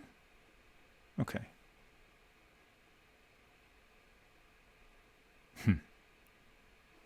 One more time. I don't think that's Mulder. I could be wrong, but like when he starts to get closer, it starts to look less like it is Mulder. Oh, we have some topics we skipped here. So, what's the connection with Gordon's hauling? You mean, why was a Gordon's hauling truck both here and at the warehouse? Yeah. They were involved in the smuggling. Where's the truck? Totally empty. I've got an evidence crew going over it right now.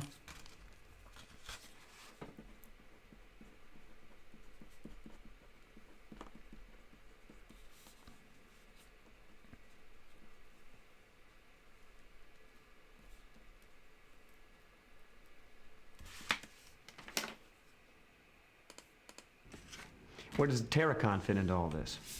Obviously, they were part of the smuggling. Either they fried themselves mishandling plutonium, or someone had them killed. What did the man from Charno want with Mulder, assuming that was Mulder? I don't know, but whatever it was, it didn't look friendly. Who was he? Don't have an ID on him yet. He was very badly burned. What about Gordon's hauling? Could somebody over there ID him? Nobody answers the phone, and apparently there's no one on the premises. I sent a Duval County sheriff over there. No luck. What happened to Mulder? This whole business smells funny. There's something strange going on, something more than smuggling. I can't pin it down. I don't mean to harp on it, but we have to stick with the facts that we have. And all of them point to a smuggling operation. Do they, though? I would say a number of them don't. How do I... Okay. Do I just leave? Oh, the fax. There's our fax machine. What? You had an interaction over the thing to the left of the fax machine. Yeah, that's like a stereo or something, I think. Here we go. King County Crime Lab. To Agent Wilmore from John Amos. Subject, evidence, lead container, control number, blah, blah, blah. Agent Wilmore, the above noted evidence has been examined by our laboratory and the following conclusions can be drawn. This is an industrial-grade lead container of undetermined manufacture, apparently used for the transportation of hazardous nuclear materials. There's residue levels of radiation remaining in the interior storage portion of the container. This radiation has been determined to be hazardous to humans under prolonged exposure. And we super opened it up and touched it a couple times and waved it around. But it's fine, probably. The size and weight of the container, weight 30 pounds, circumference 27.5 inches. That's quite large. first of all, we were just kind of carrying that around for a while. Second of all, like, that doesn't seem like it matches what we were shown. Circumference 27. Oh, circumference. Thank you. Diameter 8.75. Okay, yeah, that does match up. Okay. Yeah. Internal compartment depth 6.3 inches, diameter 0.7 inches. This item will be held for 48 hours at the crime lab before being returned to FBI evidence control. Okay. Oh. Close-ups. Good. All right. Oh, that's not actually the facts we were waiting on. What facts were we waiting on? Oh, from the harbor master. Yeah. Like, that's information we were expecting to get at some point, but that's not specifically the facts we were expecting.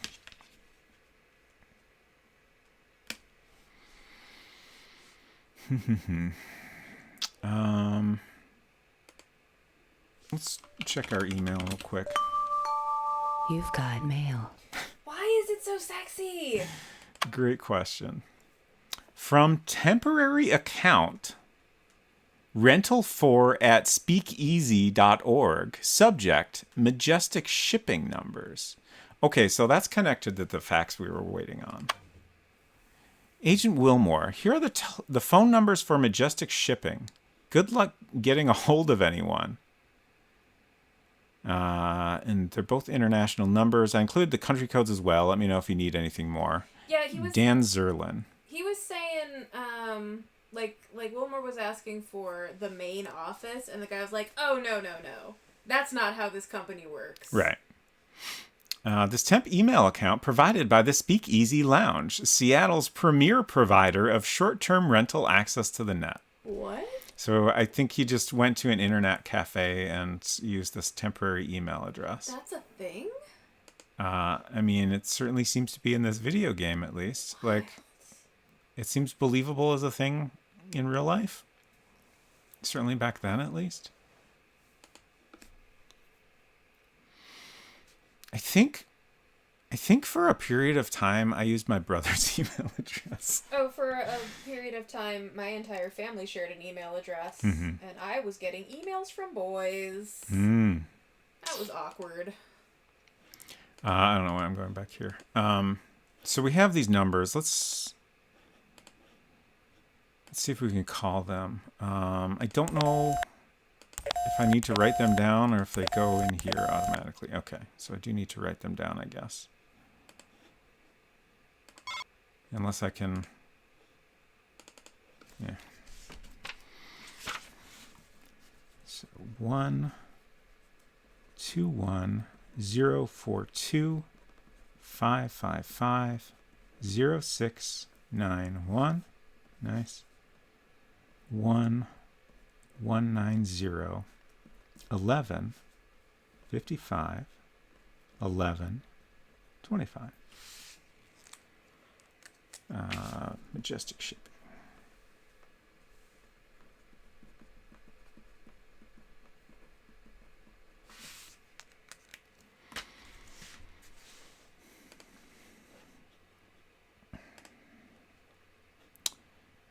Let's see. How do I do this? We're sorry. Your call cannot be completed as dialed. Please check the number and dial again. 121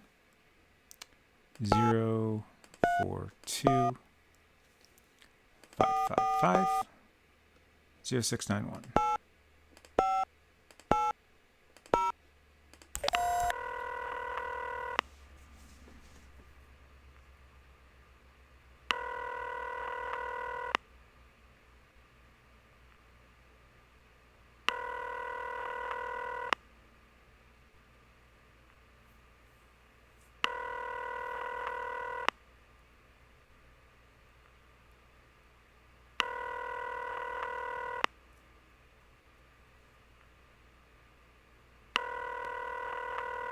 I assume we're not getting an answer at this point. He did say good luck getting a hold of anyone. Yeah.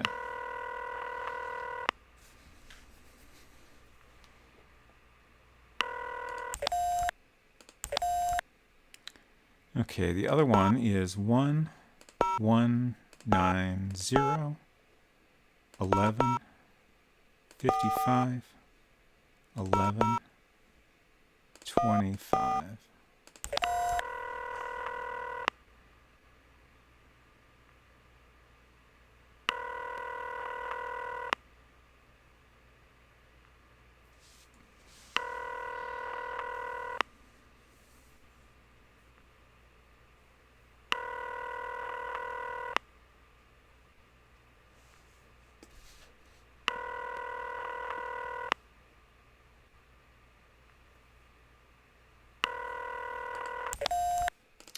Okay, we did our best.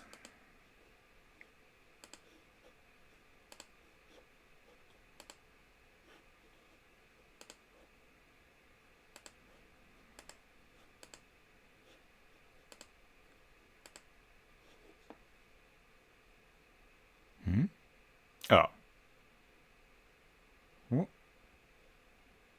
Weren't those red dots before? Why is the map weird? I don't know. How's Wilmer going to speak to the person on the line if he doesn't know Russian? Good question. I guess since no one answered, it doesn't matter in the end. Huh. I don't understand why the dots are all different. Can you still go to them, or? It seems like. Oh, no. Oh, I wonder if there's something where, like, if I leave, it's going to play a cutscene or something. Probably. Oh, no, it just takes me to here. What the heck?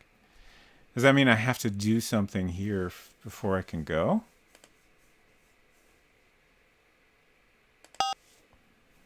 That must be it. But what?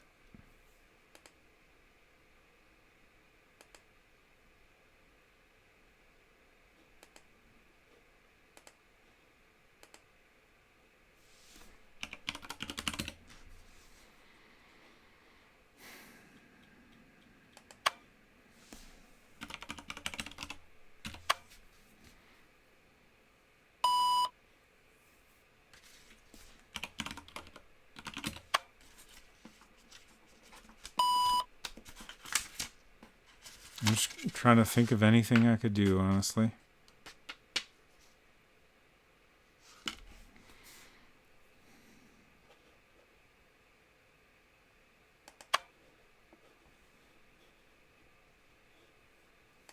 Facts.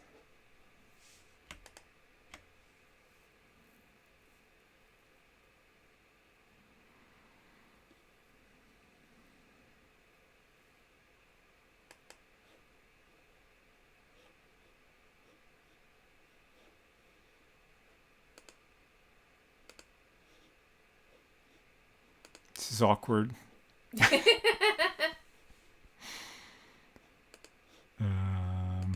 Are you out of conversation topics with her? Yeah. And you can't select a location? We did go look at the facts. Yeah, but that's not the lead sphere is not a conversation topic with her.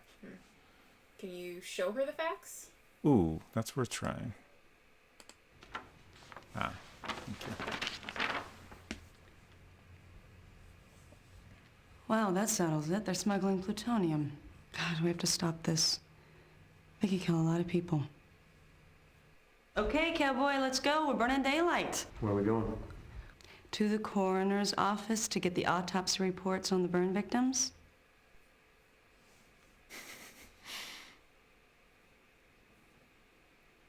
I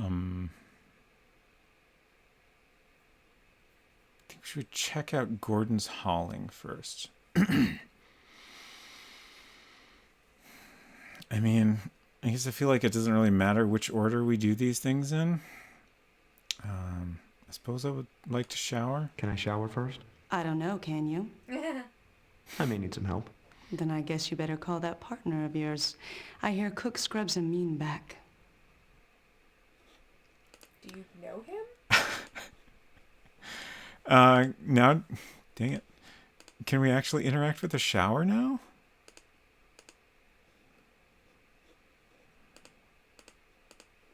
No, they're lovely Ramones posters, but we don't need to look at them. Okay, no? Is this not actually a thing? There's just dialogue about it, and that's it? I think that's what's happening here. Do I need to change clothes? Stop that. Oh. Huh. This suggests I'm in my suit now, but I wonder if that's just because this is the reflection we always have in the mirror. Yeah. Fascinating.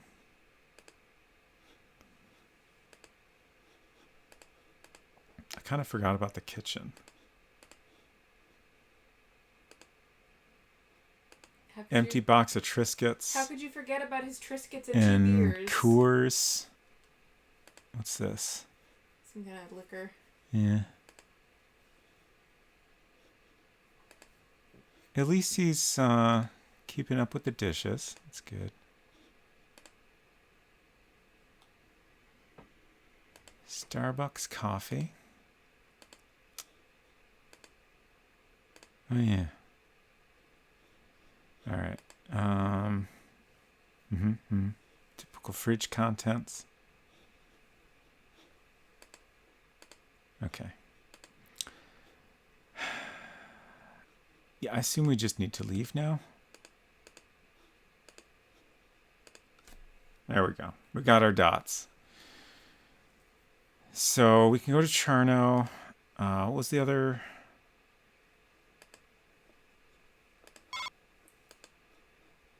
What's in Cherno? Oh, that's the Gordon's Hauling. Okay, yeah. And then the other place we're talking about was the coroner. Yeah. Okay, we'll go there first. April 4th. We're on a new day. Gotta hate coming here. It was your idea. As near as I can tell, this man wasn't burned to death in any ordinary sense. He has all the appearances of suffering from Hiroshima-like radiation exposure.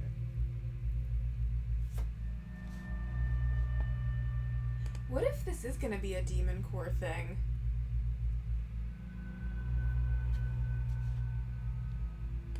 What makes you think it's radiation? Well, first off, I don't know much about it, but he was burned from head to toe.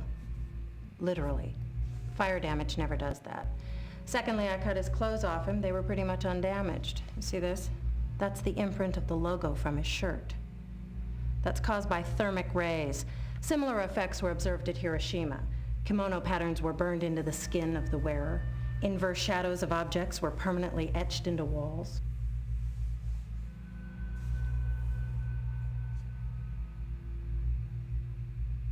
Oh, these are the bodies from the tape we saw. No, this is the guy from the video. Yeah. No, Yeah. tape you saw. Yeah. Yeah. I was thinking this was a body from the Tarakan. I reacted as if you had said that it was a body from the Terracan. Are there I'm any getting similarities tired. I between don't know this and the about you. Terracon victims? The effects are almost identical. We didn't figure it out with the Terracan because, well, it really didn't occur to us. I mean, this is highly unusual stuff, you know. Any leads on the missing Terracon crew? No. Whoever did it was good. They got in here, got the bodies without leaving a trace of any kind.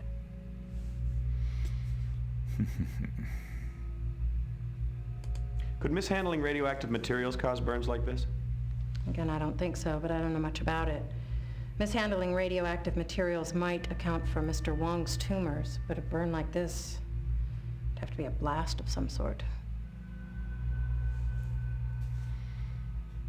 So we're out of dialogue with her now. Can't talk to her. Wait, what? Huh. I thought I was getting a mouth icon up here.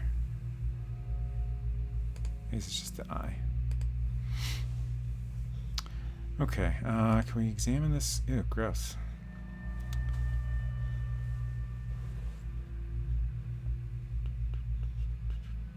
I'm really curious how much stuff I have missed.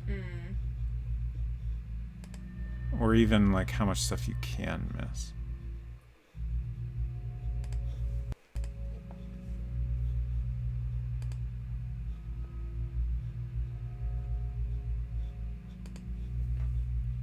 What if I just get a terrible ending? We did learn that there's multiple endings, right? Don't remember. Is that on the box?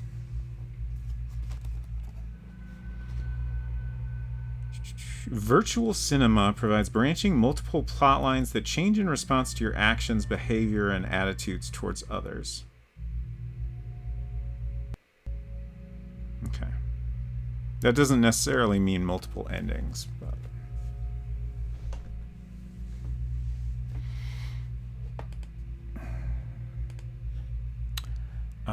wait, what? That was definitely a mouth icon. What? Come back. Was that just a glitch?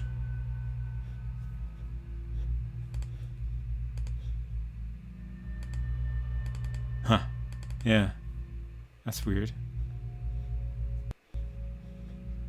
It's like if I mouse over her during the transition or something, it kind of gets stuck. Alright, I think we're done here. How do I get out? Is this... This is interesting.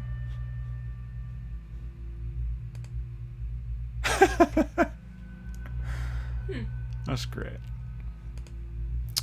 What lies behind you and what lies before you are tiny matters compared to what lies within you. Ralph Waldo Emerson, I believe. Sure thing, bud. County evidence, keep out. Ooh, I'm intrigued. What if I use my lockpick on it? I'm gonna save first in case I like go to jail for this.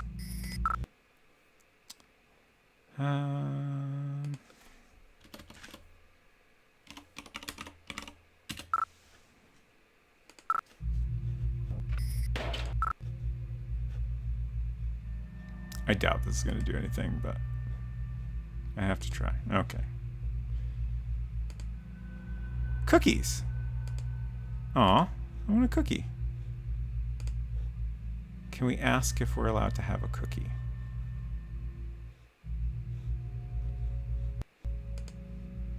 Oh, I can look at this stuff. Okay. What? I cannot read that.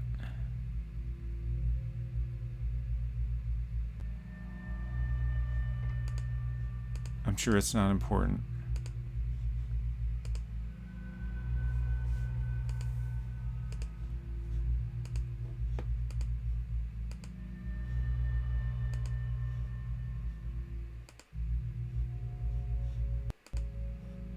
Seriously though, how do I get out?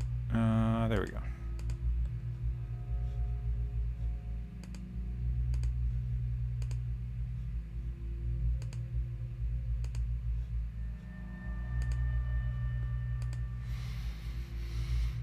Okay, to Charno.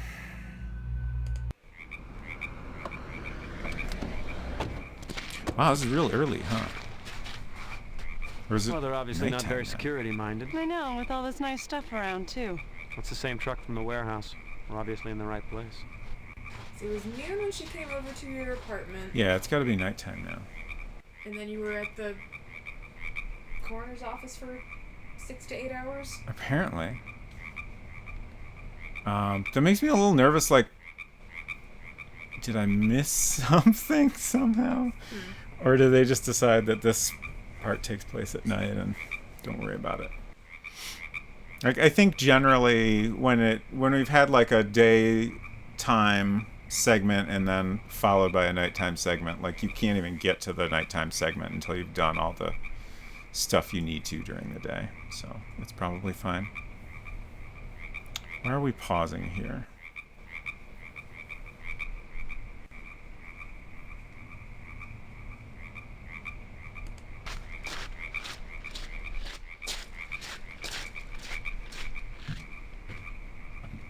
I guess just so I can control the game.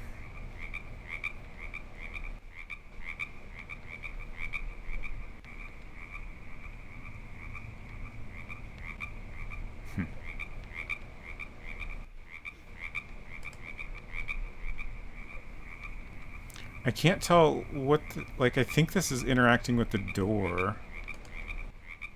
I feel like we should, like, I should peek in the window first as well, but it doesn't seem like it's an option.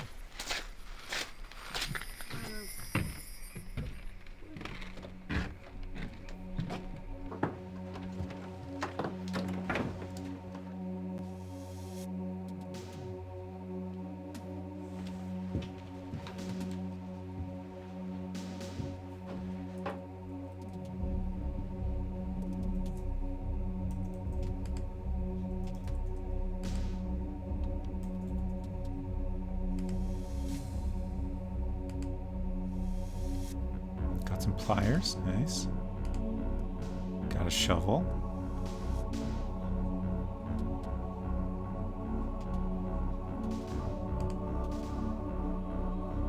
Damn.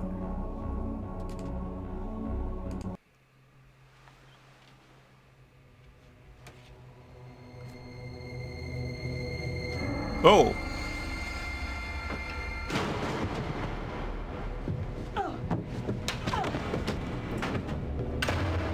Is that good? Are you all right? It's okay. I found what we're looking for. What is it? Look at this. It's a manifest. It details a number of shipments between that dockside warehouse and rural Route 1121 in Fanta County, Washington. I guess I know where we're headed. This wasn't a wasted trip after all. Great, let's get out of here. Yeah.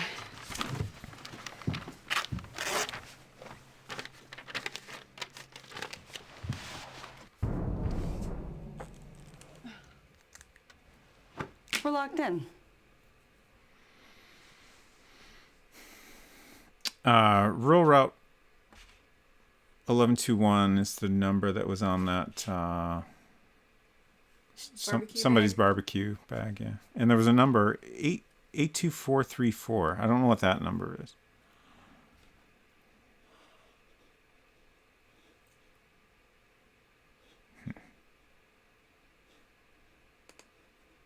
Would that have gone into here? There it is. Okay. Is that a zip code, maybe? Maybe.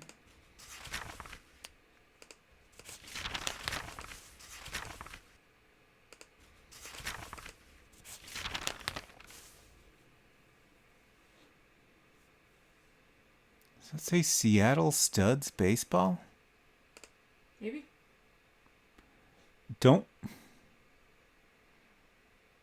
get shafted? Probably. Oh! Huh.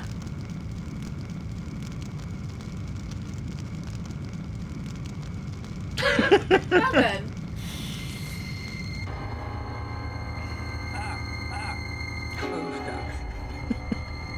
That's the smoking man. It sure is. I don't know what his deal is. Oh, interesting. You didn't get a try again before when you got thrown in the river. Yeah, the try again is interesting. Thank you for the oofda, Afton. What did you do? I looked away for a second. Now everything is on fire. We didn't act fast enough, I think is what it came down to. We were attacked by a man while in a place we weren't supposed to be. Also, the guy's eyes were weird. I couldn't tell exactly what was going on with them. And basically, he shoved us both aside and then locked us in a room. And I think we need to get out of that room faster. Otherwise, we will die in an explosion. Let's try that again. I'm really curious what I need to do here exactly. And also if there's like... Oh my God. There's a bomb in here. We have to get out of here now. Oh, did she say that and then you kept like clicking around and looking at stuff? I don't remember her saying that before, but I could be wrong. This window's wired to the bomb. I don't remember this. Oh. I don't remember this tense music either. Yeah, I think we missed stuff because I was focused on the fridge.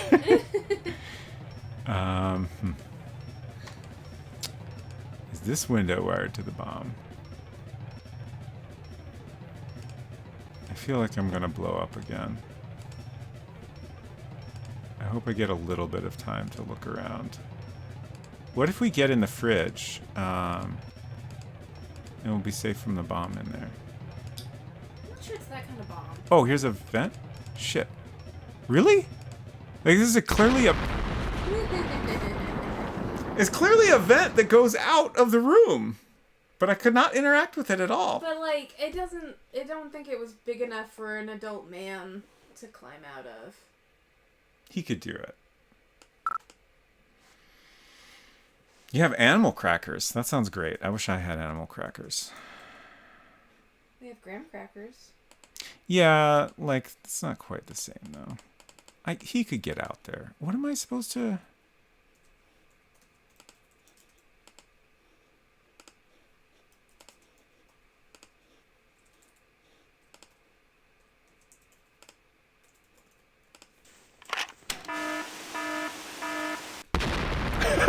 Okay.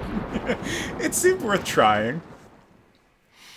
Okay, that was a shorter version of the explosion. Yeah, it seemed a little bit different. And the smoking man didn't appear. They're literally animal-shaped graham crackers. Yeah, but it's different, though. Like, the It's different. Like, it's thicker, and it's like a little more bite-sized thing. It's just it's a different experience. I understand, like, the contents are ultimately quite similar, but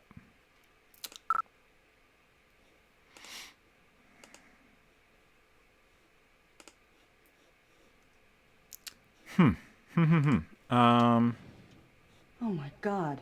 There's a bomb in here. We have to get out of here now.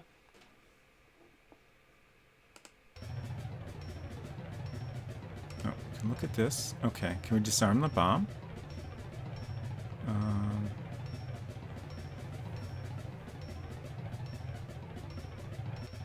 So we have not a lot of seconds left. I don't think I have anything. We could shoot the bomb.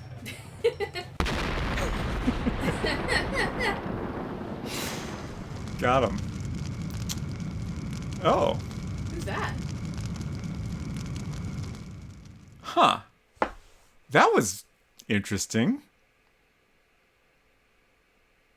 It is a little intense, yeah. I have no idea. The face was not familiar to me. It's making me wonder if the smoking man outside the explosion cabin is not actually significant to the story, but some kind of Easter egg. Yeah, I don't know. Oh my God. There's a bomb in here. We have to get out of here now.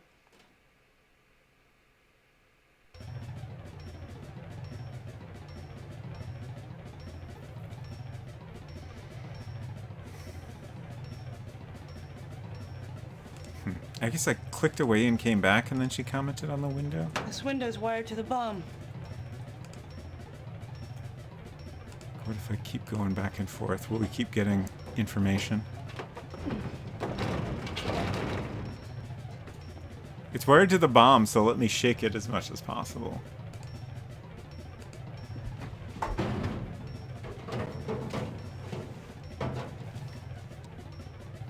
Huh. Oh. I wanted to get as much information as we could.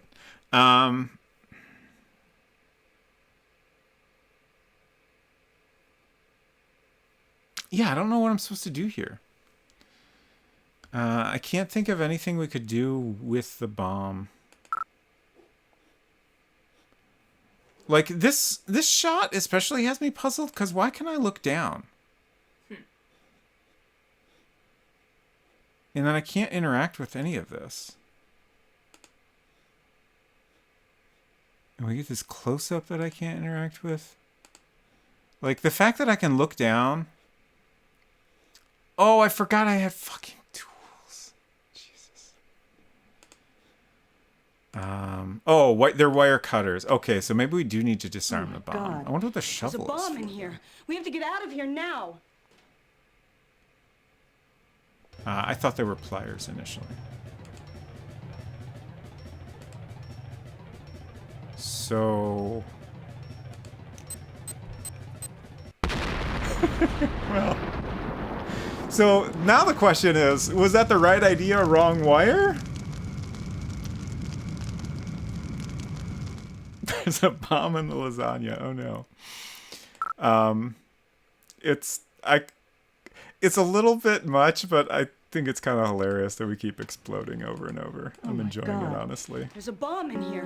We have to get out of here now. Oh my gosh, Technobumble, hello. Welcome, welcome. I hope you like explosions, because there's a lot of them happening here. Playing Lego Legoland. Nice. I hope y'all had a nice stream. Mac, hello. Good to see you. So we're playing the X-Files game here, and we're trapped in a room with our new partner, and we're trying to not explode. It's not going great, frankly. We have the bomb here, and we might be able to disarm it by cutting the correct wire, or maybe this is just a red herring. So I clicked on this wire here already. I don't know. You're gonna explode. Oh! I thought I had a few more seconds. Nope. Every time you explode, it's slightly different. Like, it's the same... The variety, I appreciate the variety. It's they were the like... same cabin explosion exploding, but like the way it is shot is subtly different, and God. sometimes we get There's a bomb in glimpses here. of different. We have to get out of people here now. watching. Yeah. They were like, we know this is gonna happen repeatedly, and we just gotta get some variety. yeah, 100%. And I appreciate that. So I don't think this looks like a wire back here, but I don't think I can actually cut that. So I'm gonna click here and see if this is anything different. Yeah, he's cutting the same wire. Yeah, they got a lot of different angles on this explosion. I wonder how many cameras they used. I think it's an indicator they expect you to die a lot. Yeah, 100%. Give Mac a shout out as well. Hope your streams have been good. I'm gonna go leave the room Okay. and begin my getting ready for bed routine, so perhaps in my absence you will find the correct wire or whatever. If I ever get blown up, I hope it's in a way that's rewatchable. Me too. Extremely same. We had... Yeah, like maybe... No, we can't get a close-up on any of this. Like, I saw, like, there's some lines here. I don't know if those are meant to be wires or something else. We tried pulling the fire alarm. That just made us blow up immediately. I also have a shovel. I don't know what we could possibly do with it. Who is this guy? Was it the smoking man or the other guy? It was the other guy. I mean, I know who the smoking man is. As much as anyone does. I can't help but think there's some other use for either the wire cutters or the shovel that I'm missing. Oh my God. There's a bomb in here. We have to get out of here now.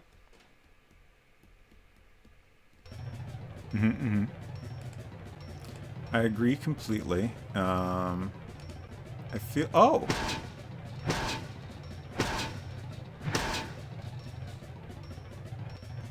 Okay.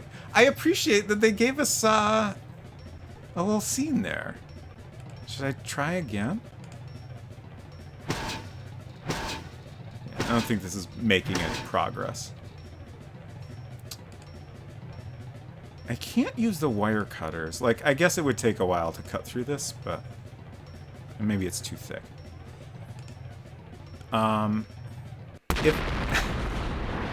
If anyone has spotted anything that I might have missed, I will take suggestions here. If you know, like, the solution, I don't necessarily want that, but just ideas of things I haven't tried are welcome.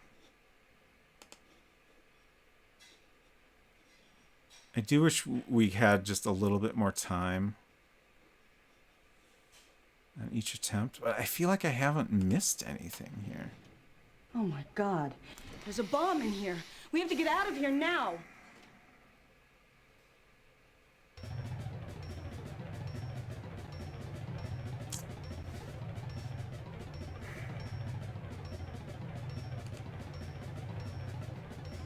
Let's see, do we have any other potentially useful items? We could shoot things. I don't... Well, should I try the lockpick on the... I don't think that's going to work, but I'll try it. Yeah. So it seems like tampering with the lock, like that's connected to the bomb as well. So if we do anything with it, it's an explosion immediately. I still can't help but think there's something here, but... Oh, wait, I haven't tried the shovel on that little vent. That's worth a shot.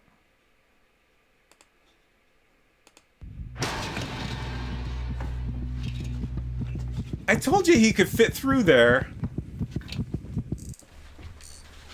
Finally.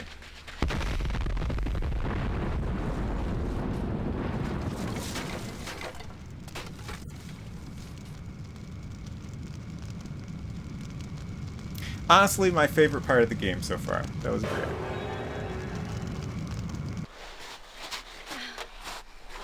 Oh, it's times like this I wish I still smoked. Are you all right? Oh, yeah, I find things like this quite bracing. I guess you're gonna want me to drive. That would be a nice gesture. I never survived the bomb before. Yeah, well, it happens to me all the time. Huh. Wait, what? What? That seems inappropriate.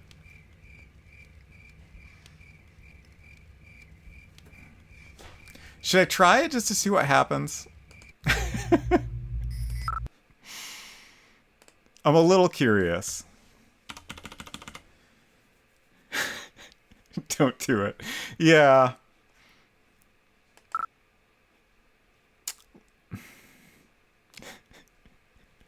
I looked away for a second and you didn't explode. What happened this time? Oh, first I wanted to comment. Postfix said, and Hero is going to suggest shooting the bomb. I did try that.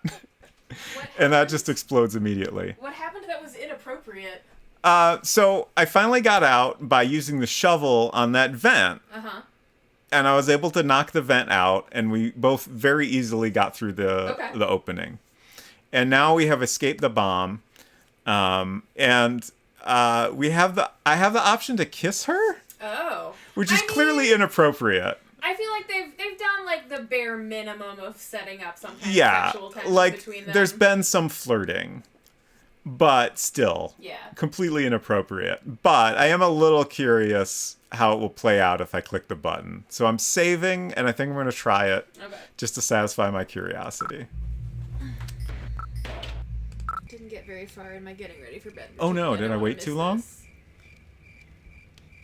Did you miss your kissing opportunity? Oh, I did. It's gone. Oh no, and you saved.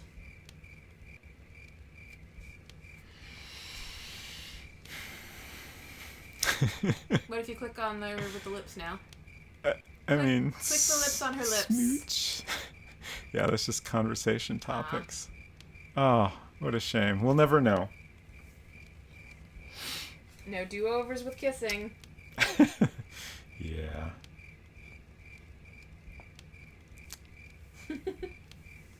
All right. Who was that guy? Yeah, that's what I want to know. He was incredibly strong. Yeah, I kind of got that impression. You think he works out? There was something weird about his eyes. Did you see that? No, I was too busy being knocked across the room to catch that little detail. It just occurred to me that maybe the guy that we see after the explosions was the guy that pushed us around in the building. It didn't look the same to me, but maybe.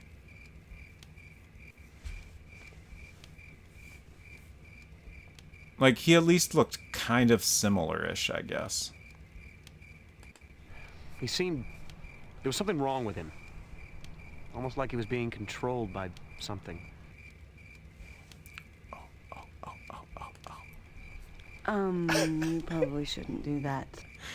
I mean, I would love for you to, don't get me Oh. wrong, but we should probably wait until this case is wrapped before we go tampering with the evidence. And then we come back to this serious face. All right, I'm going to restore because I feel like that's going to count against me. I like that file name. It's interesting that it kind of... Maybe it was just a little bit of a bug that it disappeared. I don't know. So I guess we need to go over this Who was again. that guy? He was incredibly strong. Yowzas. Yeah, I kind of got that impression. You think he works out? There was something weird about his eyes. Did you see that? No, I was too busy being knocked across the room to catch that little detail. Remember what Phil Collins said about love? I do not remember.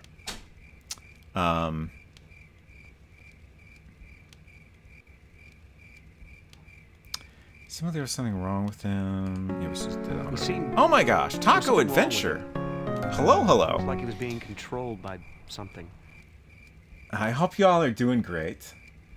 Gosh, had so many raids tonight. Art of Murder, FBI Confidential. Nice. Extremely appropriate for what we're playing here. So we're playing the X-Files game, which I picked up a sealed copy on eBay. We opened it on stream a couple weeks ago. And we're currently on the 3rd day. We're making good progress. Our new partner and I have just survived an explosion. We do have the option to kiss her, which I did try out of curiosity, but then I loaded the game because I thought it might count against me in my FBI rankings. But we're trying to figure out what happened to Mulder and Scully. They've gone missing. Scully got shot probably at some point. and all kinds of strange things are happening. But I'm Robot Spacer, and I hope y'all are doing well tonight. How was, I forgot the name already, the FBI game you were playing? Is it any good? This game has had its ups and downs, but I would say overall I'm definitely enjoying it, especially with all the explosions we just got. So, who owns the hauling yard? Duh, Russian mobsters. Have played this one. It was interesting. Hello, Finkelroy. Welcome. Not nice at all. I guess we know why the gate was left open. I mean, it wasn't just small-town coziness. No. The gate was left open so somebody would get in there and set that bomb off. Yeah, but was it meant for us or that guy? Hmm. Was the bomb meant as a trap, or was it protecting something in the office? Like what? Information in that logbook? The rural route address, for instance? Well, anything in there would be pretty hard to read now, that's for sure. I think the bomb was meant to trap and kill somebody. Are you ready to go? I sure am. You're driving, remember? Right.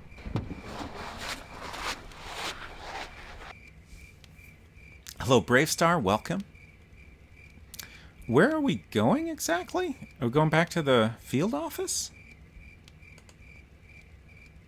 I don't remember any discussion of where we should go next.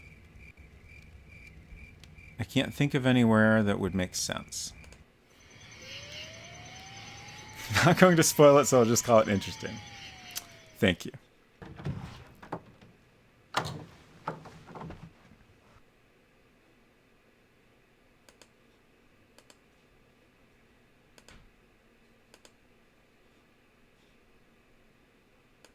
I guess we'll check our mail since we're here.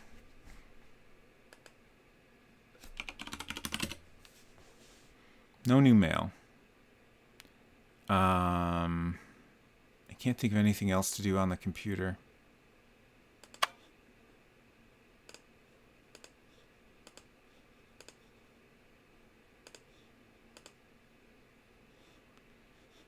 What's going on with Cook? He's not been at the office in a while.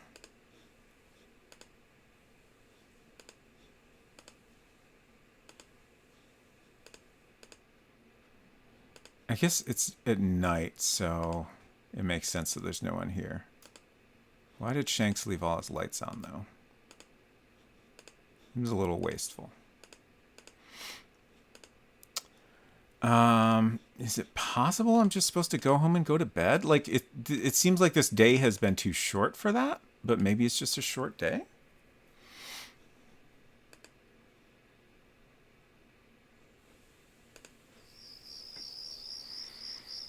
Or maybe we'll get a scene here.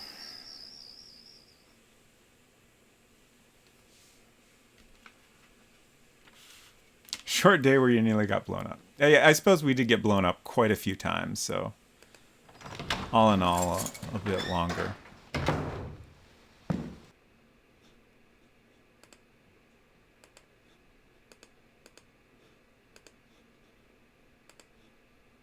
Oh, it is bedtime. Okay.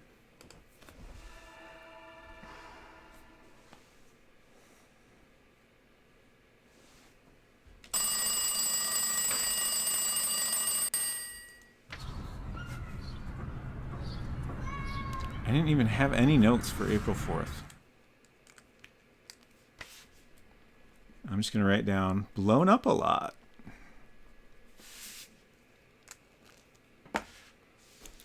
The phone was ringing? Where is our phone?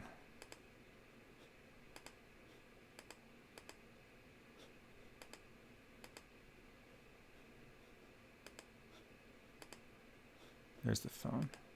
Huh. Ooh. I mean, I was a little distracted, but our phone was ringing, right? Or is... We're sorry. Your call cannot be completed. Like, here's a phone. Why can't I answer it? I'm so confused.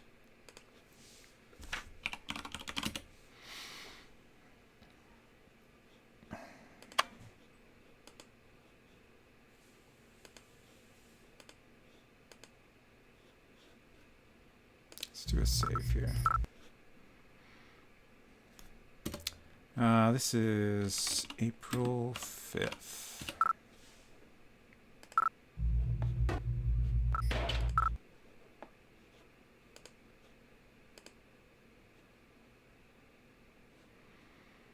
I guess we'll go into the office.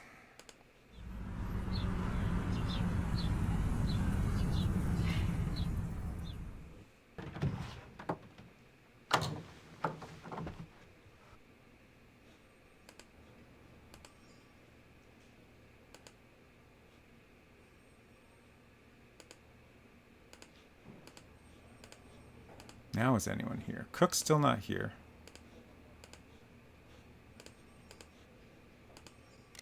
Hey, buddy. Good news. There he is. What's going on? I'll tell you what's going on. I cracked your case for you. What are you talking about? Evgeny Smolnikov, known head of a ring of Georgian smugglers. And I have a witness who placed him at the dock the night of Wong's murder. I ordered surveillance on his little love nest, and since this morning, we've accumulated enough evidence to warrant a raid. We leave ASAP. The SWATs are joining us at the site. No need to thank me.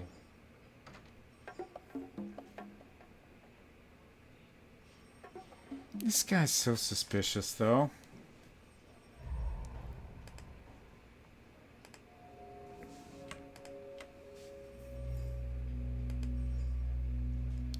Smolnikov.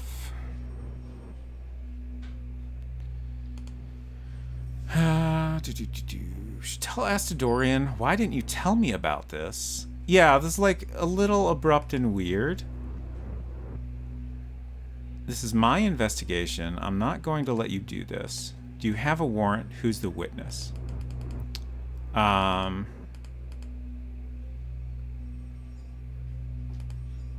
didn't you tell me about this? I was going to tell you, but the evidence just opened up this morning, and now we're going in, and besides, you were pretty much out of pocket yesterday, if I recall. Yeah, I was busy getting blown up a bunch.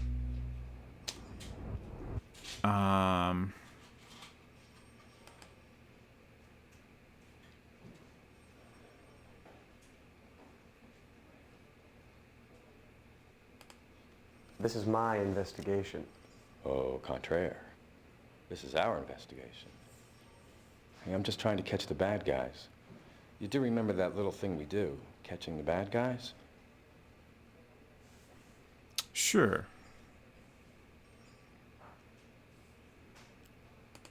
You have a warrant? What do I look like, Mark Furman? Yes. I have a federal warrant from a federal judge.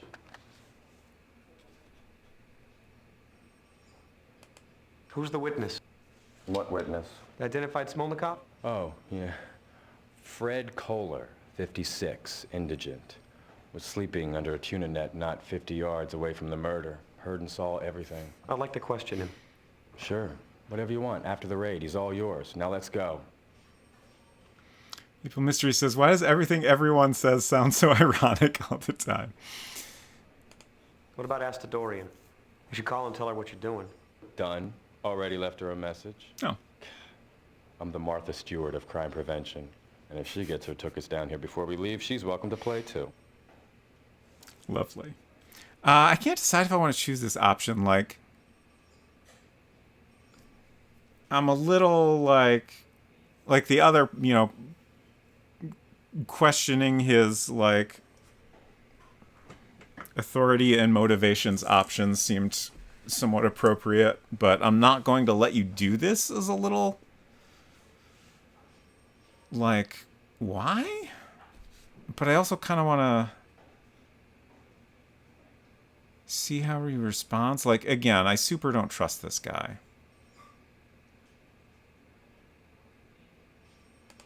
I'm not gonna let you do this. Come on, man. What are you busting my chops for? That isn't like you. I'm just trying to do my job. Now, what are you getting all proprietary about? Clearly, that guy is undoubtedly smuggling plutonium into the Pacific Northwest. It's my guess he's a key to your missing FBI agents. So, suit up. Let's go.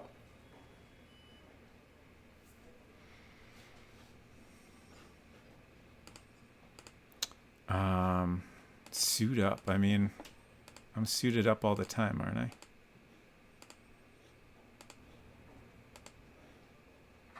can't think of anything else I would need to do to get ready, so I assume I can just leave whenever I want.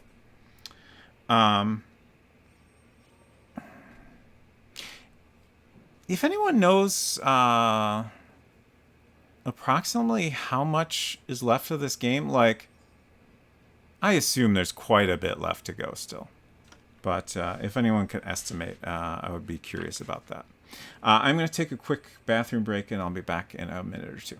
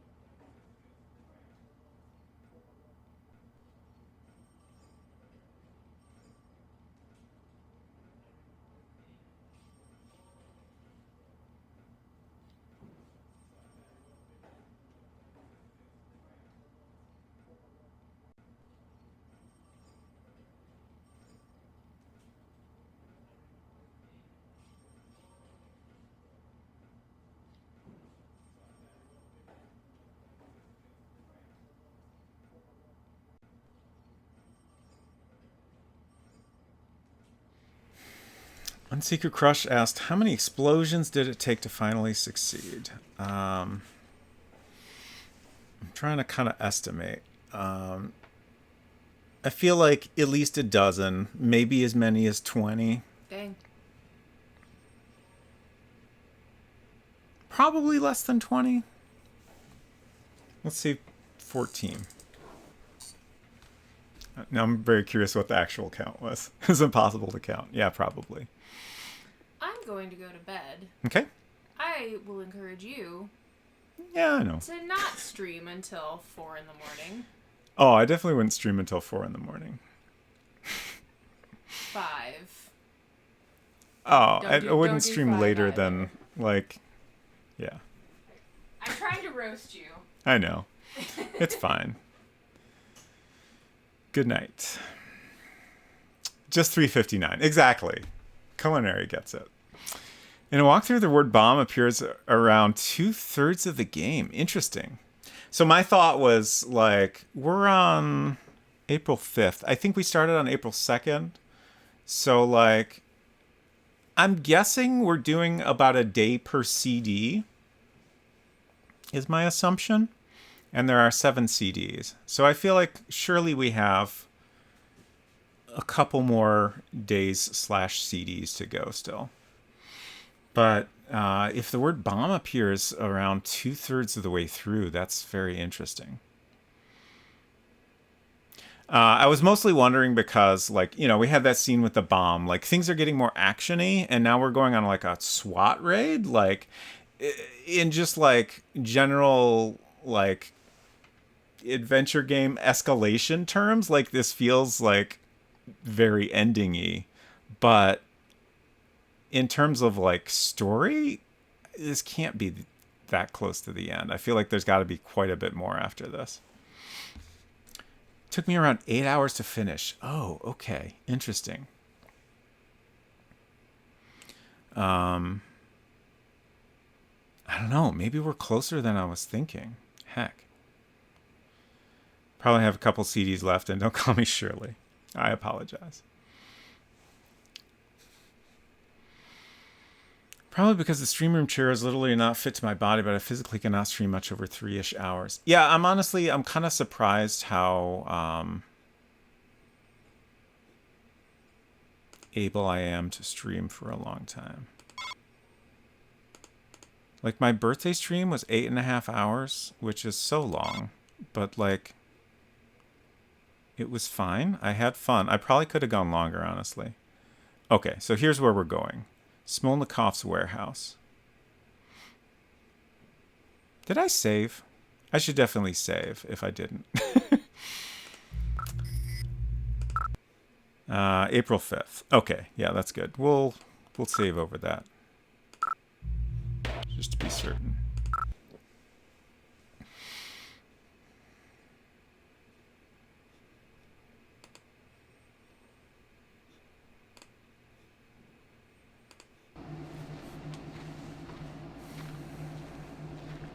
Rainier Cold Storage, Seattle.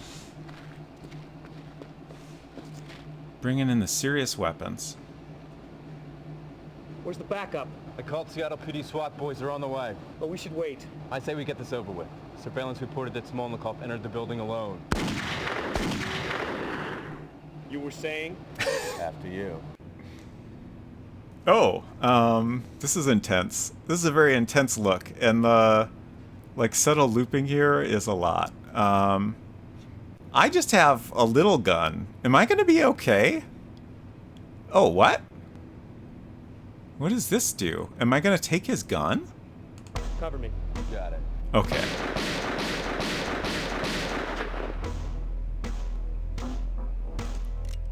This is... Oh, shit.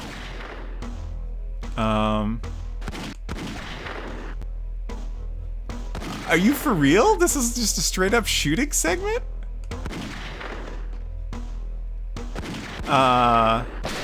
Oh.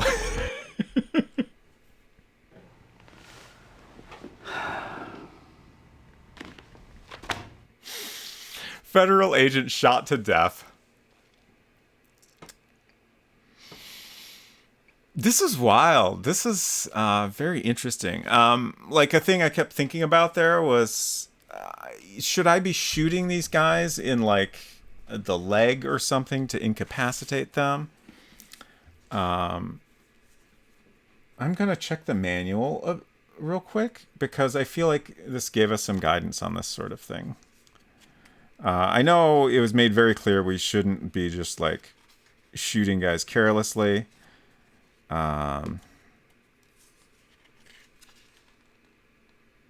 So, use force. There's a section here, Code of Conduct.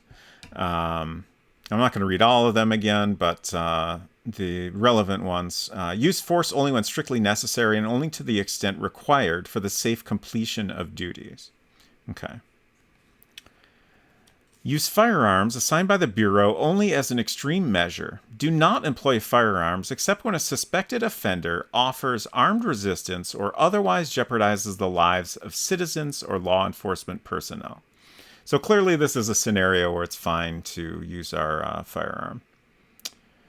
Do not inflict, instigate, or tolerate any act of torture or other cruel, inhuman, or degrading treatment or punishment against anyone, whether or not in official custody.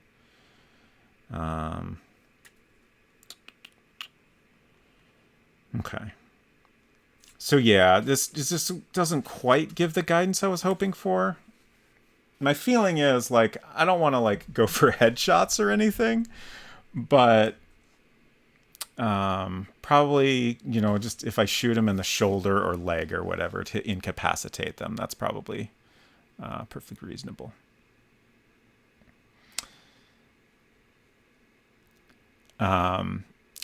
Verdantry, hello.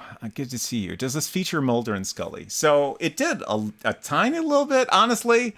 Like, I thought we would see Mulder and Scully a little bit more, but, you know, maybe that's still yet to come.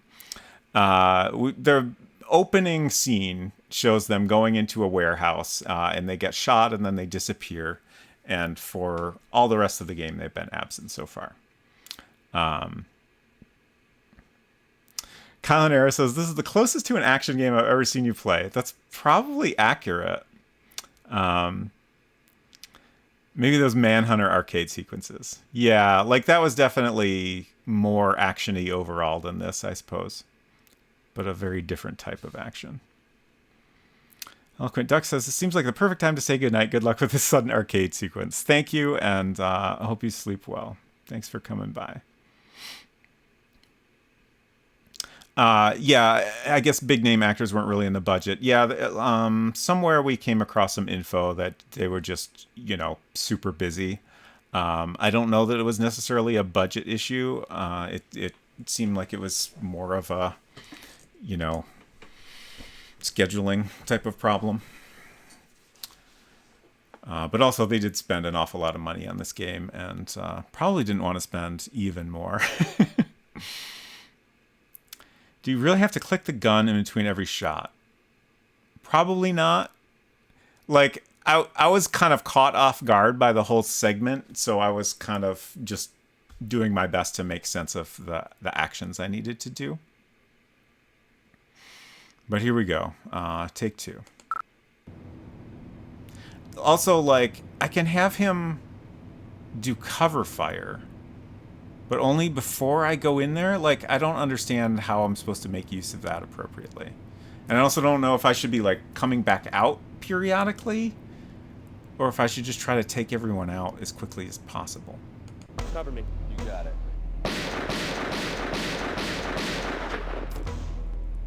Like, when a game throws you into a completely different type of...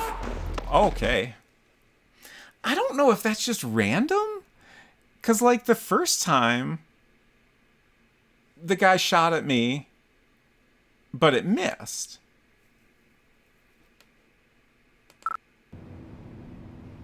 Cover me. You got it.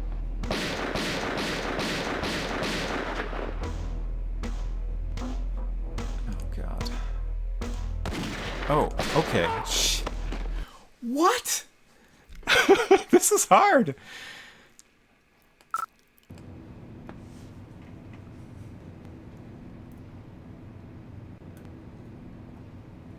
But as I keep trying to get out, like, it's really hard when a game throws you into a completely different type of gameplay. Like, you got to figure out how to approach it. Like, this isn't a normal shooting game. Like, I could play that fine.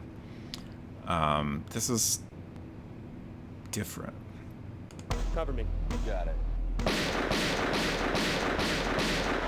Also, I don't think I have any, like maybe I can click on this. Yeah, okay. So now I have my gun ready. This will help a lot.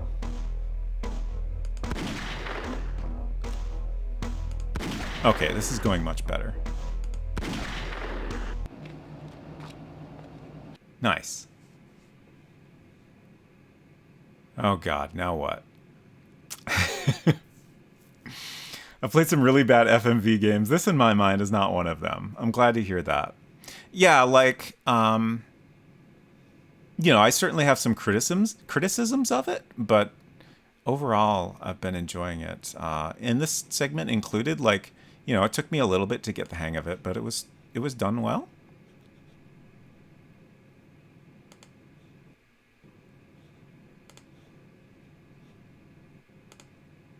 Art theft. Who was talking about art theft?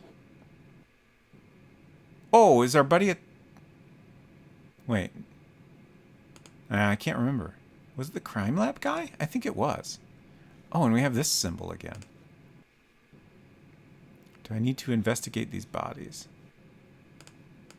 I guess I can't.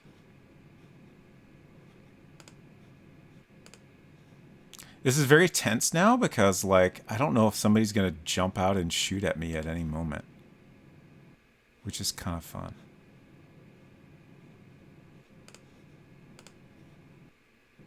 Nobody said FBI fieldwork was going to be easy. So true. What's this crate? This looks... I keep going past the crate I'm trying to look at. I guess it's all just these same crates.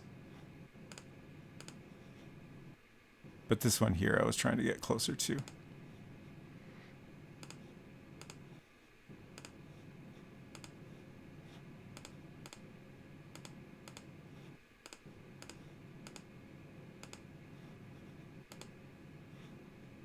Can we go up the spiral staircase? Maybe not.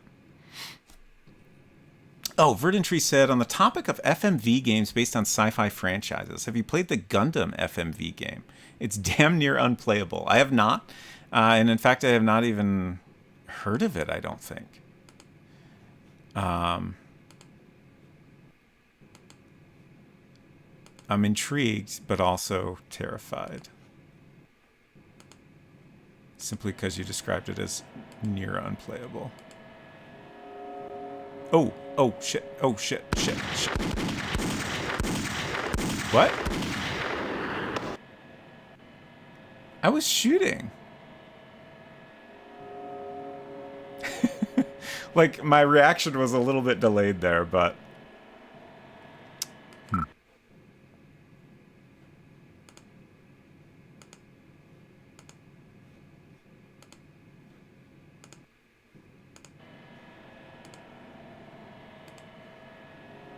I guess I should be keeping my gun ready at all times. There we go.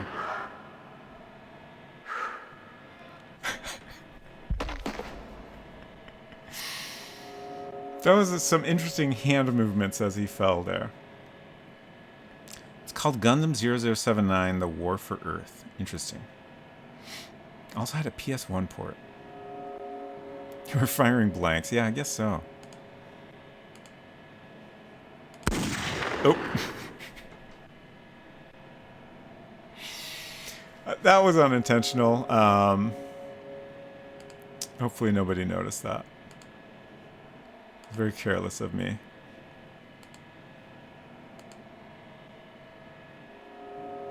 Oh shit, oh shit, oh shit. When I came here, I could tell, like, even though everything was completely still, I could tell there was just, like, a little subtle, like, movement in grain that suggested it was a video playing.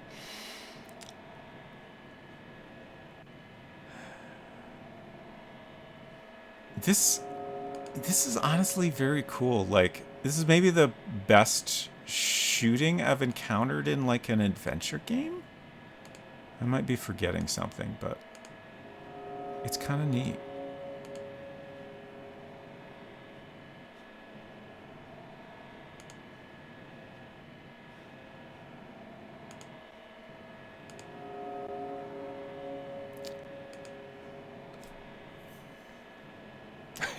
One of the first results on YouTube when you look for the Gundam game is titled Gundam 0079, The War for Earth. Just bad games. Wonderful. Well, I was going to say, I feel like I should maybe save again, but it keeps giving me do-overs. So I'm not going to worry about it too much. I guess I can just look up here. I can't actually go anywhere.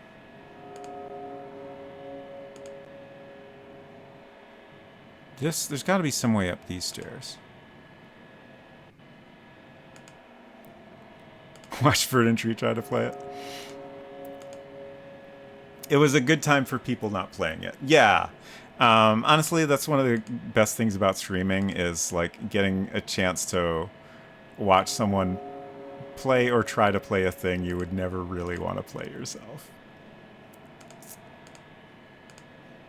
Huh. This, like, there's two stairways back here going up, and then, like, they connect and go to another stairway.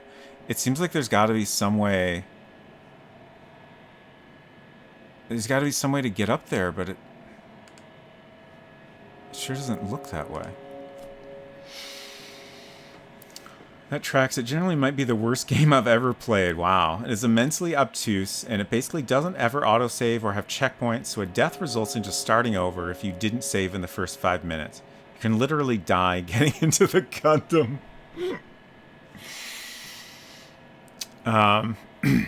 I don't know if it's anything like this, but your description of it reminds me a little bit of, like, the Dragon's Lair or Space Ace games. just those games have like you have different directions you can press on the joystick and different buttons you can press, and it's like you just have to you have to figure out the inputs and hit them at the right time, and like there's very little feedback to suggest when you should do those things, so you just kind of have to try over and over until you figure it out. Very similar to Dragon's Lair without any of the good animation. Oh no. Taco says, I've played some bad adventure games that I would never wish on anyone ever. Wow.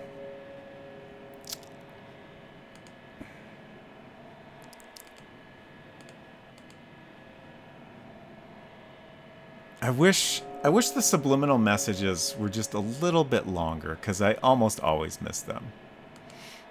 Even if I'm looking right at them, like that one.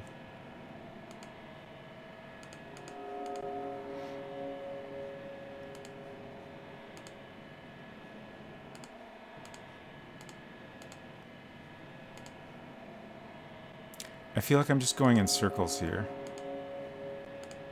which is probably correct. But hopefully I'll find something eventually. Okay, so this is the door where we shot a guy through the wood boards. But I don't see any way to like, I'd like to get on the other side of that, right? That seems worth doing, but I don't see any way to accomplish this.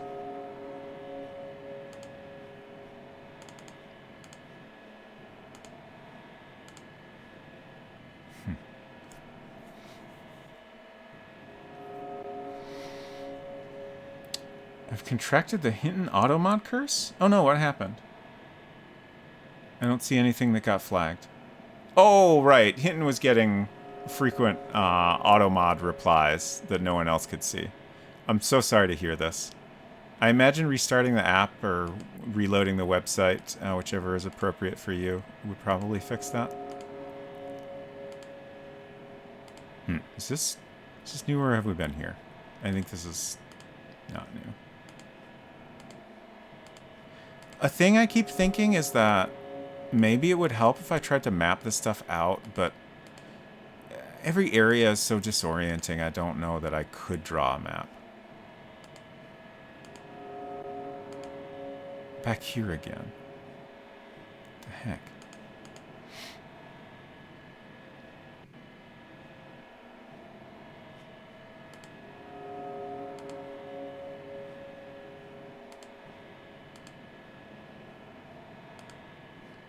Maybe I should go back down and talk to Cook or something?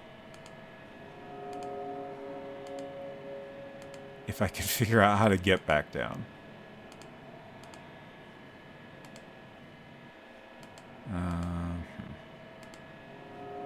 There we go. Huh. Sound changed suddenly.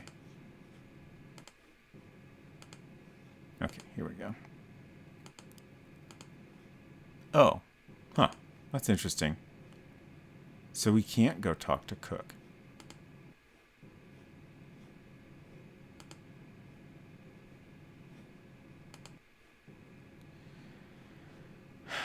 What am I missing?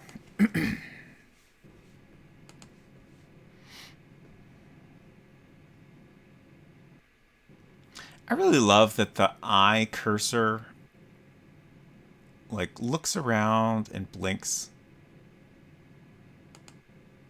It's a little upsetting, but I like it.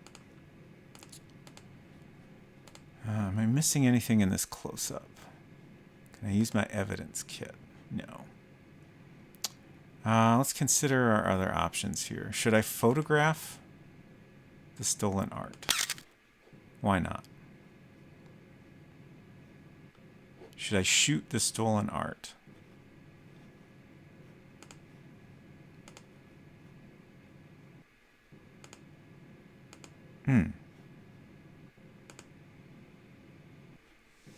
Okay.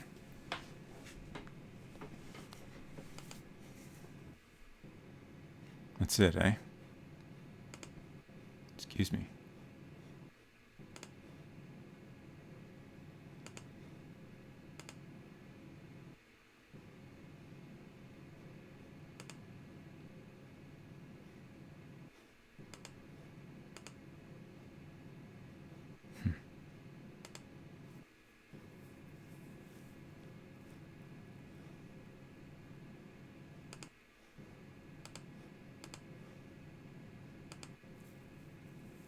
used to have those exact clipboards. Nice.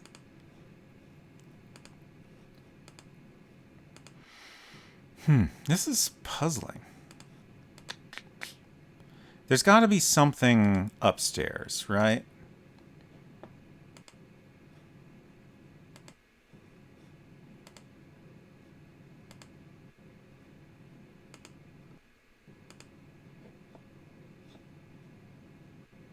I feel like there's got to be something up here that we missed. Oh. I don't think we got this close up. I assume this is a door with like something in front of it, but I can't interact with any of that. Oh. Am I? No, I think I've been here. Okay. Dang. I thought for a second there I might have gotten to a new...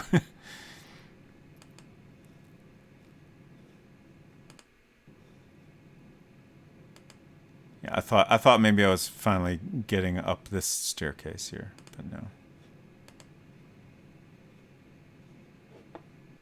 I also, every time I see one of those subliminal messages when I'm stuck like this, I wonder if it's like, is it giving me a little bit of a hint, or is it just telling me I'm doing a bad job?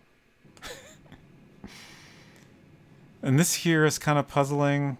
Like, I guess... Like, I can't really tell what's supposed to be going on here, but I guess we're looking up and seeing that this stairway is blocked off. You have no control? I think that's what that said. That one I missed. Prison!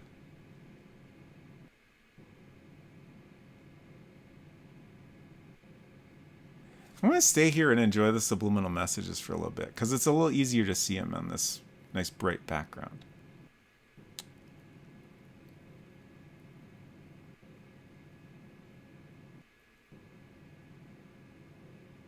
Of course, now they stop.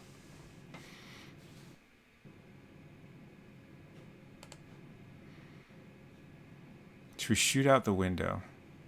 I don't want to... I'm kind of tempted, but... I feel like if we shoot things inappropriately and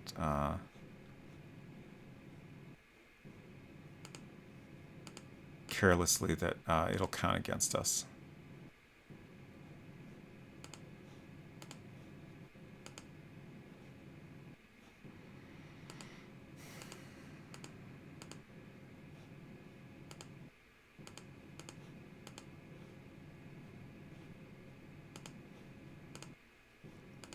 Willing to accept suggestions for like what I should focus on, like any like little bit of a nudge in the right direction.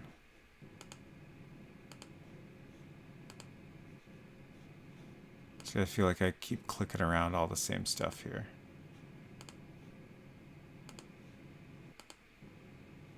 This, it's just like, it's kind of eye-catching, I guess, which is why I feel like I'm missing something here. Is this... No. Is it possible I need to use the lockpick? Like, I don't see any locks on these doors, but...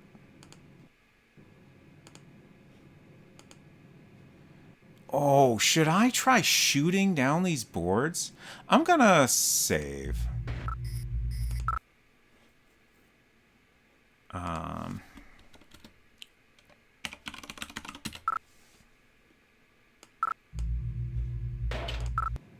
I'm gonna try shooting these boards a bunch.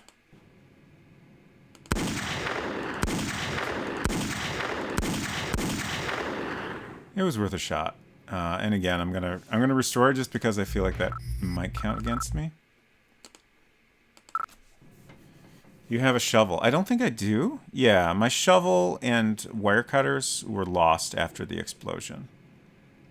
I did think of that at one point, but no luck. Like, if we need any tools like that, we need to kind of find them in the area. Every agent needs their service shovel. I agree, Culinary. I guess we forgot ours back at the office.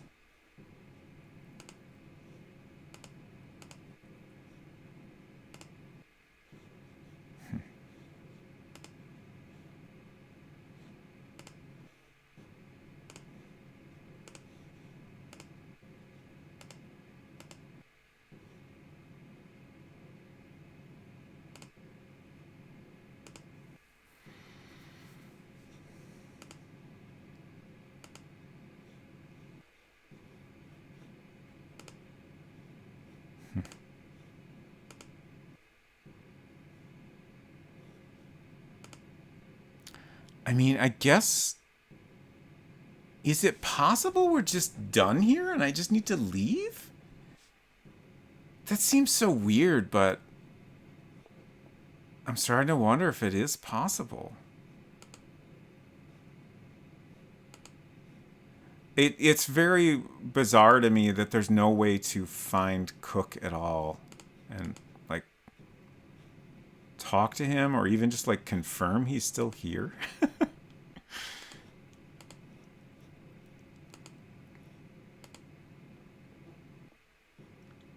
Oh no, not to attack the sprinklers when he went out and now he's wet. Apparently this is my fault. How could you do this, Culinary? Very cruel of you. Can you use the phone? Oh, should we call Cook on the phone? That'd be kind of funny.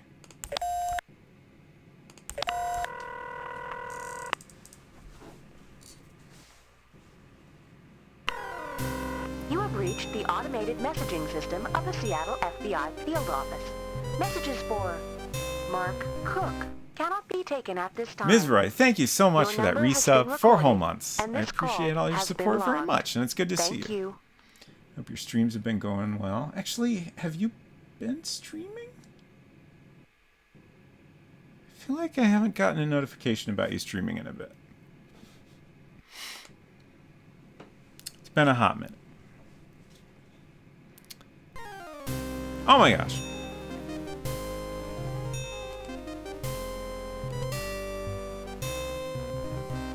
Culinary, thank you very, very much for spending your Prime sub on me. I appreciate that very much. And also, 18 whole months. Dang.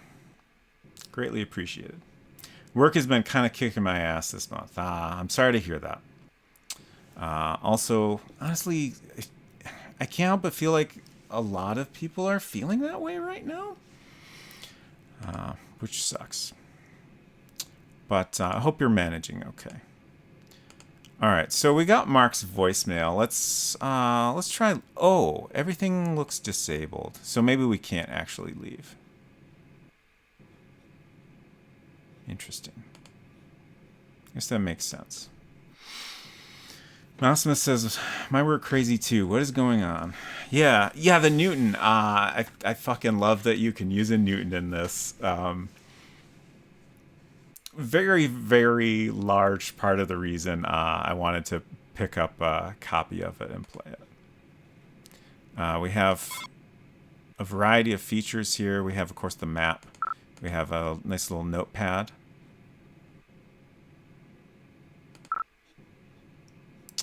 We have our Rolodex, of course. We have email. And everyone's favorite app, Off. Again, I'm happy to take suggestions here. I'm a little bit close to considering a walkthrough, or maybe I should just wrap it up for the night. Tough choice. Can you play Snake on it? Unfortunately, no. We cannot play Snake on it. Which is a huge bummer. Next thing, you're going to tell me that Nathan Drake is going to show up and try to sell me Subway. I hope not. I hope not. We have had a lot of actual products in this game, though. There's been Pepsi, there's been Doritos, Triscuits, variety of Coors bottles. Trying to think what else. anything here. I think this is all just wall texture. It looked a little bit like it might be something interesting.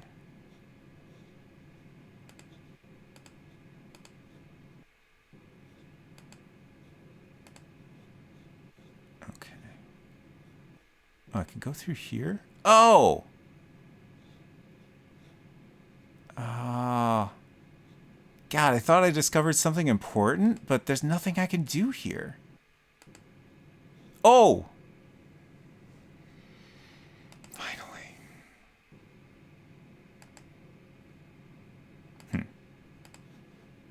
Like, it's still there. Am I not picking it up?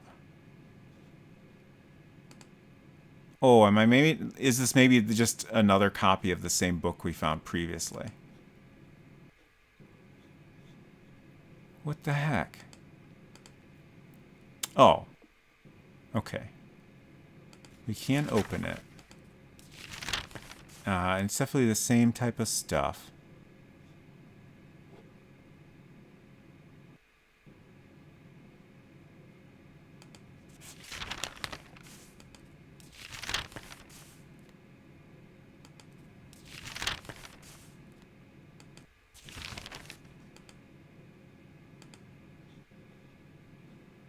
It's weird that we're not taking that one, though. God, what am I missing?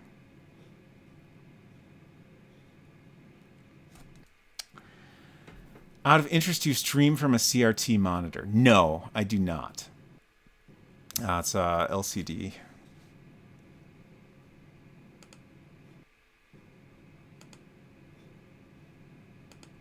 At one point, I decided I was done with CRTs forever, and I did my best to remove all CRTs from my life except for my original Macintosh, which has a nice little 9-inch monochrome CRT. I certainly wasn't going to get rid of that. But pretty much everything else, like, the biggest thing was just, those things are so heavy. And I had enough of it. Especially after having to move multiple times in like a, not a super short period of time, but like, more often than I would like. Like, I was so done with it. I do a little bit regret that now, maybe, but also those things are so heavy.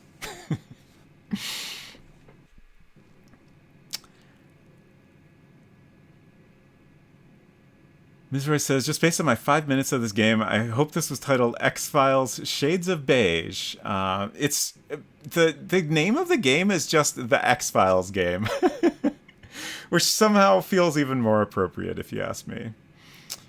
Just a completely uncreative title. Conflict Void asks, is anyone here going to attend this year's Adventure X? Then I might see ya. That is... So I know there's a couple things coming up. There's one in the UK and one in, like... Is it in Seattle? Somewhere in the United States. I want to say Adventure X is the UK one. I am not planning on going to any conferences this year, but I am... I'm very interested in the idea of something like that at some point. It sounds like it could be a cool thing to go to.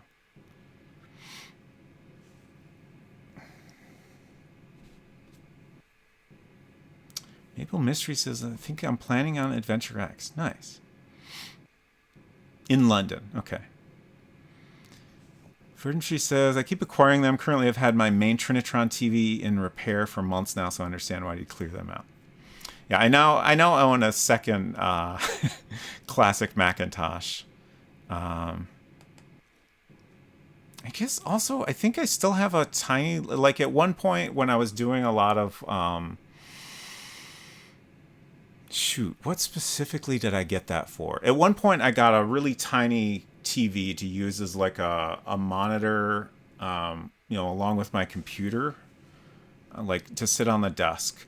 Like, I must have been doing some sort of like video editing or something like that, but I honestly can't remember what I would have gone to the trouble to buy a TV for. It was quite a while ago, but I still have that TV in the garage or something.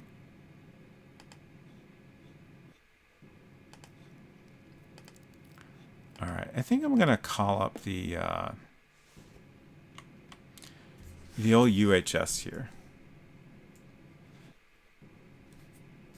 Just gotta juggle keyboards and mouses a bit.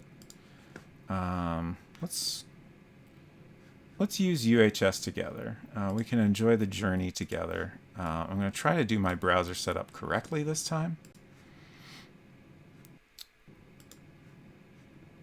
Let's see. So I guess I picked the wrong...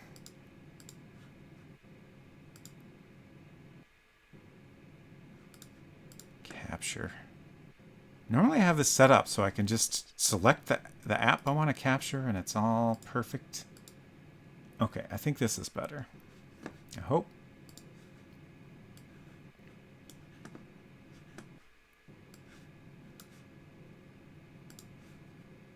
Okay, so here's this weird thing we were looking at earlier. Let's go to UHS, wrong keyboard, UHS, hints.com.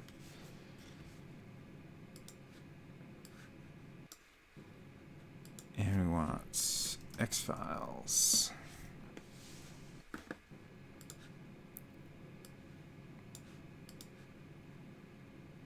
The X-Files. I think that's right, even though that's not really the correct game name. Oh, okay, so April 7th is the last day. Interesting, interesting. We've won the gunfight. Why can't I leave this warehouse? That is exactly what we are wanting to know. 5 hints. There is something you have not done. I mean, I kind of figured, but thank you for confirming. Have you found the owner, Smolnikov? I have not. Where is Smolnikov? He has an office in this building.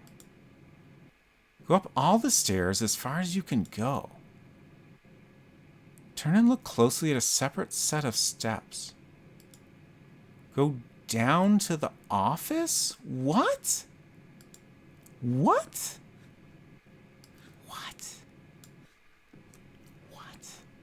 I'm so confused. So I have to go up, and then there's a separate set of steps where I can go down. Like, I clicked around so much, I don't understand how I could have missed that.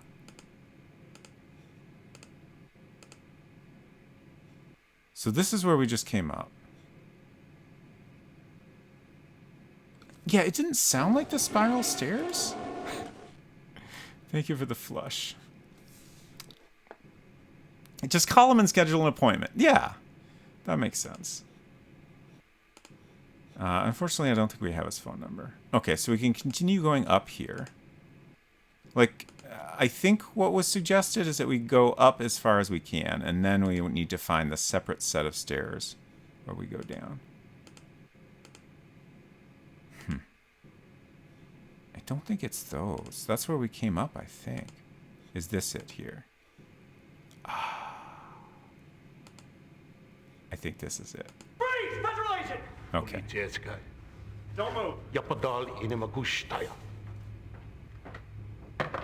Cook, get down here. I've got him. I'm following you. Where were you? Securing the first floor. Okay, Mr. Smolnikov. What gives? Why are you here? I've done nothing. You have no right to come in here like this. This isn't Russia. Shut up. You're under arrest. I'll Miranda him. You secure the place. I spotted a 38 downstairs, back left corner. Okay. Progress. That's great.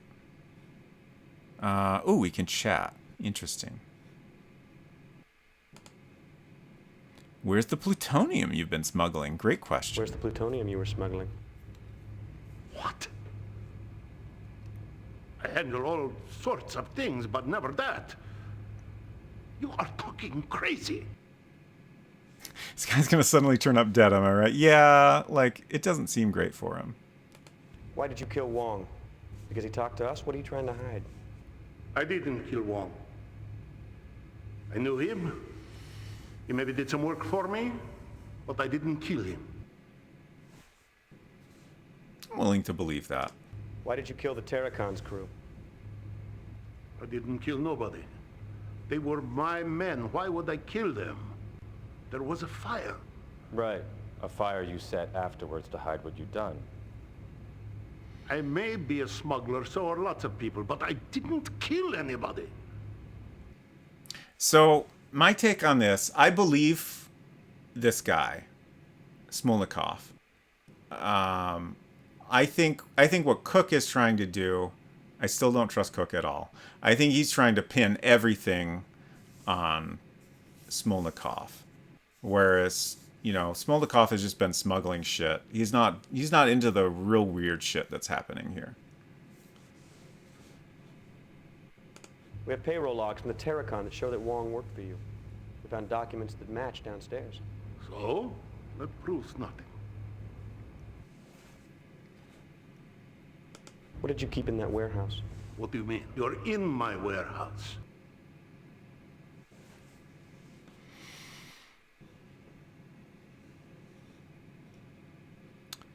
Okay, yeah, let's talk to Cook. Look at this. Payroll manifest. It's a match of the one we found on the Terracon. It's in your best interest to cooperate, Mr. Smolnikov. He's just ignoring me? Or I guess I kind of presented evidence that suggests Smolnikov is connected to the Terracon. So Cook is responding to that.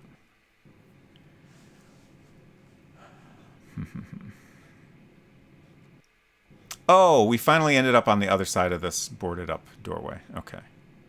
Now I understand everything a little better.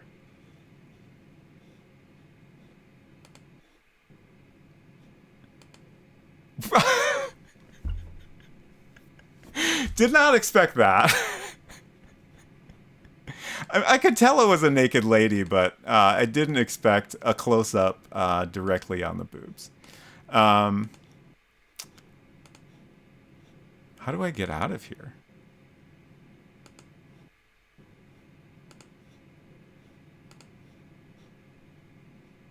Okay, here we go.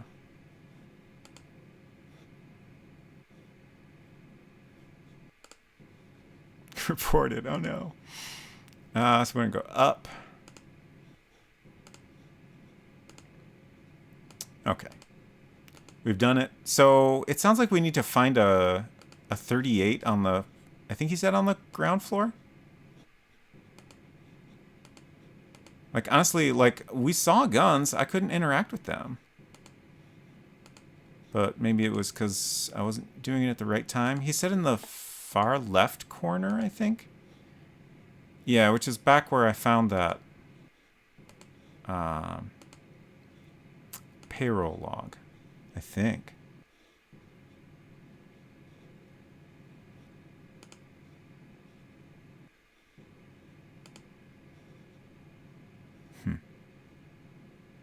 Like, I assume, well, I guess I'm not positive he said far left.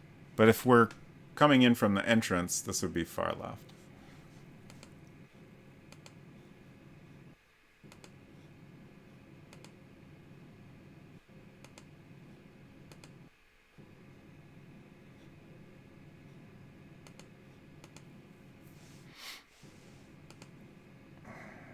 Cook is going to silence this guy, right? Shit.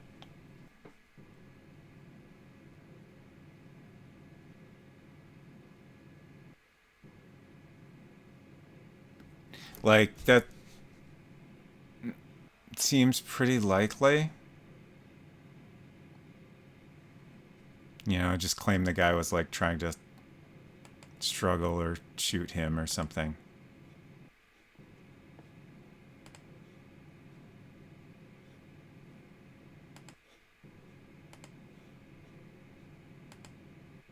Oh. Oh. Oh. We found a close-up we hadn't found before, but I don't think it's very useful. I was just thinking about, like, about Cook silencing the guy. Like, I agree that makes sense. I don't know if I could do anything to stop it. There's a gun. So... Shit.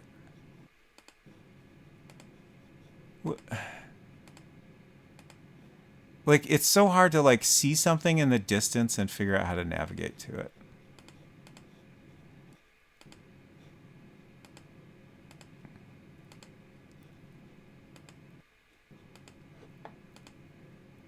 Oh, I can just leave now? I'm going to go back to this hint system real quick and make sure that... Did you find the gun Cook mentioned? Okay. Gun is in the rear of the building on the main floor. Okay, so it sounds like we should. It is important to find that. So, rear of the building on the main floor. So it's back here somewhere. I don't understand how I have not found it.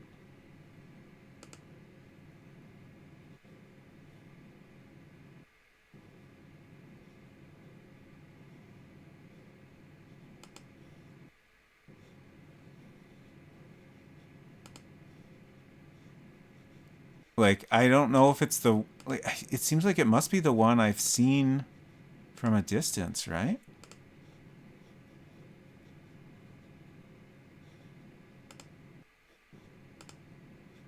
Yes, yes.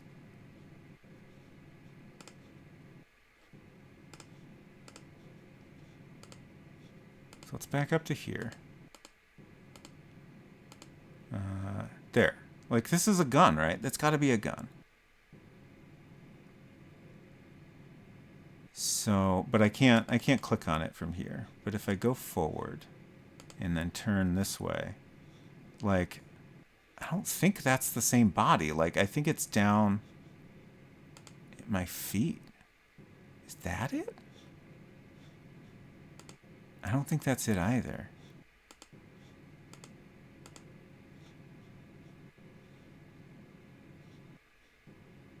So weird.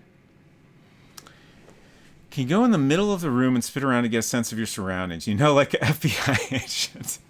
I mean, I'm doing my best here. It's just not quite working out. I also, you know, again, I don't know for sure that the thing I think is a gun is actually what I'm looking for. Like, Cook and the walkthrough both said it's in the back, and that seems like it's more in the middle of this room.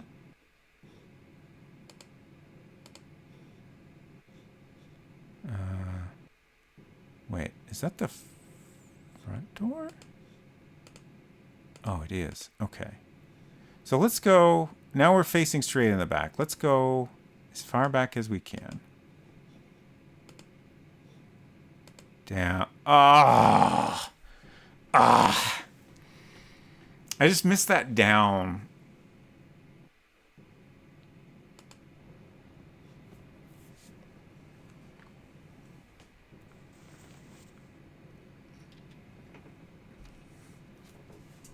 Thank you, thank you.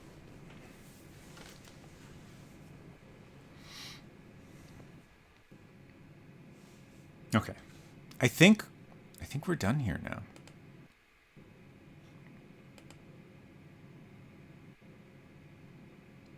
I'm a little bit tempted to go back up and check on Cook, but navigating there is such a pain, I don't think I'm gonna. Also, I don't have any reason to believe that that would be worthwhile. So, now what? Field office?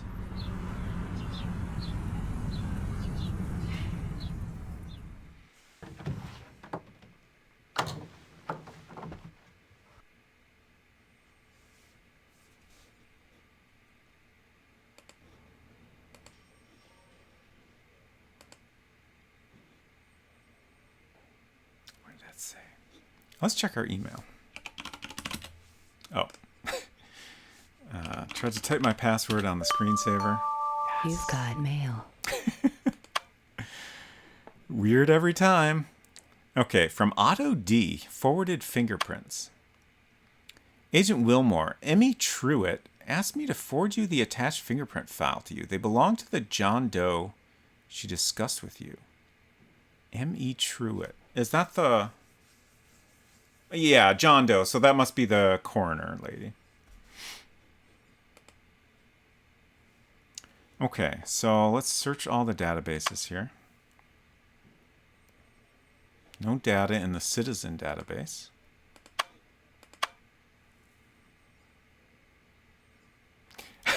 Mizra says, well, that's unnecessarily sultry. Yeah, it's very weird. Very, very weird. Just normal FBI stuff, I guess. Ooh, okay. So we have a hit in the government/military database, but it is restricted. So this specifically was a body that was found at like a gas station. We watched a recording of this confrontation at a gas station. There was a car that was the same make as the car that Mulder and Scully rented. And a man got out of the vehicle. Our character commented that it maybe looked a little bit like Mulder. But when they turned around and got a little bit closer to the camera, I feel like it probably was not Mulder. And then the guy kind of walks towards the camera a little bit, and a truck pulls up that was, what was the name of that business? Gordon's Hauling.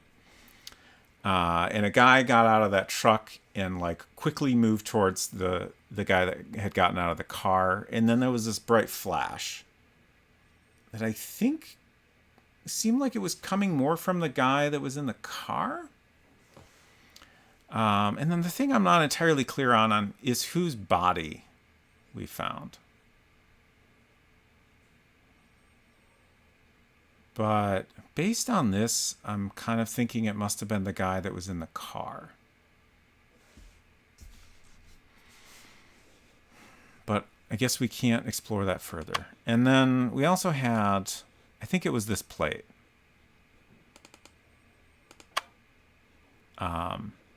We searched for that, and it had a government military match, and was also restricted data.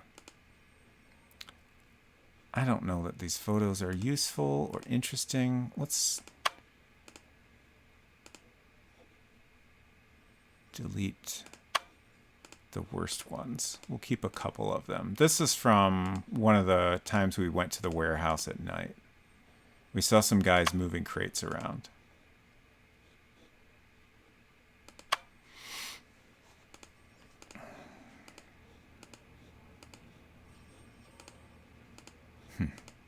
I was hoping something would be going on here.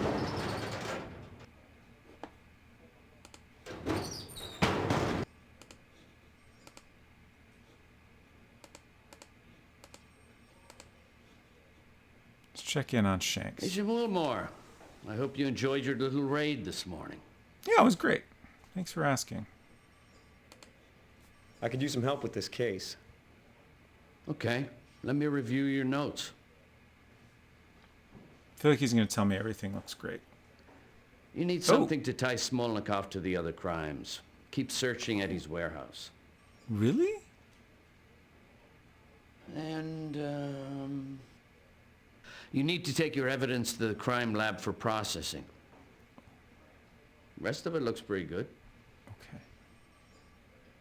Huh, so that's interesting because Universal Hints suggested we found everything at the warehouse. So yeah, I kind of forgot we had picked up this gun, and like that's a thing in our evidence now. So we'll go drop that off. Thanks, Shanks.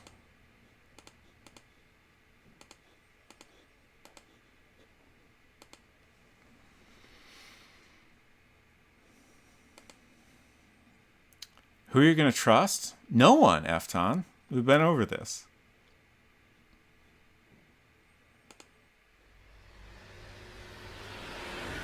UHS or Shanks? Ah, I see. I guess neither. But Hey, Sleeping Beauty. Wilmore. How's it going? I do trust You Shanks. don't look so good. I don't feel so hot. Slightly more. What's wrong? I don't know. I think I'm coming down with the flu or something. Oh. What's up? Oh, no. Oh, I don't like this. Oh, fuck. I can't help but think this is because of the fucking sphere we gave him. Like, Yeah, did we expose him to radiation? That's what I'm thinking. Demon Core. I suppose you want me to fire that. You guessed it. Great. My headache just went away. I'm sorry. You really don't feel good, do you? Nope. Let's go. I like this guy. I don't want him to die of radiation Sure enough, poisoning. they all three match. Great. Thanks, man. I hope you're feeling better. Okay. All three match. So... Okay, so I think what was not made 100% clear there was that this matches... Like, we found a couple of bullets, right?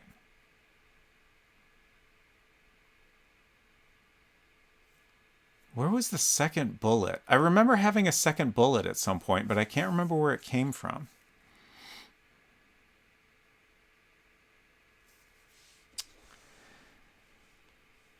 Junior Skeg says, I'm sure he'll be fine, just needs a couple days off. He'll be right as rain in no time. I hope so. The gun Wong was killed with. Yeah, that's what I was thinking. But I can't remember where that second bullet actually came from. Like, I don't know if we got that, like, at the coroner's office or something. I don't remember that happening. But that's the only thing that makes sense to me. So, Shank said we missed something at the warehouse. Wait, is this the door to get out? Okay, it is. What the heck did we miss at the warehouse? Oh, that's... It took me straight here. That's wild.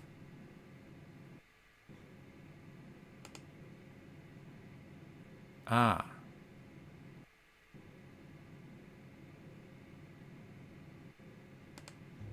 Where are the FBI agents? What are you talking about? We found the woman's blood in your warehouse. What warehouse? You're in my warehouse.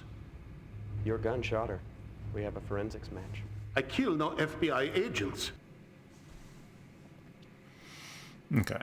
So that dialogue confirms that the bullet matches the bullet we found at the warehouse very early in the game that was part of the shootout that we saw in the intro with Mulder and Scully. That matches this weapon. You're right. It's a 38. It isn't my gun. Yeah. All right, let's get him downtown and process him. Come on. We'll interrogate him some more once we get this sorted out. Get the local police to secure the warehouse. Let's go. Cook planted that gun, right?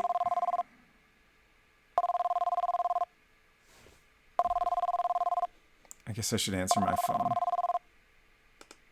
It's Amos. That boat you sent me onto was radioactive. Oh, fuck. What? That boat, the Terracon, had dangerously high levels of radioactivity. He sent me into a hot area. That's what's wrong with me. I don't have the flu. I have radiation sickness. Oh man, John, I am so sorry. I don't know what to say. Just be more careful before you get somebody killed.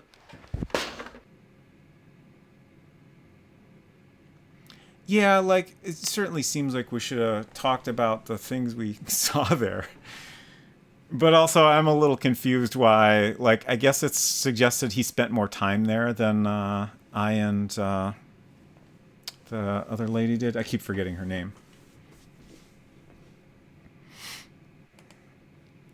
Okay, now I gotta get out of here again. I'm now unclear on whether we're done here or not.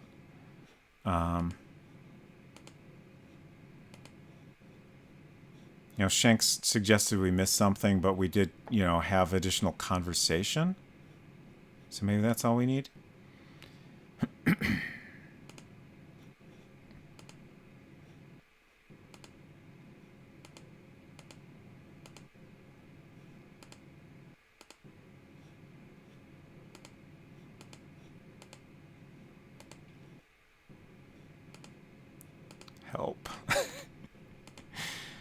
I think we're getting there. There we go.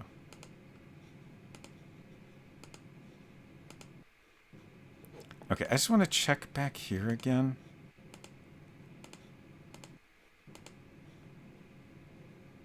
Can't click on those at all. Or those. Like, this book, like, it's been suggested in cutscenes that we're picking it up and taking it, but the fact that it's still there kind of bugs me a little bit and feels like maybe that's something that's I've missed.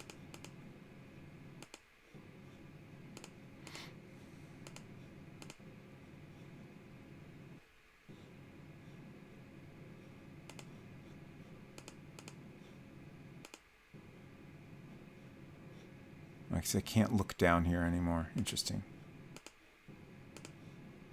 I was going to look down there to see if there was maybe something else in that view that I missed. Thank you for the monkey.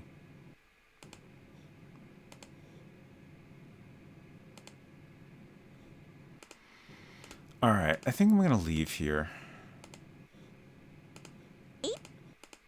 Thank you for the wild eep.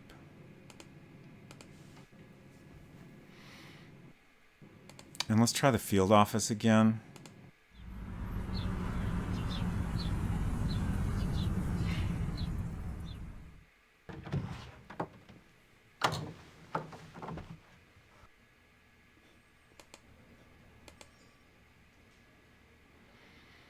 I'm just thinking what would make sense to actually do right now.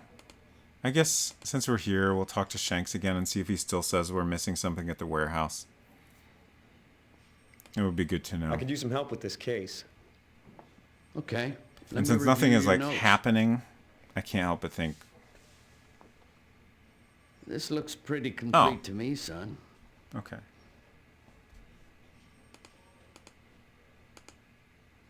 So now I just need to figure out where I need to go to make things progress. I guess it could be just home. Maybe I should sit at my desk. No. Check email?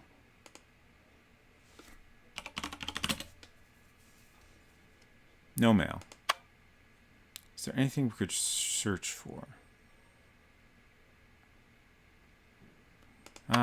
Let's see. Can we search for Smolnikov?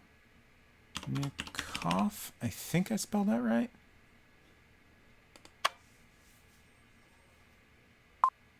There he is. 6'2", tall guy. 315, white gray hair, blue eyes, male, Russian. Schooling unknown, marital status divorced, twice, no children, employment importer. 9/26/95, successful appeal of deportation ruling. Deportation order halted. 6/30/94, deportation ruling appealed. Subject cited political repression and fear for life if deported to Georgian state. 5/15/94, subject released from federal prison following completion of 3 years of 5-year sentence. Delivered to custody of INS for deportation. 12/9/91, tried in federal court on smuggling and firearms possession, convicted on all counts. Sentenced 5 years federal custody. Upon recommendation by INS and federal attorney, subject was ordered deported to native country following completion of sentence and revocation of U.S. citizenship. 10/2/91, arraigned on 2 counts of smuggling of controlled substances. Unlawful possession of firearms. 9/21/91, arrested on suspicion of smuggling contraband into U.S. by U.S. Coast Guard. Remanded to federal custody. She keeps going, huh? 8/10/89, tried in Juneau, Alaska federal court on smuggling, 5 counts. Charges dismissed, lack of witnesses. 3/30/89, arrested in Juneau, Alaska by INS, charged with alien smuggling. And finally, at the very end, 8/15/78, emigrated to U.S., New York. I feel like it was pointed out somewhere, but this forward option I've never really Okay. So we can basically attach it to an email, which is cool. I love that that is a thing we probably need to do at some point. I don't think now is that point.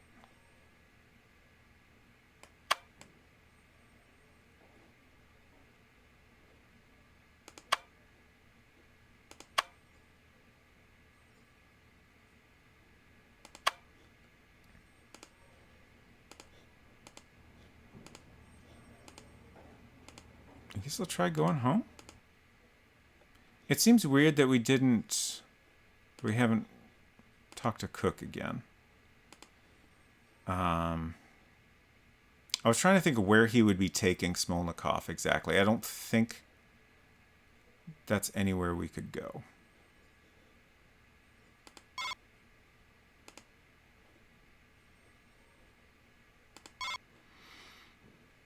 They went in depth with their computer. Yeah, they sure did, which is great. I still don't think it quite beats out Sydney as my favorite weird little computer interface in a game, but it is very good.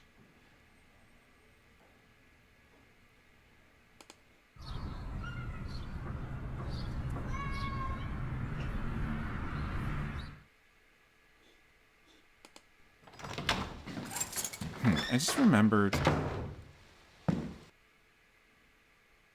in the hallway you can actually like turn around and stuff. Oh, nice. We got it. I guess we should answer the door. What the hell were you thinking? About what? About your little raid on the smugglers. I had turned that case over to the task force, and you two cowboys go running off shooting up a place without so much as a phone call? Ooh, Do you have Cook any lied idea to how us. stupid I look?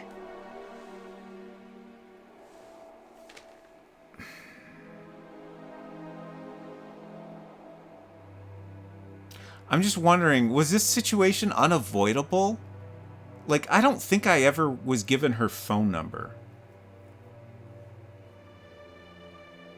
It would have been interesting if I had the option to call her. But I doubt that's actually the case.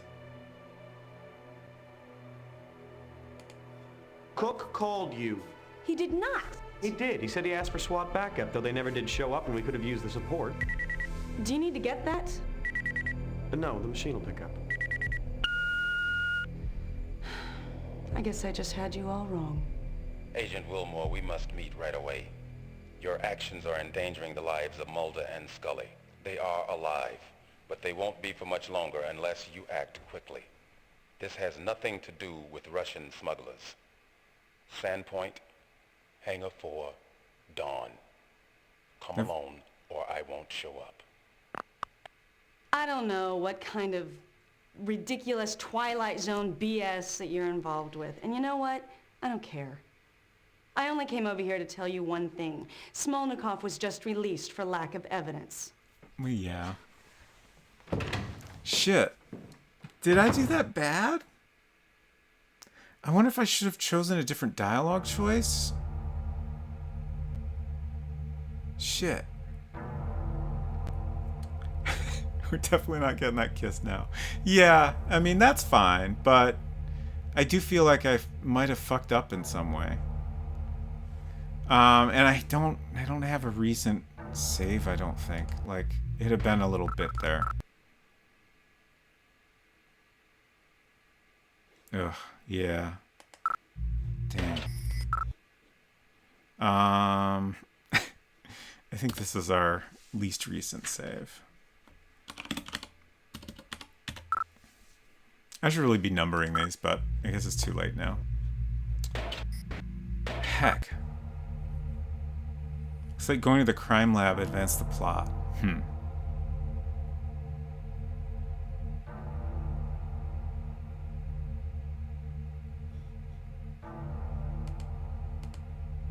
Yeah, I don't know.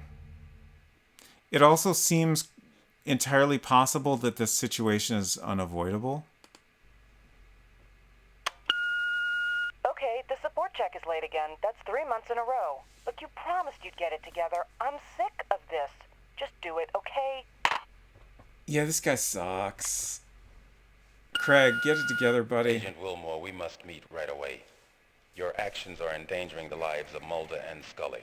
They are alive, but they won't be for much longer unless you act quickly.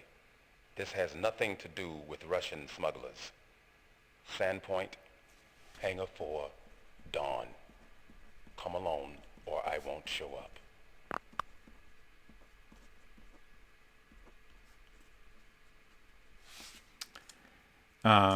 Check to see if we have their number, detective partner. Yeah, I don't think so, but let's double check.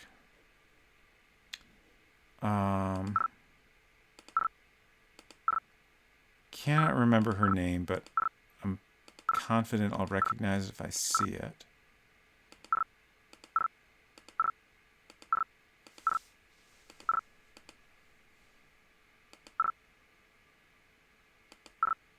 Yeah, it's definitely not in here.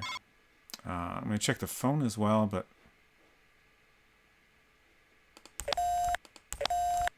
that seems just like it's just a subset of what's in our Newton. Yeah.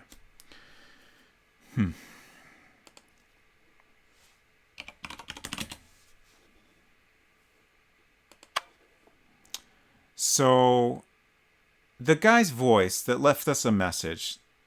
very familiar voice.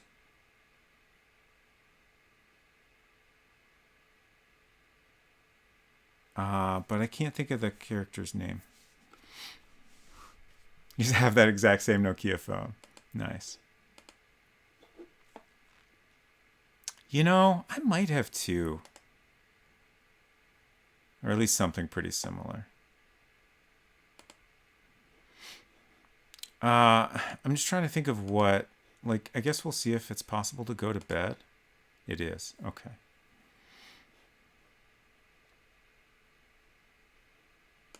I'm going to save again.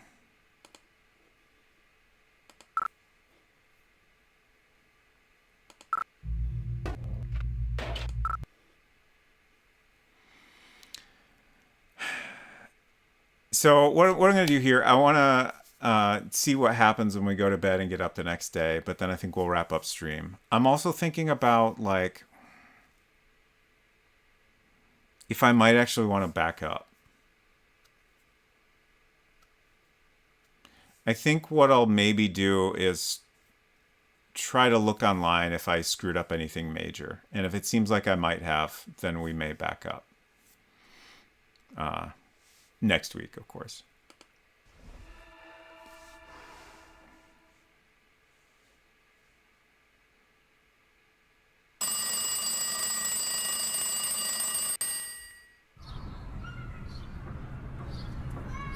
That phone ringing again. But then... oh, that's the alarm clock. Okay, it sounds so much like a phone to me. But yeah, alarm clock makes more sense. Okay. I'm very smart. Gotta play Silent Steel at some point. Interesting. I know nothing about it.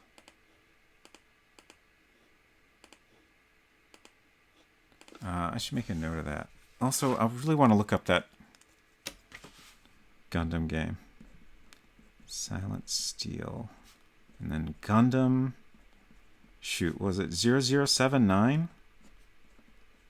I don't know if I have the right number.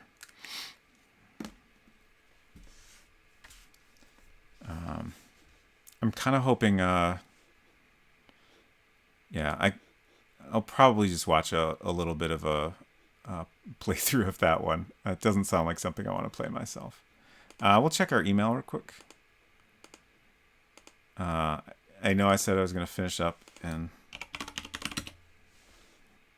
okay, no email. I was hoping we'd get a little, you know, a little cutscene to start the day here. Just as a little teaser for next week. We'll see if we can get anything as we leave the office here. Oh, right. We need to go to that meeting point. Here we go. Here's our teaser cutscene. Content. Hangar 4, Sandpoint Naval Station, Seattle.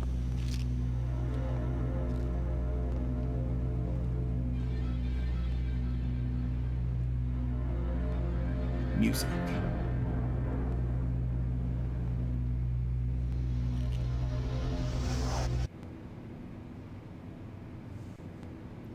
That's it, huh?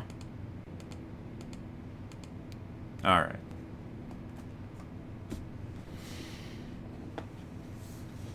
Well, that was fun. I continue to mostly enjoy this game. I'm not like it has faults, but they don't. They're not ruining the overall experience for sure.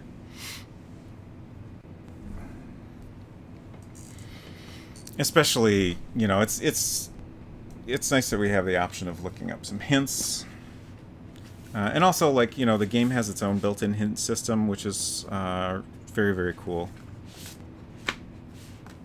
I might have to try that. Like, I've been a little bit reluctant to try it just because I don't entirely know what to expect of it.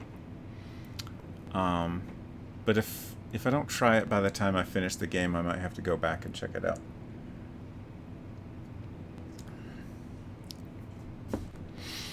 Culinary said, you're the commander on a U.S. submarine tracking a Libyan sub, and there's a Russian sub hunting you. FMV adventure game. Thanks. That sounds great. I love it. Thank you for the thanks, Postfix. Thank you for the GG's, Mousimus. Thanks. Thank you, F-Town, Culinary, Junior Skeg. Box quote there. I enjoyed it. Perfect. Okay, so let's find somebody to raid. But also, we need to talk about schedule here because I'm doing a bonus stream this week. Tomorrow.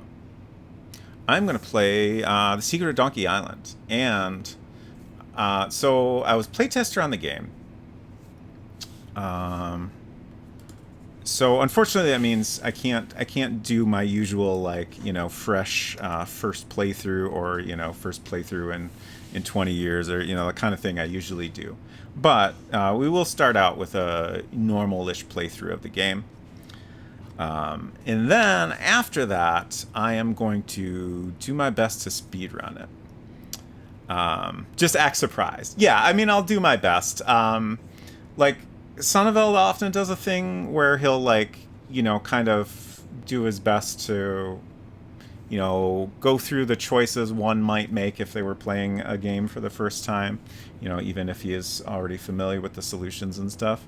I might try to do that a little bit. I don't want to take too long on that, though, just because I want to make sure I have plenty of time for some speedrun attempts. But, you know, I'll try to make it a thorough and enjoyable first playthrough, regardless. But yeah, I think it'll be a fun and interesting game to speedrun. Like, I had that thought, like, partway through playtesting it, actually. And also, this is exciting for me because this will be, unless someone manages to beat me to it in the next, like, 20-ish hours, I will be the first speedrunner on speedrun.com of this game. Which I learned just last night, like, that means I will become a moderator for the game. So, like, if someone else submits a run, I'll have to review it and stuff like that, which will be an interesting experience. So yeah, there's a link there, donkeyisland.zip. I definitely would recommend checking out the game if you're into adventure games. Like, it's a parody of and sequel to Monkey Island, and it's very charming and humorous, and it's well worth a look. I think it was made by two Czech teens, using mostly a school computer. So I feel like it's good to go into it with that in mind. Like, there's definitely, you know, some things that aren't perfect, some things that you know, can be a little frustrating. MZZ made a hints file for the English release that I would 100% recommend looking at. There's no spoilers. It's just like tips to keep in mind as you play it.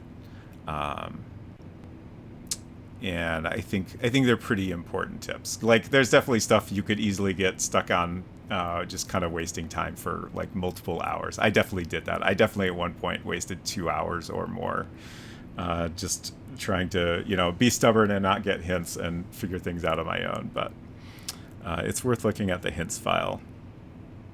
But yeah, it's a neat game, and I would check it out. But if you don't mind a little spoilers, I hope you'll stop by the stream tomorrow. It'll be at my usual 8:30 Eastern time. And then on Friday, we'll be doing another World Builder stream. And a week from today, we will continue the X-Files. And I think the way things are looking, I think we'll definitely finish next week. I'll be surprised if we don't.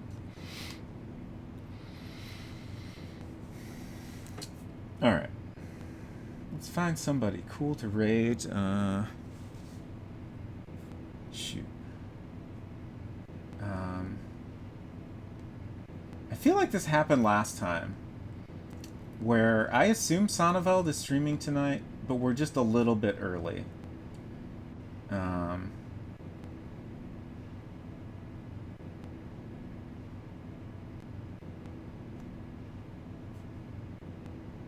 Does not seem to be live yet. So let's go over and say hello to Ghoulbabe, I think. Oh wait, good news. Sonneveld just went live. Perfect timing. Fantastic, I love it. So obviously this means we'll have to sit around. He won't be starting immediately, but that's okay. We'll have a nice time. Which keyboard do I need? This one. It all worked out great in the end. There we go. Okay. Thank you all for hanging out. It's been a wonderful time in this little FMB adventure. I especially loved all the blowing up that we did. Absolute highlight of the game. I hope we'll see you around soon. Hope you have a good night and take care of yourselves. Bye.